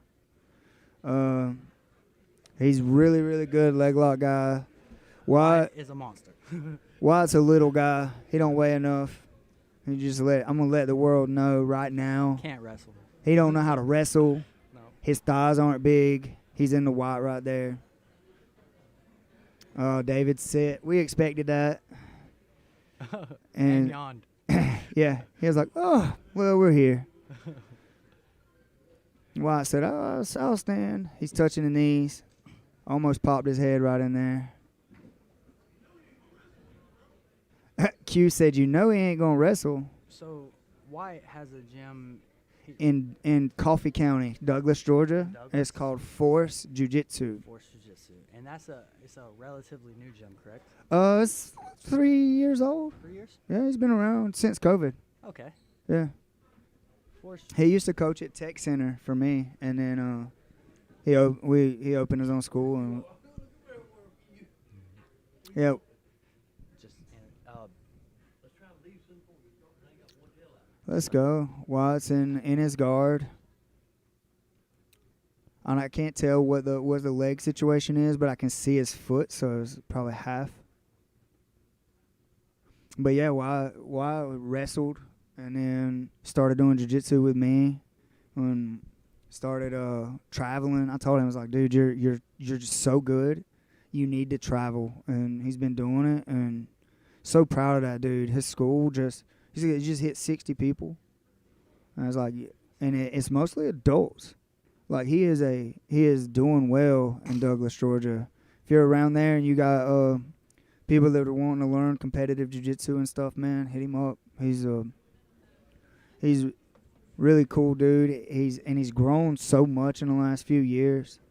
I watched him go from this kid that just felt the need to show people that he could win and beat them to being this calm, like, coach that's just walking people through stuff and everything. So I'm very proud of him. Shout out to David, though. He's going against Wyatt, and Wyatt is a high-level competitor. David hasn't been doing this long, from what I understand. He's a blue belt that's under Sean. Sean's guys are known for their heel hooks and their leg locks. Like they simply understood how to like systematically get in and manage to like make a system that keeps people on the edge, and they finish. That's what they do, is just finish.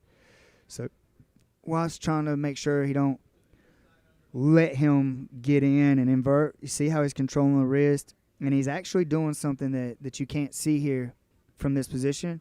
He's keeping that left leg pinned to where he can't just shoot it to get under in on his legs. He's controlling the top of that foot. And that's something that he said he wanted to work on, is to make sure that he cases. You see how he's controlling the top leg? Oh, he just let it go. And then his hips got high, you see? This is something that he's actually been working on. His coach is telling him, Frank Mullis is telling Wyatt, go to your right. He said you got to switch sides. I don't know.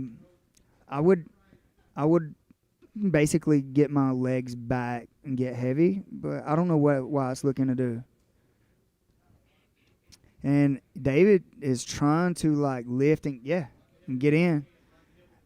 And Wyatt's like, oh man, he's got to block the hip, and it's like when it comes in limbo like that, I'll get because I'm so excited to watch these guys. Leg entries and getting out of leg entries is, I haven't done it until recently when I started this my new gym, and honestly, it's been one of the best things because getting out of leg entries is awful if you don't know what you're doing.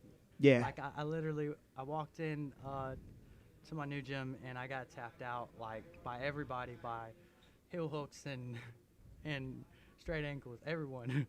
And then I've got to where I can defend pretty good and I can go for some myself. Nice. Dude, I did jiu-jitsu so long in like the traditional sense that like legs were so foreign to me. I think it was the hardest thing I ever learned when I started, like getting into legs and stuff. Chase Rowden got a DVD from Dean Lister. Like it was like Dean Lister's DVD. That's how long ago it was. And I started learning about legs and like stuff like that. And it was just so crazy. And then Chase just started like submitting because I would be lazy in my knee shield and stuff. And he made me pay for it so much. I think From a Dean Lister DVD, bro. I think one of the most interesting things about the legs is I feel like legs are wrestling's kryptonite. So if you pay attention to like ADCC and things, most of the guys have really good top pressure in the wrestlers. So Talk closer to them. Most of the guys have really good top pressure, and you notice a lot of guys get submitted by leg locks even at a high level, black belt level. Dude, next to the rear naked choke, the next high submission is heel hook. Yes, sir. So at the ADCC, so it's like you have to know what's up. Yep. Like that's the thing is like you got your rear naked, then your heel hook. And heel hook's one of the things. Honestly, if you don't tap, it's gonna be broken, and it messes your knee up, your heel, your shins. Heel hooks are pretty devastating. So most gyms that I've been to don't let you work heel hooks until you're a blue belt. But my gym, we work heel hooks even as a white belt. Dude, I got a whole kids class that's like 7 to 13, and we got them drilling leg positioning, leg pummeling, hip switches. Awesome. It's like I don't give a crap. We do a tournament called Strange Matter, and I was like, no, let them do heel hooks. Wyatt's in on the leg. Wyatt was like, I'm not gonna do that, and then here we are. He's doing it. They're both in on it. Wyatt's not in the best position. Nope. Gave up the hook. Such a good match. He conceded to like his instincts of like wanting to get in on the legs and paid for it. Let it go. That's a huge win for David, man. Good job, David. Good job, David. Those guys. And dude, I told you, him coming up and getting in on there, like that was amazing. That was awesome. He's upset, but hey, that's why we do this though, to get to these bigger stages and learn from it. This is all fun, man. I love how like all the gyms are like coming together and uniting here. That's amazing. Dude, let me tell you, and I've been around this thing for a long time here in Georgia, for a long time. And you got these schools, man, that are like, oh, it's us against them, it's us against, and they talk crap about the It's like those guys aren't gonna grow. Yeah. Those gyms are not gonna be. Title fight. They're not gonna be here in the next 8-9 years. Yes, So they're either gonna get along with the program and like help jiu-jitsu grow, or they're gonna fail because Yeah. people are gonna realize that that's not the way anymore. yeah. And it's like jiu-jitsu gets better when When people we all come together. Yeah. So like you probably have something that you could come to my school. I don't know what belt level you are. What belt level are you? What? one stripe white belt. Bro, see, so you could probably come to my school and teach us something. And I know that. Yes, sir. And it's like that's the we got a match going on. Quantavius, right? Yeah, so is this Q? I think this is co-main. Yep, that's Q. Yeah, so we got Jimmy Green and Quintavious Marshall. And his coach is saying, come up, Q, come up, Q. Jimmy is a good competitor, man. He's long, he's hard to deal with. And Q is just super like whatever. He's like whatever. He's just happy all the time and he's like, let's do it. And I love watching Q compete. Yeah, he's got a warrior spirit. I've And been paying attention to his like Facebook and stuff. He's a monster. Jimmy is so good at getting to his positions and staying composed. Oh, he's looking for Twister. He's looking for Twister. Dude, Q's looking to try to get his hip clear, get that leg to turn. But Jimmy's doing a good job of stretching him. Is the banana split? So you have Truck there, and you have Twister, and then you have the rear naked, and Jimmy's trying to get his. There's Truck. Jimmy passed up Truck. Hey, I would love for it. I even got a spare room at the gym that he can come and stay up there with us. We'll stay up there and do a whole wrestling camp for Austin, Amy. I would love to. Absolutely love it. He can come stay the night at the house and just chill and have some fun. I think I'm going to have Connor this summer, too.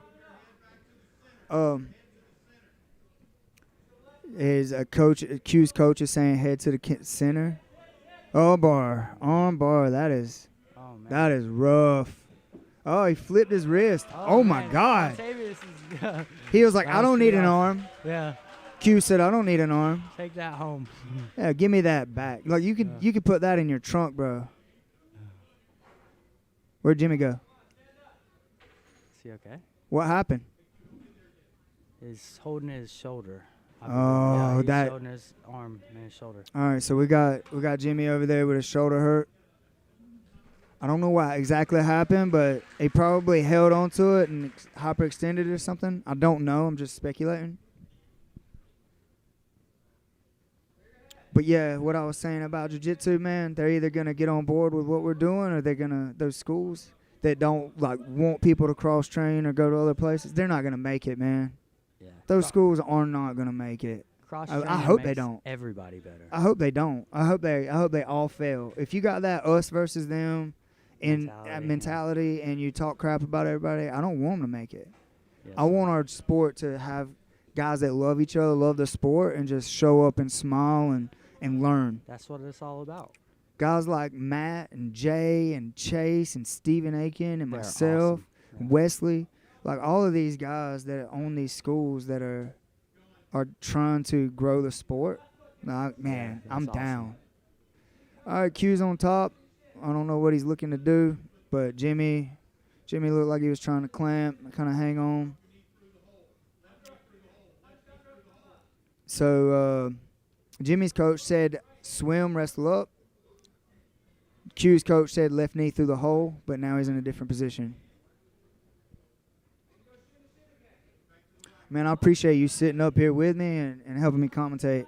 Yes, I don't sir. like hearing myself talk this much, but I also don't like silence, so I just talk. Yes, sir. It's not a problem. I enjoy it. It's kind of fun. I like the view too. Yeah, dude, Yeah. they used to set us over there in that back. I told them, I said, I'm not doing that no more. And then they was like, do you want to be on the stage? I was like, absolutely. Yeah. I don't want people walking behind me and like making me feel all weird. You don't want anyone to walk up behind you and check you out. No, I don't trust none of you fools. None of y'all. Jimmy is now looking. What's Jimmy doing? I don't know what Jimmy's doing, but Coach Frank is telling Q to crossface, and then instead of crossfacing, he set up. So Maybe he felt something that his coach couldn't see. I told you, man, Jimmy is so composed. Yeah. He has really good transition of position, too. He's really good at transitioning. Here's the thing. Most people don't know this, but Jimmy competed against Chase. They've went back and forth at New Breeds and stuff throughout time. And if you've ever, like, rolled with Chase Rowden, bro, he is so long and hard to deal with. His hips are about where my shoulders start, guys. Yeah, and he's so hard. And Jimmy has beaten him at purple belt. And That's amazing. so, like, those guys are built the same. They have that same grittiness and that toughness. And they've, like, they went back and forth from, like, purple. So, like, it was a blue, purple, brown. And now Chase and both of them are black, so I'm sure they'll see each other again. That's awesome. Steven in on the action there, trying to stay out of the way of the camera. But Quantavious, he's a brown belt, correct? no, he's a black belt. he's a They're black two belt? black belts. Oh, man, that's amazing. Yeah, Q's been a black belt for maybe a year and a half now. And This is not like Taekwondo, guys. You do not get your black belt overnight in jiu-jitsu. dude, it's so funny. I was telling somebody about that. That was a story that I was gonna tell you.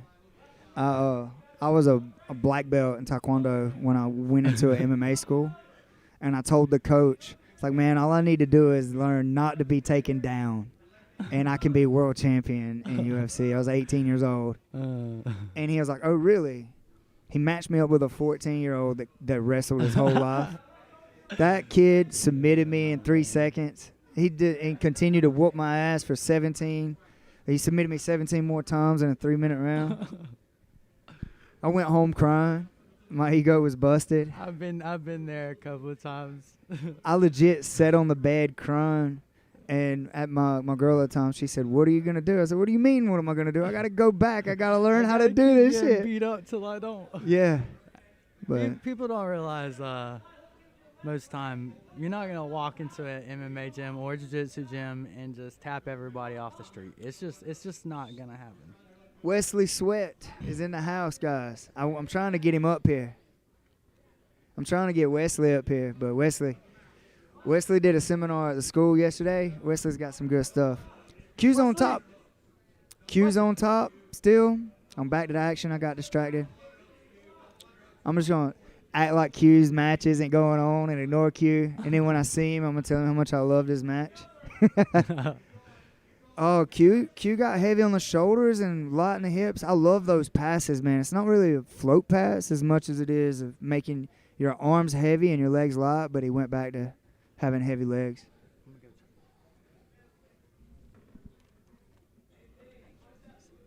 Hey, man, that was my boy here, Mr. Spivey. He's getting off the stream, but hey, man, it was impressive watching you today, and I enjoyed it a lot. Thank you. You're very entertaining, sir. Thank you, sir. All right, Q's in on the legs. Jimmy's doing a good job of sitting up, pulling on the head. We got Wesley Sweat in the house. He's going to talk about jiu-jitsu because I don't know what these guys are doing. I don't know if I can keep up with your level of understanding of this game. Hey, man, you got to talk really, really close to that mic, almost like you want your lips on it, but don't. Are you really setting me up? Yeah, setting him up on stream. You know this is going to go live. Everybody's going to hear it. Yeah, what an amazing match here. You got Q with just very fluid, very, very fluid. So it's a little loud in your headset, but a little low on stream. Okay. So you got to, like, make yourself sound loud in your head. All right, that was a takedown for Q. These guys are just going at it, man. We've got Jimmy in a little bit of a Z-guard here from half guard. I was like, I am not, but he's talking about the other Jimmy. I'm sitting in a chair all comfy while Jimmy Green is out there. Young, good-looking Jimmy. Is sitting in a chair. As opposed to the old, good-looking seasoned Jimmy. We're the same color, though. We're the same color. We're basically brothers.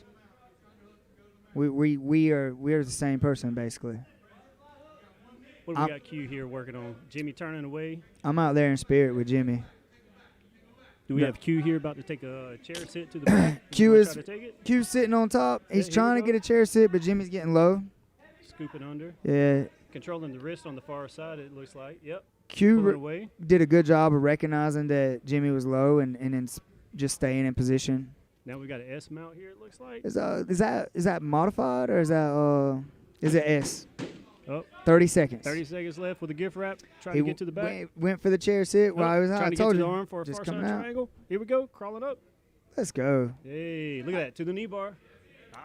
Look at those transitions that Q just tried to hit on Jimmy. That is a wild man right there. And he's so Amazing. athletic. Oh. Looked like he was going for a 10-finger choke. We got a surprise for you guys if it goes to OT. Oh, no. Oh, he's looking for that Doris. He's looking for that Doris. Knee pound. Knee pound. Hey, Did he and tap? time. So what are we Time. looking at for the surprise? A little extra. You're little about to extra see. Session? You're about to see. Watch this. I printed this on a 3D printer last night. I'm assuming you didn't go to sleep. Nah. Check this man out. Works all night. Uh-oh. Jimmy's arm is hurt. It's his shoulder. Well, I wonder if he pinched something earlier with his neck and shoulder, and if it's continuing to give him some problems here later in the match. Both of these guys are super athletes, man. Oh, yeah. Training at some amazing schools. What? Did Jimmy, they not do it? Did Jimmy they not? training under Finizio at Savannah. Yeah, and Jimmy just got his black belt. Q's been a black belt for a while. Wow. Like both of these guys are. High I don't. level, high I think level. our cameraman's drunk. I can't see nothing. Oh, there he is. There you go. Get Nate, it together, Nate. Nate slept on the job for half a second. He was checking on Jimmy. So what rule set we got going on here? They rolled a dice. First takedown gets it. Oh, wow. Takedown What a wins. blast. Wow. That wasted no time. Let's I go. wonder if Jimmy was a little caught off guard. That was So- such a quick. On the dice, it says takedown, back, or armbar. And you have to start in a position, Oh, man. and takedown got it. What about the armbar? Is that we're looking at Each side gets goes, Yeah, and that's it's nice. 3 times, just like EBI, but you have to choose arm. What a great match. Congratulations to Q But and Jimmy. what we like about it is that the fact that they had to go down to, it's like you don't get to train for it because you don't know. Right. You have to be a really complete grappler, ready to bring anything to the table. Just a really good concept.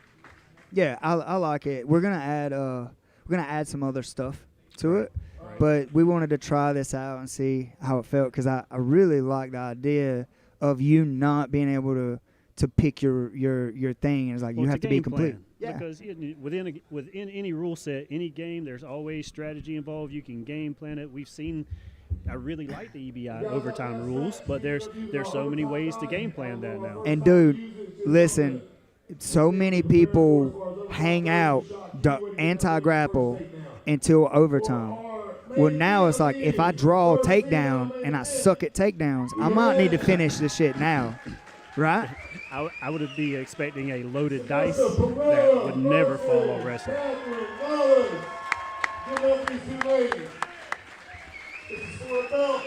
All right, we got Ohana Jiu-Jitsu. This is Vanessa and Catherine Mullis. Vanessa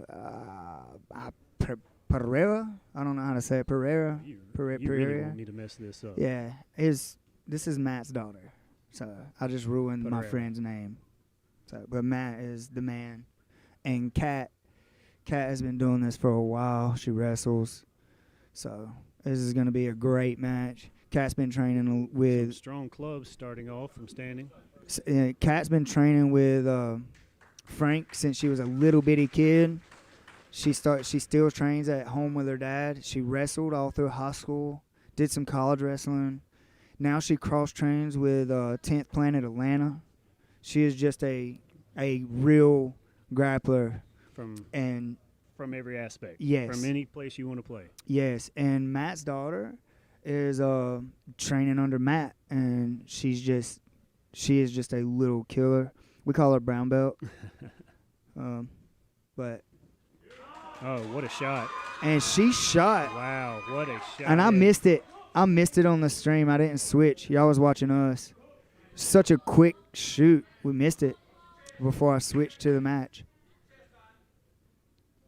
They pushed each other, stepped out of bounds, and then Vanessa shot. and took her down. That's what y'all missed. Yeah, Sorry about that. Looked like a single leg. I got distracted.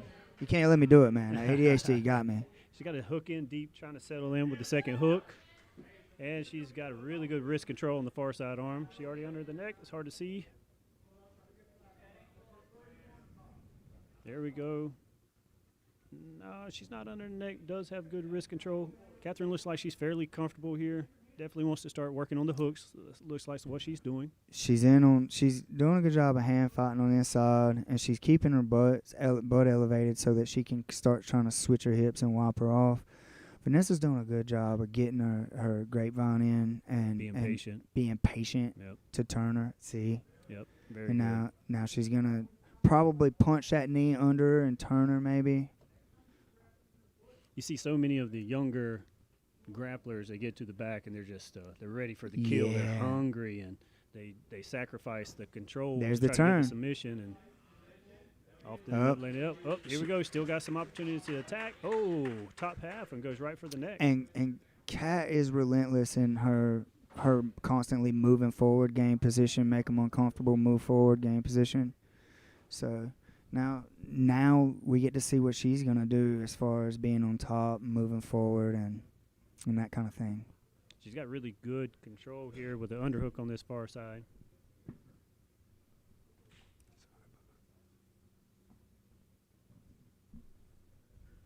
Trying to walk her knee up and out of the line. Oh, here we go. Using her far side leg to peel it off. We might see a mount here shortly. She's lifting the elbow too here we as go. she's going. Nice. Vanessa's great looking bridge. to turn. Giving up an opportunity for an armbar. Kat is back up to the back. Kat's coach was calling for the long bar, and Kat felt it and said, "No, I'll be better off switching to the other side for whatever reason." Might have felt like she was high or not too in high, the, losing behind the position. arm. See, Oh, nice positioning. There we go. She's This is going to be tough. She's steering ahead, just making her aggravating her a little bit. Vanessa's just kind of pushing on that knee to clear, and she's trying to put her weight on the outside. Kat's doing an amazing job of steering her to the other side, keeping her from putting her weight on the back on the inside. Got the finish. Wow. I didn't even see it. It was so. I didn't either. I was looking at the Oh, it body wasn't a like, no, finish. Oh, resetting. Reset. I was like, what? Looked away What did I for a miss? Split second. That was a tight body lock. Yeah, I thought it was a finish, bro. I'm so sorry. Cause I was You like, got me all excited. I was Can't do that. excited, bro. She finished, but no. I don't know what happened. Start with a seatbelt grip. Already have full body lock in. Miserable place to start. Yeah, I seen her. I thought was that a shoulder lock? What was it? But the ref was just centering them up, guys. Good job of trying to step over and re-attack that ankle off the body lock. Let's go, Vanessa. Stepping on that foot. Very good. Kicking out. Some very high-level technical grappling happening Both here. of them. Let's go, Kat. Kat's being very patient. You can see it on her face. She's just calm and collected. It's like she's gonna go. All right, maybe the hook choke. Maybe we sit in. No, I'm gonna stay on the back. Posting on her head to keep the position. Heavy hips. I think she's just looking to smoke her and then see what she gives her. Because she's just staying heavy and lifting the elbows. Mount. Vanessa's carrying a lot of stuff, but she's not as in much danger now as she was earlier. I agree. I would much rather be mounted than in that body lock triangle Yeah. from the back. That's a Getting rough my chin pulled up, neck ripped. That's a rough position, bro. It seems like I live there, though. We got Stephen Aiken in the chat. Oh, Lord. Look at that. Hey, look at that. We got Stephen Aiken in the chat. Wesley Sweat on the mic. Jimmy Barnett on the mic. We are in this. We are in here. Wow. Great explosive move. Standing up, rolling her. Oh, taking the back. Ohana is so explosive. They bring like 3,000 people with them, it feels like. Now Vanessa's on the back. This has been a back and forth match. I'm glad I'm not a judge that has to sit. Give a decision. on Give a this. decision. I'd be like, y'all both did great. Good job. Who won? Good job. Walk away. We won, the audience, yeah. for getting to watch such good high-level grappling here in southeast Georgia. Looked like she tried to grip the Kimura grip. I've seen so many people with that Kimura grip go straight to turtle. Surprising not to see more butterfly hooks being put in as a lifting mechanism. Yeah, it's like one of those things that some people don't feel confident in lifting with their legs, but they feel confident in turning. Yeah. And Kat, Wow. I was fixing to say, Kat really trusts her wrestling to be that high, but she paid for it. A little in too far deep. Vanessa's on the far showing side. off her wrestling though. Like I didn't think, excellent. I did not think she was going to be able to. No offense to her, but I didn't think she was going to be able to wrestle with Kat. Oh, And low it- scoop, and Cat she- with a low scoop She there, took nice. her down earlier, and now she's wrestling with her. So it's all jujitsu, right? Both of them took time to fix their hair, like get it out of their eyes. Both of them. It's like, Catherine's being patient from the bottom, waiting for an opening where she can explode. what do you think about guys taking their time, sitting and chilling in turtle? That is. Like your game, right? Yeah, That's what you're I'm, known I'm for. a big fan of it. I'm trying to force you to make a decision. Are you going to go for my neck or my hips? And if you go She's for in my, on a get. Oh, they're out. I think just being patient there forces people to overcommit and giving you an opportunity to escape, as opposed to me just really working hard. Huh. I like the theory in it. It's a it theory. can go wrong really quickly if you're not confident in what you're doing. Yeah. I'm one of those guys that is just like, I'm gonna tug on the hip, push on the face, do Is it, there see what opportunity for we're another doing. back take here? She got a deep underhook. Oh, she's wrapping around the head. She's trying to like move that leg in a way, and then She's connecting on the backside. yeah, she's got her arm through, but she's trying to stop her There from we getting go. in on that Dars. Deep enough, she might come up for a sweep off of it. If she wrestles up, comes the turtle. She should heel curl and turn Mhm. her. Go or- belly down. I think that's what she's looking to do. There you go. And Cat's Right, cross Is going to facing. make it difficult. Yeah, and you see she's losing the leverage she had on the heel, and Cat's just inching through going to mount. Yep, that knee line. She's still gonna She can Vanessa's still turn her. Vanessa's still trying to yep. to get to this position to control the hip and legs, and Cat's like no. It's such a technical match, and people don't even realize like the little nuances that matter so much. I owe these girls an apology for missing that beautiful takedown in the beginning. I'm sure somebody has it on the 25 cameras out. It'll be a reel before we know it. I hope so, because we missed was it. high level. It was We really missed nice. it. It was so beautiful. I seen it. The stream didn't. I was sitting here watching while you guys was waiting. Oh, there's the mount. And her coach is saying, Kat's coach, Frank, her dad's saying, go for the arm bar, don't let it go to overtime. And she's walking that arm up. It's going to be very hard to get Vanessa with some of this old school stuff. 30 seconds. There's been no stalling in this match getting to overtime. No, These girls have really girls been going after it, doing are a great job. tired. These girls are tired. I'm tired of watching it. Yeah, I'm glad I'm not out there today. I want to like eat a hamburger and drink a Coke or something and just watch. Go get me a honey bun. I'm just kidding. Oh, Hana's game, man. So is Mama. Yeah. Great match. I love the fact that their time is a shoe. Like their timer, it's a shoe matter. We could probably come up with something for that. Oh. A dice or something, maybe. But no, we got a shoe. You gonna see a shoe flying on the mat. It's that South Georgia in us. Well, you can just pick those up all over down the road here in South Georgia if people just leave shoes everywhere. Yeah. All right, let's see what we're doing. Armbar, I believe. Oh, they didn't roll the dice for this one. It's EBI. wonder if they had a- Oh, they had a special thing. Okay. They had a understanding Yeah, already. it's like EBI all the way. Okay. That was the thing. They wanted to compete under the rule set that they're gonna compete in, so they nixed heel hooks, and then they were gonna do EBI overtime.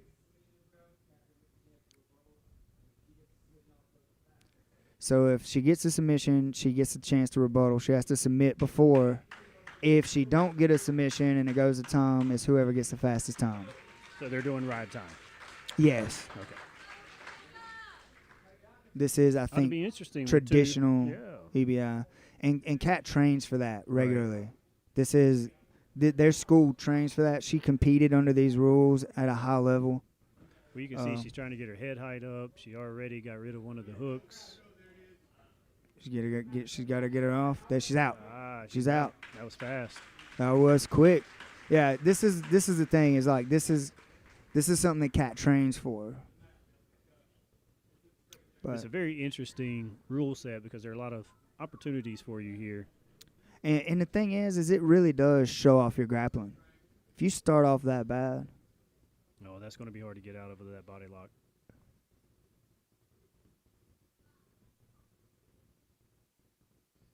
Kat with the body lock. Jessica Kat trying is to get her just head height higher. trying to keep her in there. She's not even really trying to go for the kill. She's just seatbelting and steering the head. She's like, no. I want to stay here to make sure that my ride time is longer. Vanessa trying to pull that arm across. And that Kat doing a good job of just keeping this control and keeping this seatbelt. And that squeeze on your diaphragm just Oh, takes it's a rough. lot of energy out of you as The this arm's continues. out. Oh, She's out. excellent job. The Arm. armbar attempt was a little wide, gave her some space to turn in. Excellent attempt. He's asking back her arm. What would be your preference? The kill, the back? It's you know, it depends on my opponent. It really does depend on my opponent. If they're lanky, let's take the arm. If they're short and stocky, let's get a neck. I think either way, I'm probably going to prefer this position here. Oh, nice Spider web position. Yep. Oh, trying to keep her from turning. She's turning up. Posting on the head. She trying has step to. over. She has to clear the elbow. She has to clear the elbow. She's facing get some ride time off of this position.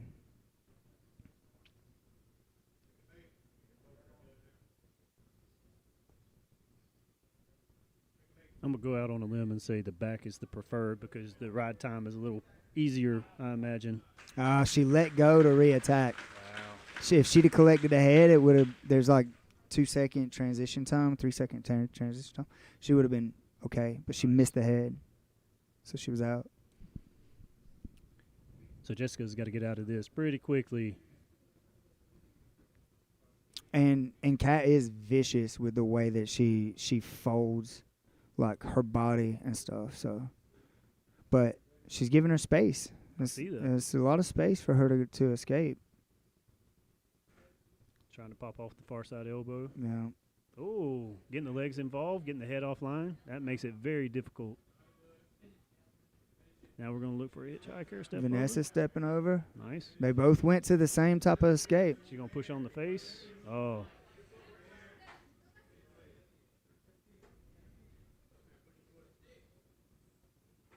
Getting close.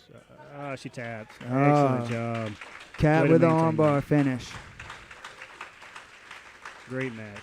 That was a beautiful match. That was a match to see. Like, I wanted to see that match. A pink belt. Look at that. Let's go. I am jealous as hell. Yeah, I've never Nobody got a offered me pink belt. belt. I never got a pink belt. In fairness, I've never had a belt. So. Oh, really? Oh, well. I got a belt. Oh, I'm not wearing it. That was awesome. Thank you, guys. That was the last match. Yes. Now I'm gonna go compete against Chase Rowden off camera. I don't want witnesses. Y'all should roll the dice. Yeah. Hey, we do takedowns. I might have a nah. No, I'm not getting involved in Nah, that. I'm out. Got some chairs to add, if you will. Just kind of put your chairs on the table for me. Was a great match. Yep. All right, guys. That concludes our event. Y'all guys have an amazing day. Thank you so much. Until next time. Until next time, we got Wesley Sweat here, ladies and gentlemen. Coach Jimmy. We got Matt over here. Good stuff, guys. That was beautiful. You guys have an amazing day. Peace.